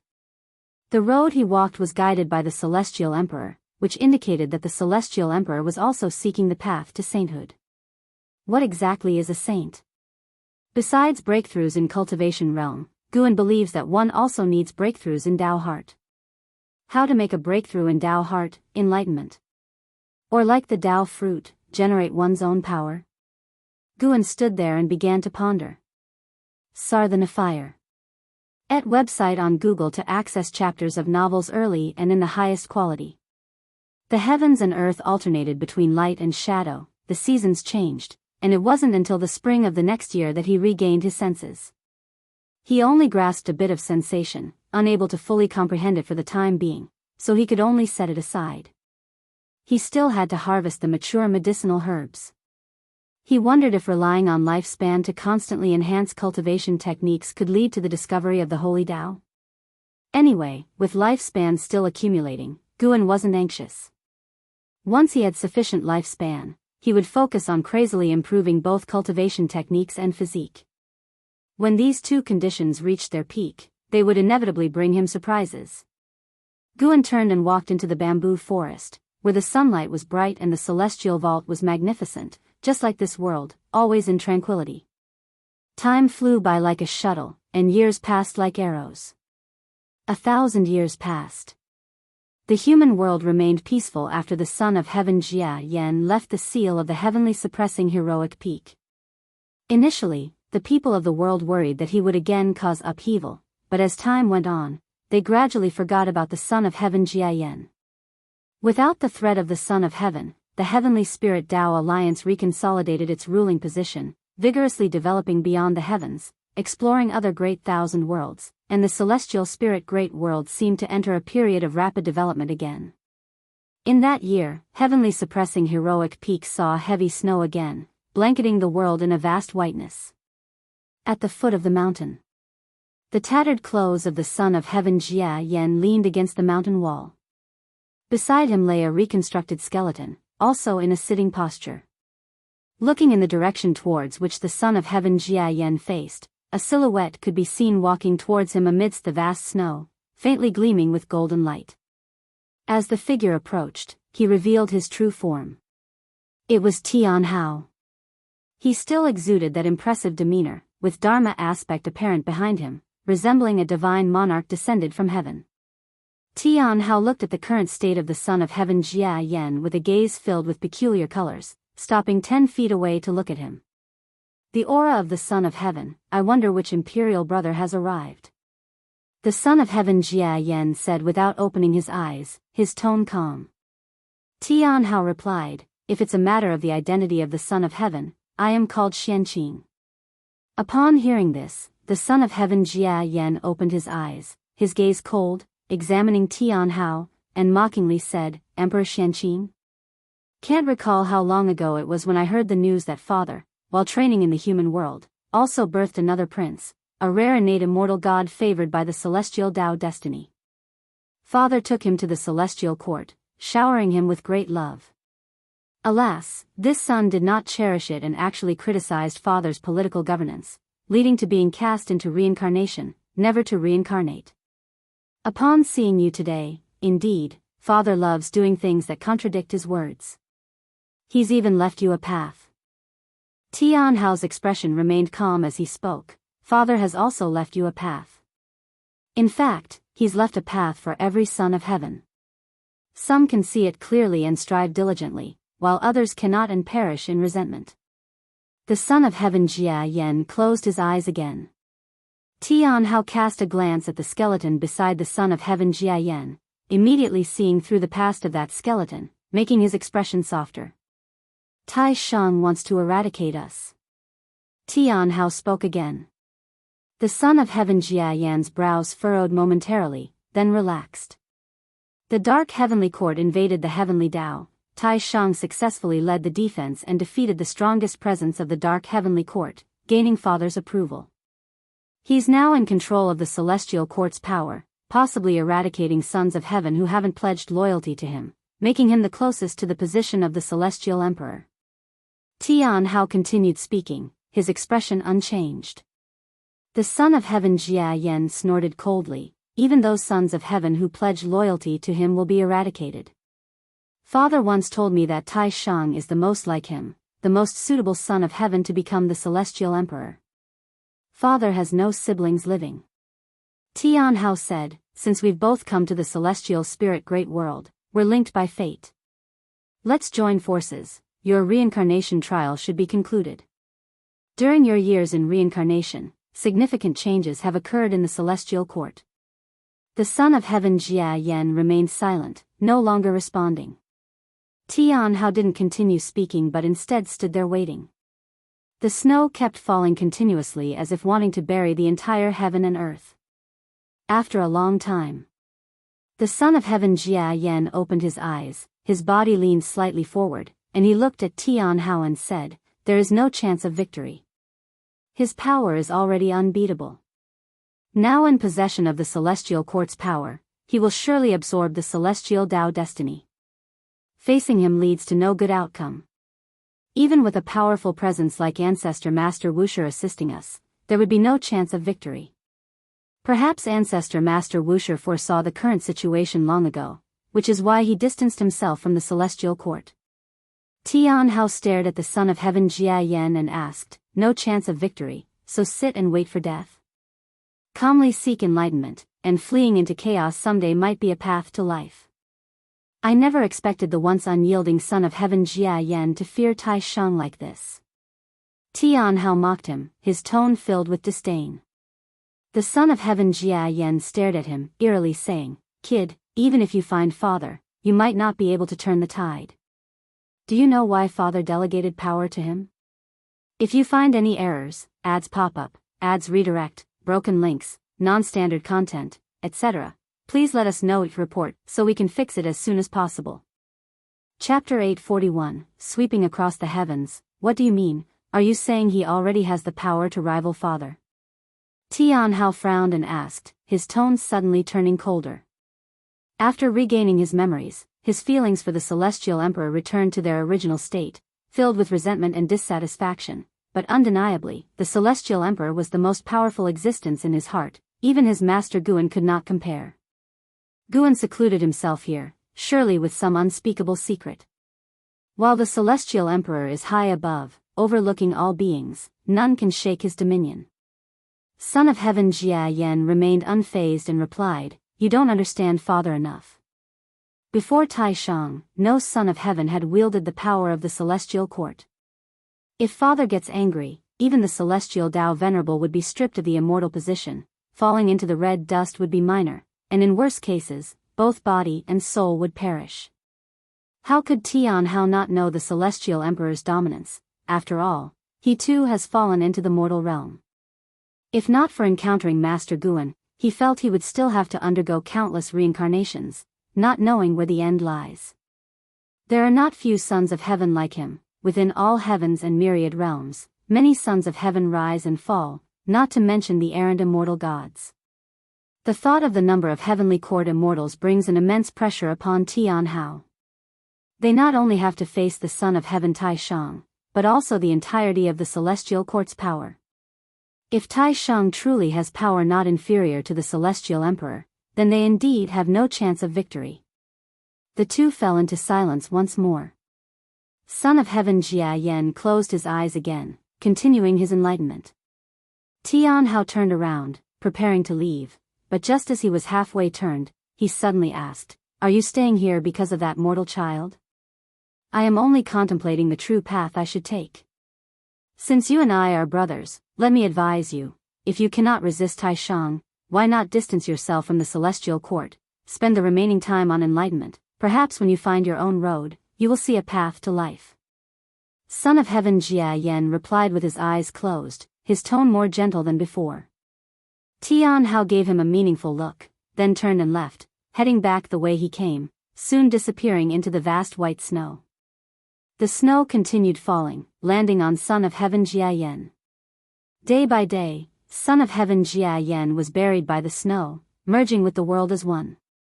The internal strife of the celestial court did not affect the 3,000 great worlds, where their own stories were unfolding. This year, a peerless genius emerged on the path of the great Tao, cultivating both as a Daoist emperor and a primordial Tao emperor. When the unbeaten emperor ancestor from the primordial emperor domain visited Guan, he mentioned this genius, saying that in his lifetime he had never seen such a formidable genius, even in the primordial emperor domain. It was absolutely unprecedented in history. The two of them were having tea in an inn on the Nine-Spirit continent, and the unbeaten emperor ancestor was endlessly talking about that genius, while Guan listened with interest, like hearing a story. The nearby tables of guests were also drawn to the unbeaten emperor ancestor's words. The terms coming out of this old man's mouth sounded quite formidable. As for Guan, they were not too curious. Even if the Nine-Spirit continent was shrouded by a dojo, few had seen Guan's true appearance.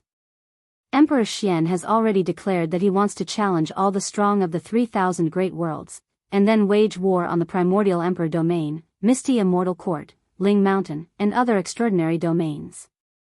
Truly arrogant, yet there are many forces that support him, and several emperor clans in the primordial emperor domain want to recruit him and absorb his bloodline. The unbeaten emperor ancestor clicked his tongue in amazement and looked at Guan, asking, "In the celestial spirit great world, is there anyone who can oppose him?" He wanted to ask about Wuxia disciple, but didn't want to be too direct. In his view, the celestial spirit great world was not strong, it was Wuxia who was strong. In terms of talent, indeed there are those who can outshine him, but if he arrives, no one will be able to stop him. Guan replied with a smile.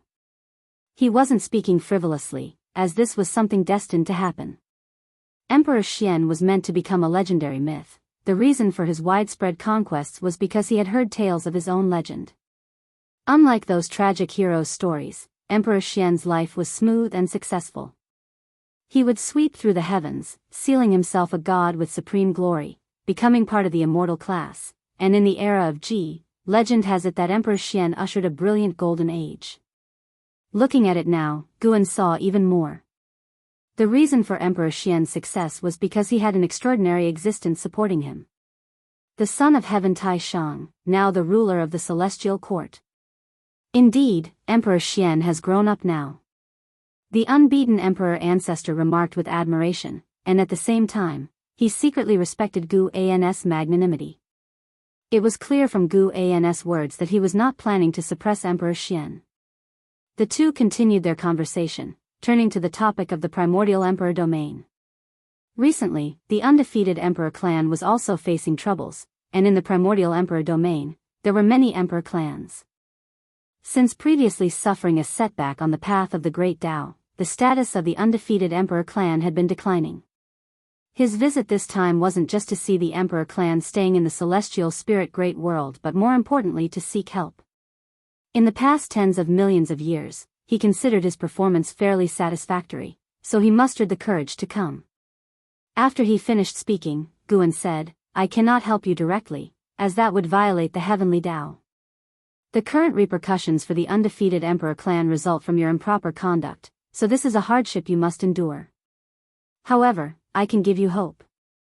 Wait for several million more years, and I will grant the undefeated Emperor clan a spot to ascend to immortality.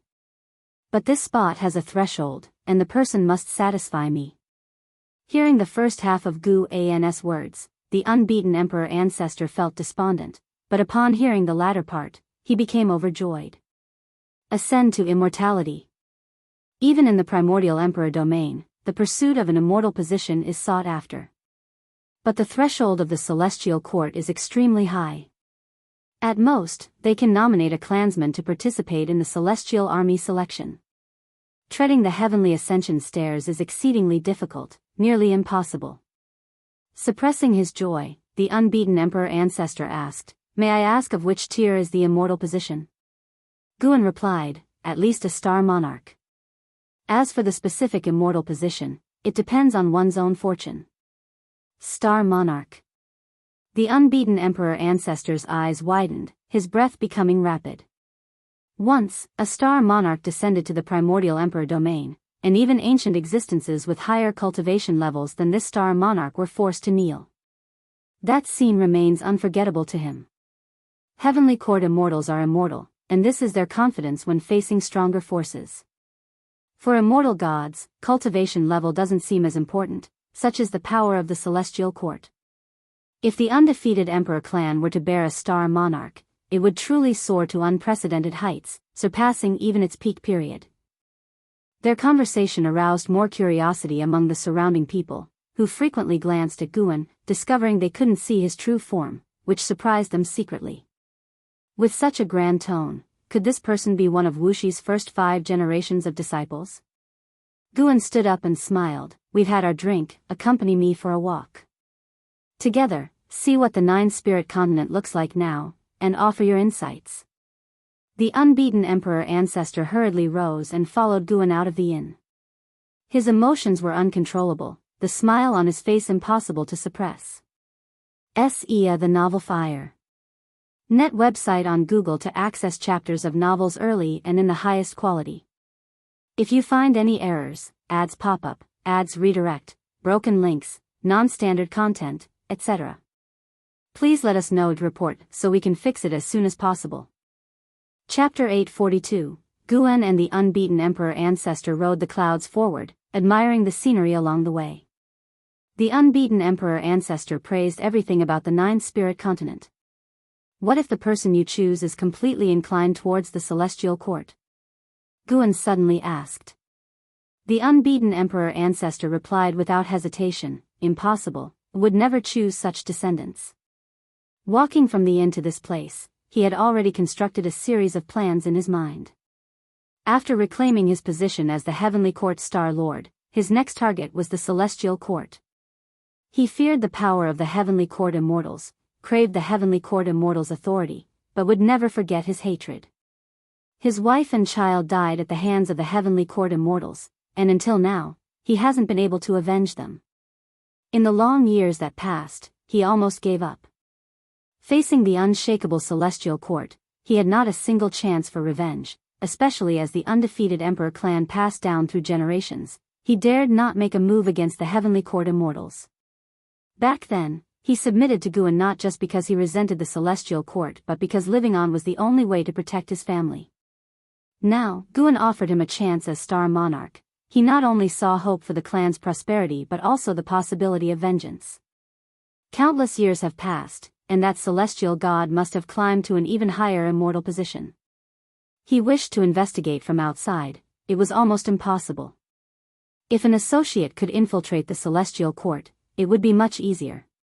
The undefeated Emperor clan cannot seek vengeance against the immortals, but there must be strife among the immortals themselves. The seed of hatred sprouted once more in the unbeaten emperor ancestor's heart, and this time, it was not just anger, but unprecedented excitement. A hatred suppressed for countless years. Besides, he saw more. That was the relationship between Guan and the Celestial Court.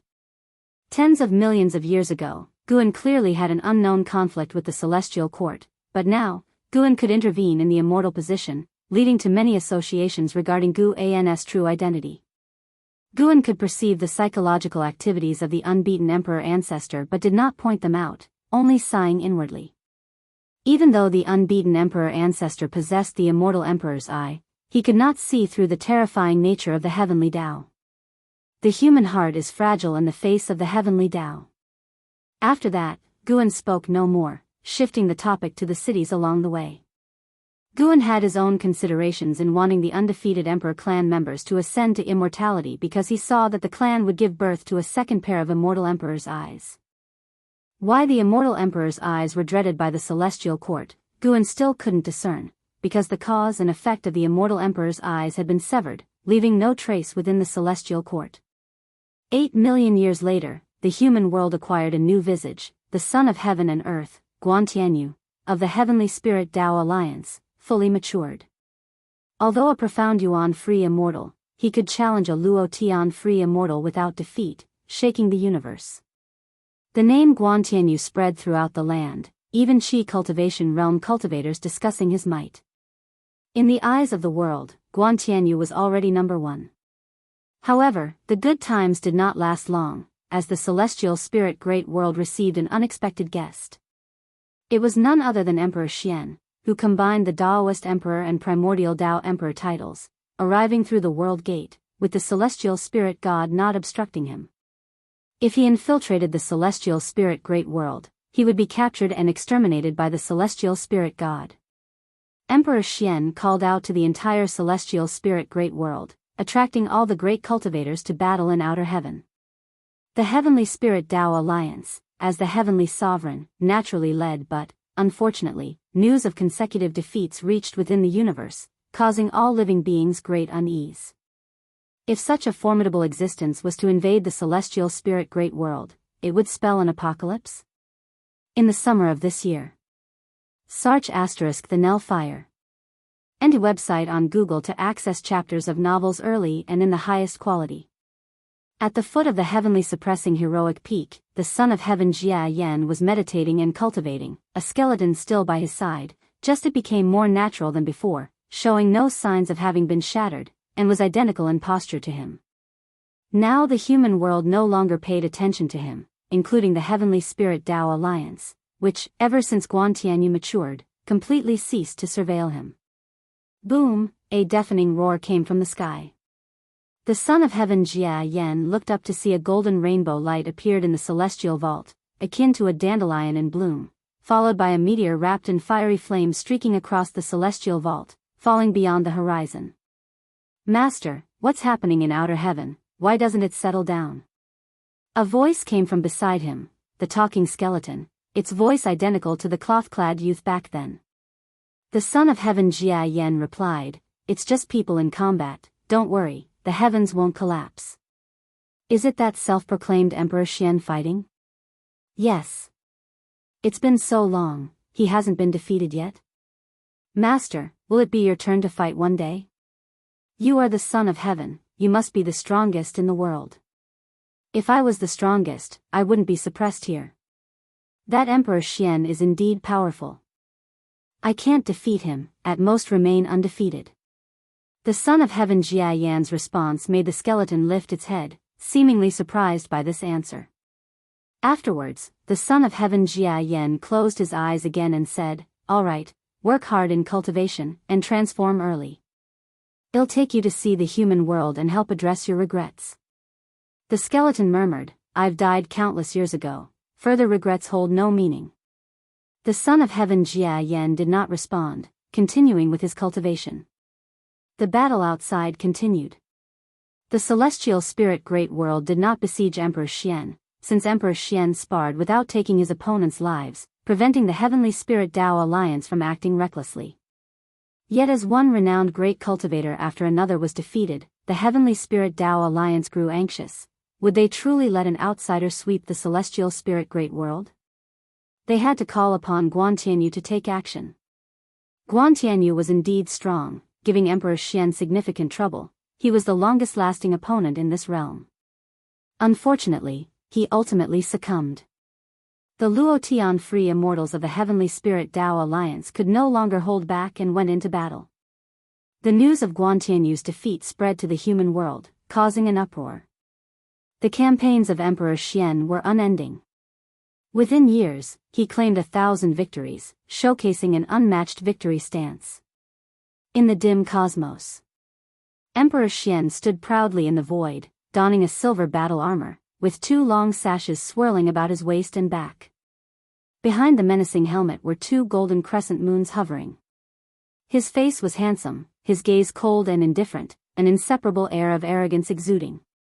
With furrowed eyebrows, he scanned the surroundings, seeing all cultivators and great demons baring their teeth at him, their eyes filled with dread.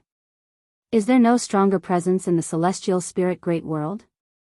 Emperor Xian shouted loudly, his voice like thunder, echoing endlessly, resounding in the ears of all celestial spirit beings. Ji Xiaoyu stood amidst the sea of Heavenly Spirit Tao Alliance people, quietly watching Emperor Xian. As an innate golden immortal, she did not intend to fight. She could see that although Emperor Xian was arrogant, he was not a great evil person. She did not wish to reveal her true power for the sake of such an individual. Why not? If you really think you're strong, go challenge Wuxia. The true powerful entities of the celestial spirit great world are hidden within the beginningless. A middle-aged cultivator couldn't help himself, shouting angrily. Upon hearing this, the alliance hierarchs of the Heavenly Spirit Tao Alliance all frowned, but many more living beings echoed his sentiment, using Wuxia to provoke Emperor Xian. If you find any errors, ads pop up, ads redirect, broken links, non-standard content, etc., please let us know to report so we can fix it as soon as possible. Chapter 843, Arrogant and Unrivaled Beginningless. Emperor Xian raised an eyebrow, silently muttering this name. Instinctively, he calculated with his fingers, but unfortunately, he couldn't deduce any cause and effect related to Wuxia, which piqued his interest. He turned his gaze toward the celestial spirit great world, his divine sense sweeping through. Only one place remained obscure. It must be the hiding spot of Wuxia. If that's the case, then I shall challenge Wuxia. Emperor Xian stepped towards the celestial spirit great world, and his words caused the faces of the gathered great powers to change drastically, yet no one hindered him. Firstly, they couldn't stop him. Secondly, they hoped Wuxia could suppress Emperor Xian's arrogance. Ji Xiaoyu hesitated for a moment in the crowd but ultimately did not step forward. Emperor Xian's venture would at most disturb Brother Gu, who, after all, seemed quite idle. Thinking of this, Ji Xiaoyu's lips curled up, showing some anticipation. At the same time, people started to follow Emperor Xian's footsteps to watch the battle. Someone took the lead, followed by more people, and soon, the cultivators from outer heaven formed a long line, trailing Emperor Xian.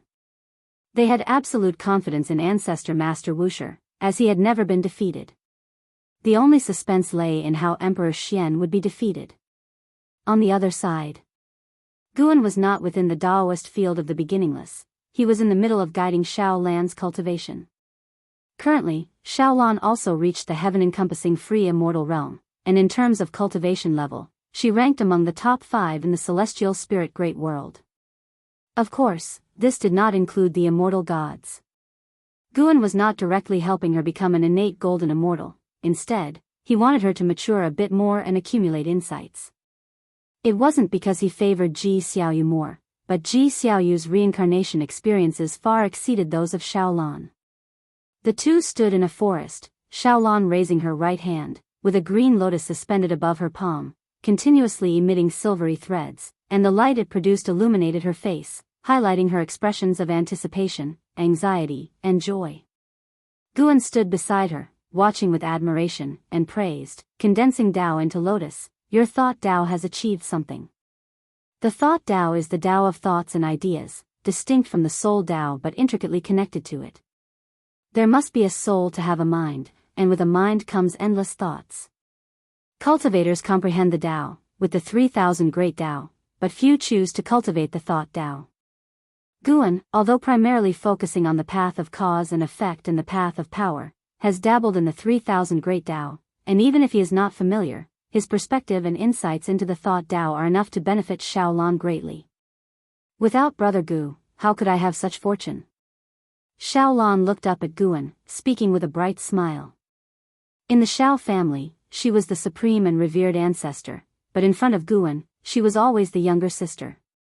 Memories of past and present lives merged without erasing her original colors, even fostering a new self. Xiaolan withdrew her hand and dispersed the green lotus within it. She turned to Guan and curiously asked, "You should have heard the conversation from outer heaven. That Emperor Xian is about to challenge Wuxia. Aren't you returning?" Guan shook his head, chuckling. "A trivial Emperor Xian still requires my intervention? Oh. Is there a disciple within the beginningless more formidable than Emperor Xian?"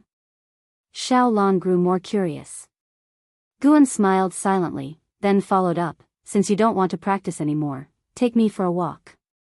Your Xiao family has truly grown larger, its reputation has even spread to the 9-spirit continent." Xiaolan hugged Gu An's arm and responded, "Large it is, but problems have also increased, with emotions and reasons entangled. Sometimes it's truly hard to resolve. I gradually understand why you left the Supreme Sect." The two departed the forest while continuing their conversation. The Xiao family is still just beginning. Compared to the ancient clans standing in the 3,000 great worlds, the Xiao family is merely starting out. I left the Supreme Sect simply to change my environment, change my mood, and maybe one day I'll leave the celestial spirit great world. Guan comforted, although the Xiao family had various troubles, overall they had not gone astray. Currently, the Xiao family had thousands of disciples, so it was inevitable that some evil individuals existed. Fortunately, the Xiao family's laws were strict and didn't shelter evildoers, so Gu An's impression of them remained decent. "If you leave the celestial spirit great world, then I'll follow you. I have already served the Xiao family well." Xiaolan spoke with a radiant smile, her tone filled with anticipation. She had traveled the path of the great Tao and knew that there was a vaster world beyond the heavens. Following Guan through the heavens would indeed be an unparalleled experience. Shooting stars streaked across the sky, a phenomenon of the great powers descending upon the mortal realm. Emperor Xian flew towards the 9-spirit continent, his divine sense enveloping the heavens and gaining a deeper understanding of the celestial spirit great world. Immortal gods, son of heaven, ancestor master Wuxia, this great thousand world is indeed fascinating. Emperor Xian's eyes burned with fighting spirit, eager for the upcoming battle. As he flew, he approached the vicinity of the 9-spirit continent. Below, a boundless ocean spread, with spirit mist surging at the horizon like a wall at the world's edge, mysterious and grand. Countless great power cultivators descended from the heavens, hovering in the distance, watching Emperor Xian's back, whispering amongst themselves. Two figures flew over from the other side of the heavens, one of them handsome and valiant, though dressed in simple Daoist robes. His spirit was akin to a treasure sword emerging from its sheath, attracting attention.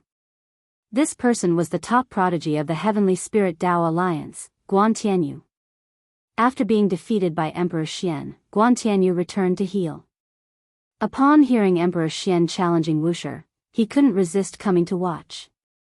Alongside him was his master, Ancestor Master Qingguang, one of the hierarchs of the Heavenly Spirit Tao Alliance. "Master, will Ancestor Master Wuxia show up?" Guan Tianyu halted, gazing distantly at Emperor Xian's figure, voicing his inquiry. Though he had always stayed within the Heavenly Spirit Tao Alliance, he held a curiosity regarding Wuxia. Having met disciples of Wuxia, their brilliance inspired him. Even though he had grown powerful, he didn't feel confident enough to challenge Wuxia, as the Heavenly Spirit Tao Alliance continuously advised, to be spirited but not arrogant, especially maintaining respect for Wuxia.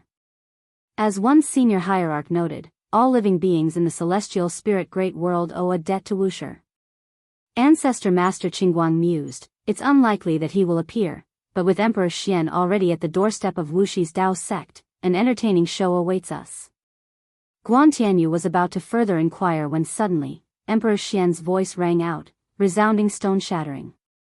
I am Emperor Xian, here to challenge Wuxia, regardless if it's ancestor Master Wuxia or Wuxiji disciple, come forth and face me. Let me see if the celestial spirit great world houses any true formidable ones. Emperor Xian's voice was filled with arrogance, and his disdainful tone towards all living beings roused anger among the spectators, who all glared furiously at him. No one insulted Emperor Xian verbally, as he had consistently proven himself through victories, establishing himself undeniably as a strong figure. The Novel Fire. Net website on Google to access chapters of novels early and in the highest quality. For now, the cultivators anticipated Wuxi's response, yearning to see Emperor Xian defeated. If you find any errors, ads pop up, ads redirect, broken links, non-standard content, etc., please let us know report so we can fix it as soon as possible. Chapter 844, Myriad Dragons Ascending to Heaven. Emperor Xian's voice echoed throughout the nine-spirit continent, capturing the attention of all living beings within it. Years ago, the news of Emperor Xian challenging the celestial spirit great world had spread within the beginningless. Many were curious if Emperor Xian would eventually battle at the gates of the Wuxia sect, and to their surprise, he indeed came. This indicated that even the great cultivators of the celestial spirit great world couldn't stop him. Within the continent, those cultivators in seclusion came out one after another, and more living beings gathered in the direction from where the voice came. Emperor Xian stood proudly in the sky, his long scarf fluttering like a dragon. Behind his head, 2 golden crescent moons shimmered with dazzling golden light. With each flash, the 2 golden moons grew larger, and his aura intensified accordingly. The ocean began to surge, waves overlapping, thunderclouds gathered above, and faint thunder roared. The spirit mist surrounding the nine-spirit continent also started to surge violently, as if ready to sweep towards the celestial vault, shaking the skies. Guan Tianyu watched Emperor Xian's back with furrowed brows, sensing an incredibly terrifying aura, realizing Emperor Xian hadn't been serious with him. Could it be that this number 1 prodigy under heaven is truly no match for the prodigies on the path of the great Tao? Guan Tianyu felt angry inside, not losing his fighting spirit, but thinking about how to win next time. As Emperor Xian's aura continued to rise, the rules of heaven and earth were affected, fierce winds arose, seas churned, and the heavenly spirit Tao alliance didn't just watch idly. They dispersed and formed a large array to prevent Emperor Xian's aura from affecting various regions of the human world. Emperor Xian's gaze was fixed on the nine-spirit continent, unable to penetrate the patch of spirit mist, making him anticipate the upcoming battle even more. He wasn't afraid of his opponent being too strong, only of the opponent not being strong enough. Currently, no one in the celestial spirit great world could satisfy him. As his gaze follows, a section of spirit mist on the edge of the nine-spirit continent began to contract inward, as if a door was slowly opening. More and more gazes and divine senses focused on that patch of spirit mist. As the spirit mist parted, a cliff was revealed. On the cliff stood countless cultivators, men and women, numbering in the thousands. The one at the front was Zhizai. Zhuang Xian, Su Han, Duanli, Zhenqin, and others stood behind Zhizai, with other disciples lined up behind them, all eyes locked on Emperor Xian. None of the Wuxiji disciples' faces showed fear, instead displaying expressions of mockery, curiosity, and indifference. The great cultivators in the realm were seeing so many Wuxiji disciples in one place for the first time. Each disciple possessed extraordinary grace, and their cultivation level was startling. Although many Wuxiji disciples were below the level of free immortal, there were also numerous Daoist Zhang Zizai immortals, profound Yuan free immortals, and even several heaven-encompassing free immortals. Sir the Novel Fire. Net website on Google to access chapters of novels early and in the highest quality. The foundation of the beginningless was revealed all at once. Those long-lived beings noticed that no second-generation disciples appeared, sparking curiosity about the strength of the Wuxia sect. Thinking carefully, it had been many years since the second-generation disciples showed themselves. It's hard to imagine how strong they are now. Is that Emperor Xian? His aura is so strong. Senior brother, which master or uncle is willing to step in? Su Han stood alongside Nzazai, asking excitedly. He had never seen such a grand spectacle, with cultivators and great demons watching from all directions, giving a sense that the world was paying attention. Guan wasn't present, so Su Han thought a second-generation disciple should step in. He had seen some of them, each with unfathomable cultivation. He even felt that his own master might be the weakest. To deal with this person, why bother our elders? Nzazai stated calmly. After speaking, he took a step forward, stopping at the edge of the cliff, standing against the wind. Emperor Xian's gaze involuntarily fell on Nzazai. He marveled at the complexity of the Wuxia sect, while Nzazai gave him a very powerful impression. I am the third-generation head disciple of the beginningless, Nzazai. Since fellow Daoist wants to fight, I will oblige. Nzazai's voice resounded beneath the thunderclouds, clearly heard by all. Many great cultivators had interacted with Nzazai, though they weren't sure how strong he truly was. Today, hearing Nzazai's willingness to fight, they perked up and began to anticipate. No one dared doubt the foundation of the beginningless. As the third-generation head disciple, Nzazai often traveled among the sects under the heavens, being the most familiar Wuxia disciple to the various sects under the heavens. But until now, Nzazai hadn't fought anyone, at least, they hadn't seen or heard of it. I hope the beginningless will not disappoint me. Emperor Xian's voice was overwhelmingly proud, filled with immense confidence. As his words fell, he stepped toward the nine-spirit continent. The world suddenly darkened, thunderclouds erupted with countless lightning bolts, all intertwining with the two crescent moons behind him. At a glance, it seemed as if he had grown a pair of gigantic lightning wings, spectacular and unparalleled. As he approached the nine-spirit continent, his aura grew even stronger, each step stronger than the last. The world darkened, terrifying waves surged like the end of the world. The fierce wind came roaring at Nzazai, yet he stood immovable, like Mount Tai. Su Han watched Nzazai's back, eyes wide. It was the first time he felt Nzazai's strength. Not only him, but the younger generation like Zhuang Xian and Duanli were equally inspired, anticipating Nzazai's might. Not only were the various sects under heaven curious about Nzazai's strength, the Wuxia sect itself was equally curious. As Emperor Xian got closer to the nine-spirit continent, more and more living beings came to watch. Amidst the dark celestial sea, Emperor Xian became the most dazzling presence, yet the Wuxia disciple standing on the cliff of the continent also exhibited a fierce courage that made it hard for any living being to judge who would win. If it were the ancestor master Wuxia himself, Emperor Xian would be undoubtedly defeated.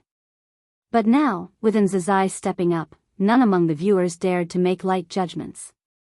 Emperor Xian's gaze remained fixed on Nzazai, and Nzazai likewise focused on him. As their gaze confrontation extended, Emperor Xian's battle intent continued to grow, with his aura strengthening accordingly. The destinies of the primordial Dao Emperor and the Daoist Emperor infused into the two golden crescent moons, energizing his entire being with two completely different types of aura flames. Suddenly, Emperor Xian stepped again, his figure vanished into thin air, with the sky full of lightning paused above the vast sea. Nzazai's eyes sharpened, striking upward with his right palm, his hand twisting at the wrist, striking forward with a sky-pushing gesture. Boom! Emperor Xian materialized in the air above Nzazai, less than 100 yards apart, two immensely powerful forces of mana clashing, scattering the surging spirit mist and revealing the towering mountains of the nine-spirit continent. In an instant, Emperor Xian's brows furrowed suddenly. Before he could react, intense light burst from the roiling ocean, illuminating the world as silver dragons leaped from the sea, crashing into Emperor Xian. Despite using mana to block, he was pushed up towards the celestial vault. Endless silver dragons continued to leap from the sea, charging forward recklessly, relentlessly tearing at Emperor Xian's mana, counting sidestumble the multitudinous dragons. Emperor Xian gritted his teeth, intent on unleashing divine skills, only to find an unmovable suppressive force enveloping him, unable to teleport, leaving him to withstand with mana alone. In a blink, he was hurled through the celestial Dao light layer into the outer void, his mana fully depleted, unable to recover fast enough to sustain his expenditure. A giant dragon far larger than the rest emerged from the celestial Tao light layer, its dragon head alone equivalent to half the size of the celestial spirit great world, its mouth opening wide to swallow him whole. Deafening silvery dragon roars echoed in his ears, assailing his mind. How is this possible? Emperor Xian's eyes widened, his heart roaring in fury, and he was immediately engulfed in vast silver light. Su Han, witnessing Zai's back, asked wide-eyed, "What divine skill is this?" Standing in front of him, Zai didn't turn back but spoke calmly, "Myriad supreme palm, second palm, myriad dragons ascending to heaven. If you find any errors, ads pop up, ads redirect, broken links, non-standard content, etc., please let us know each report so we can fix it as soon as possible."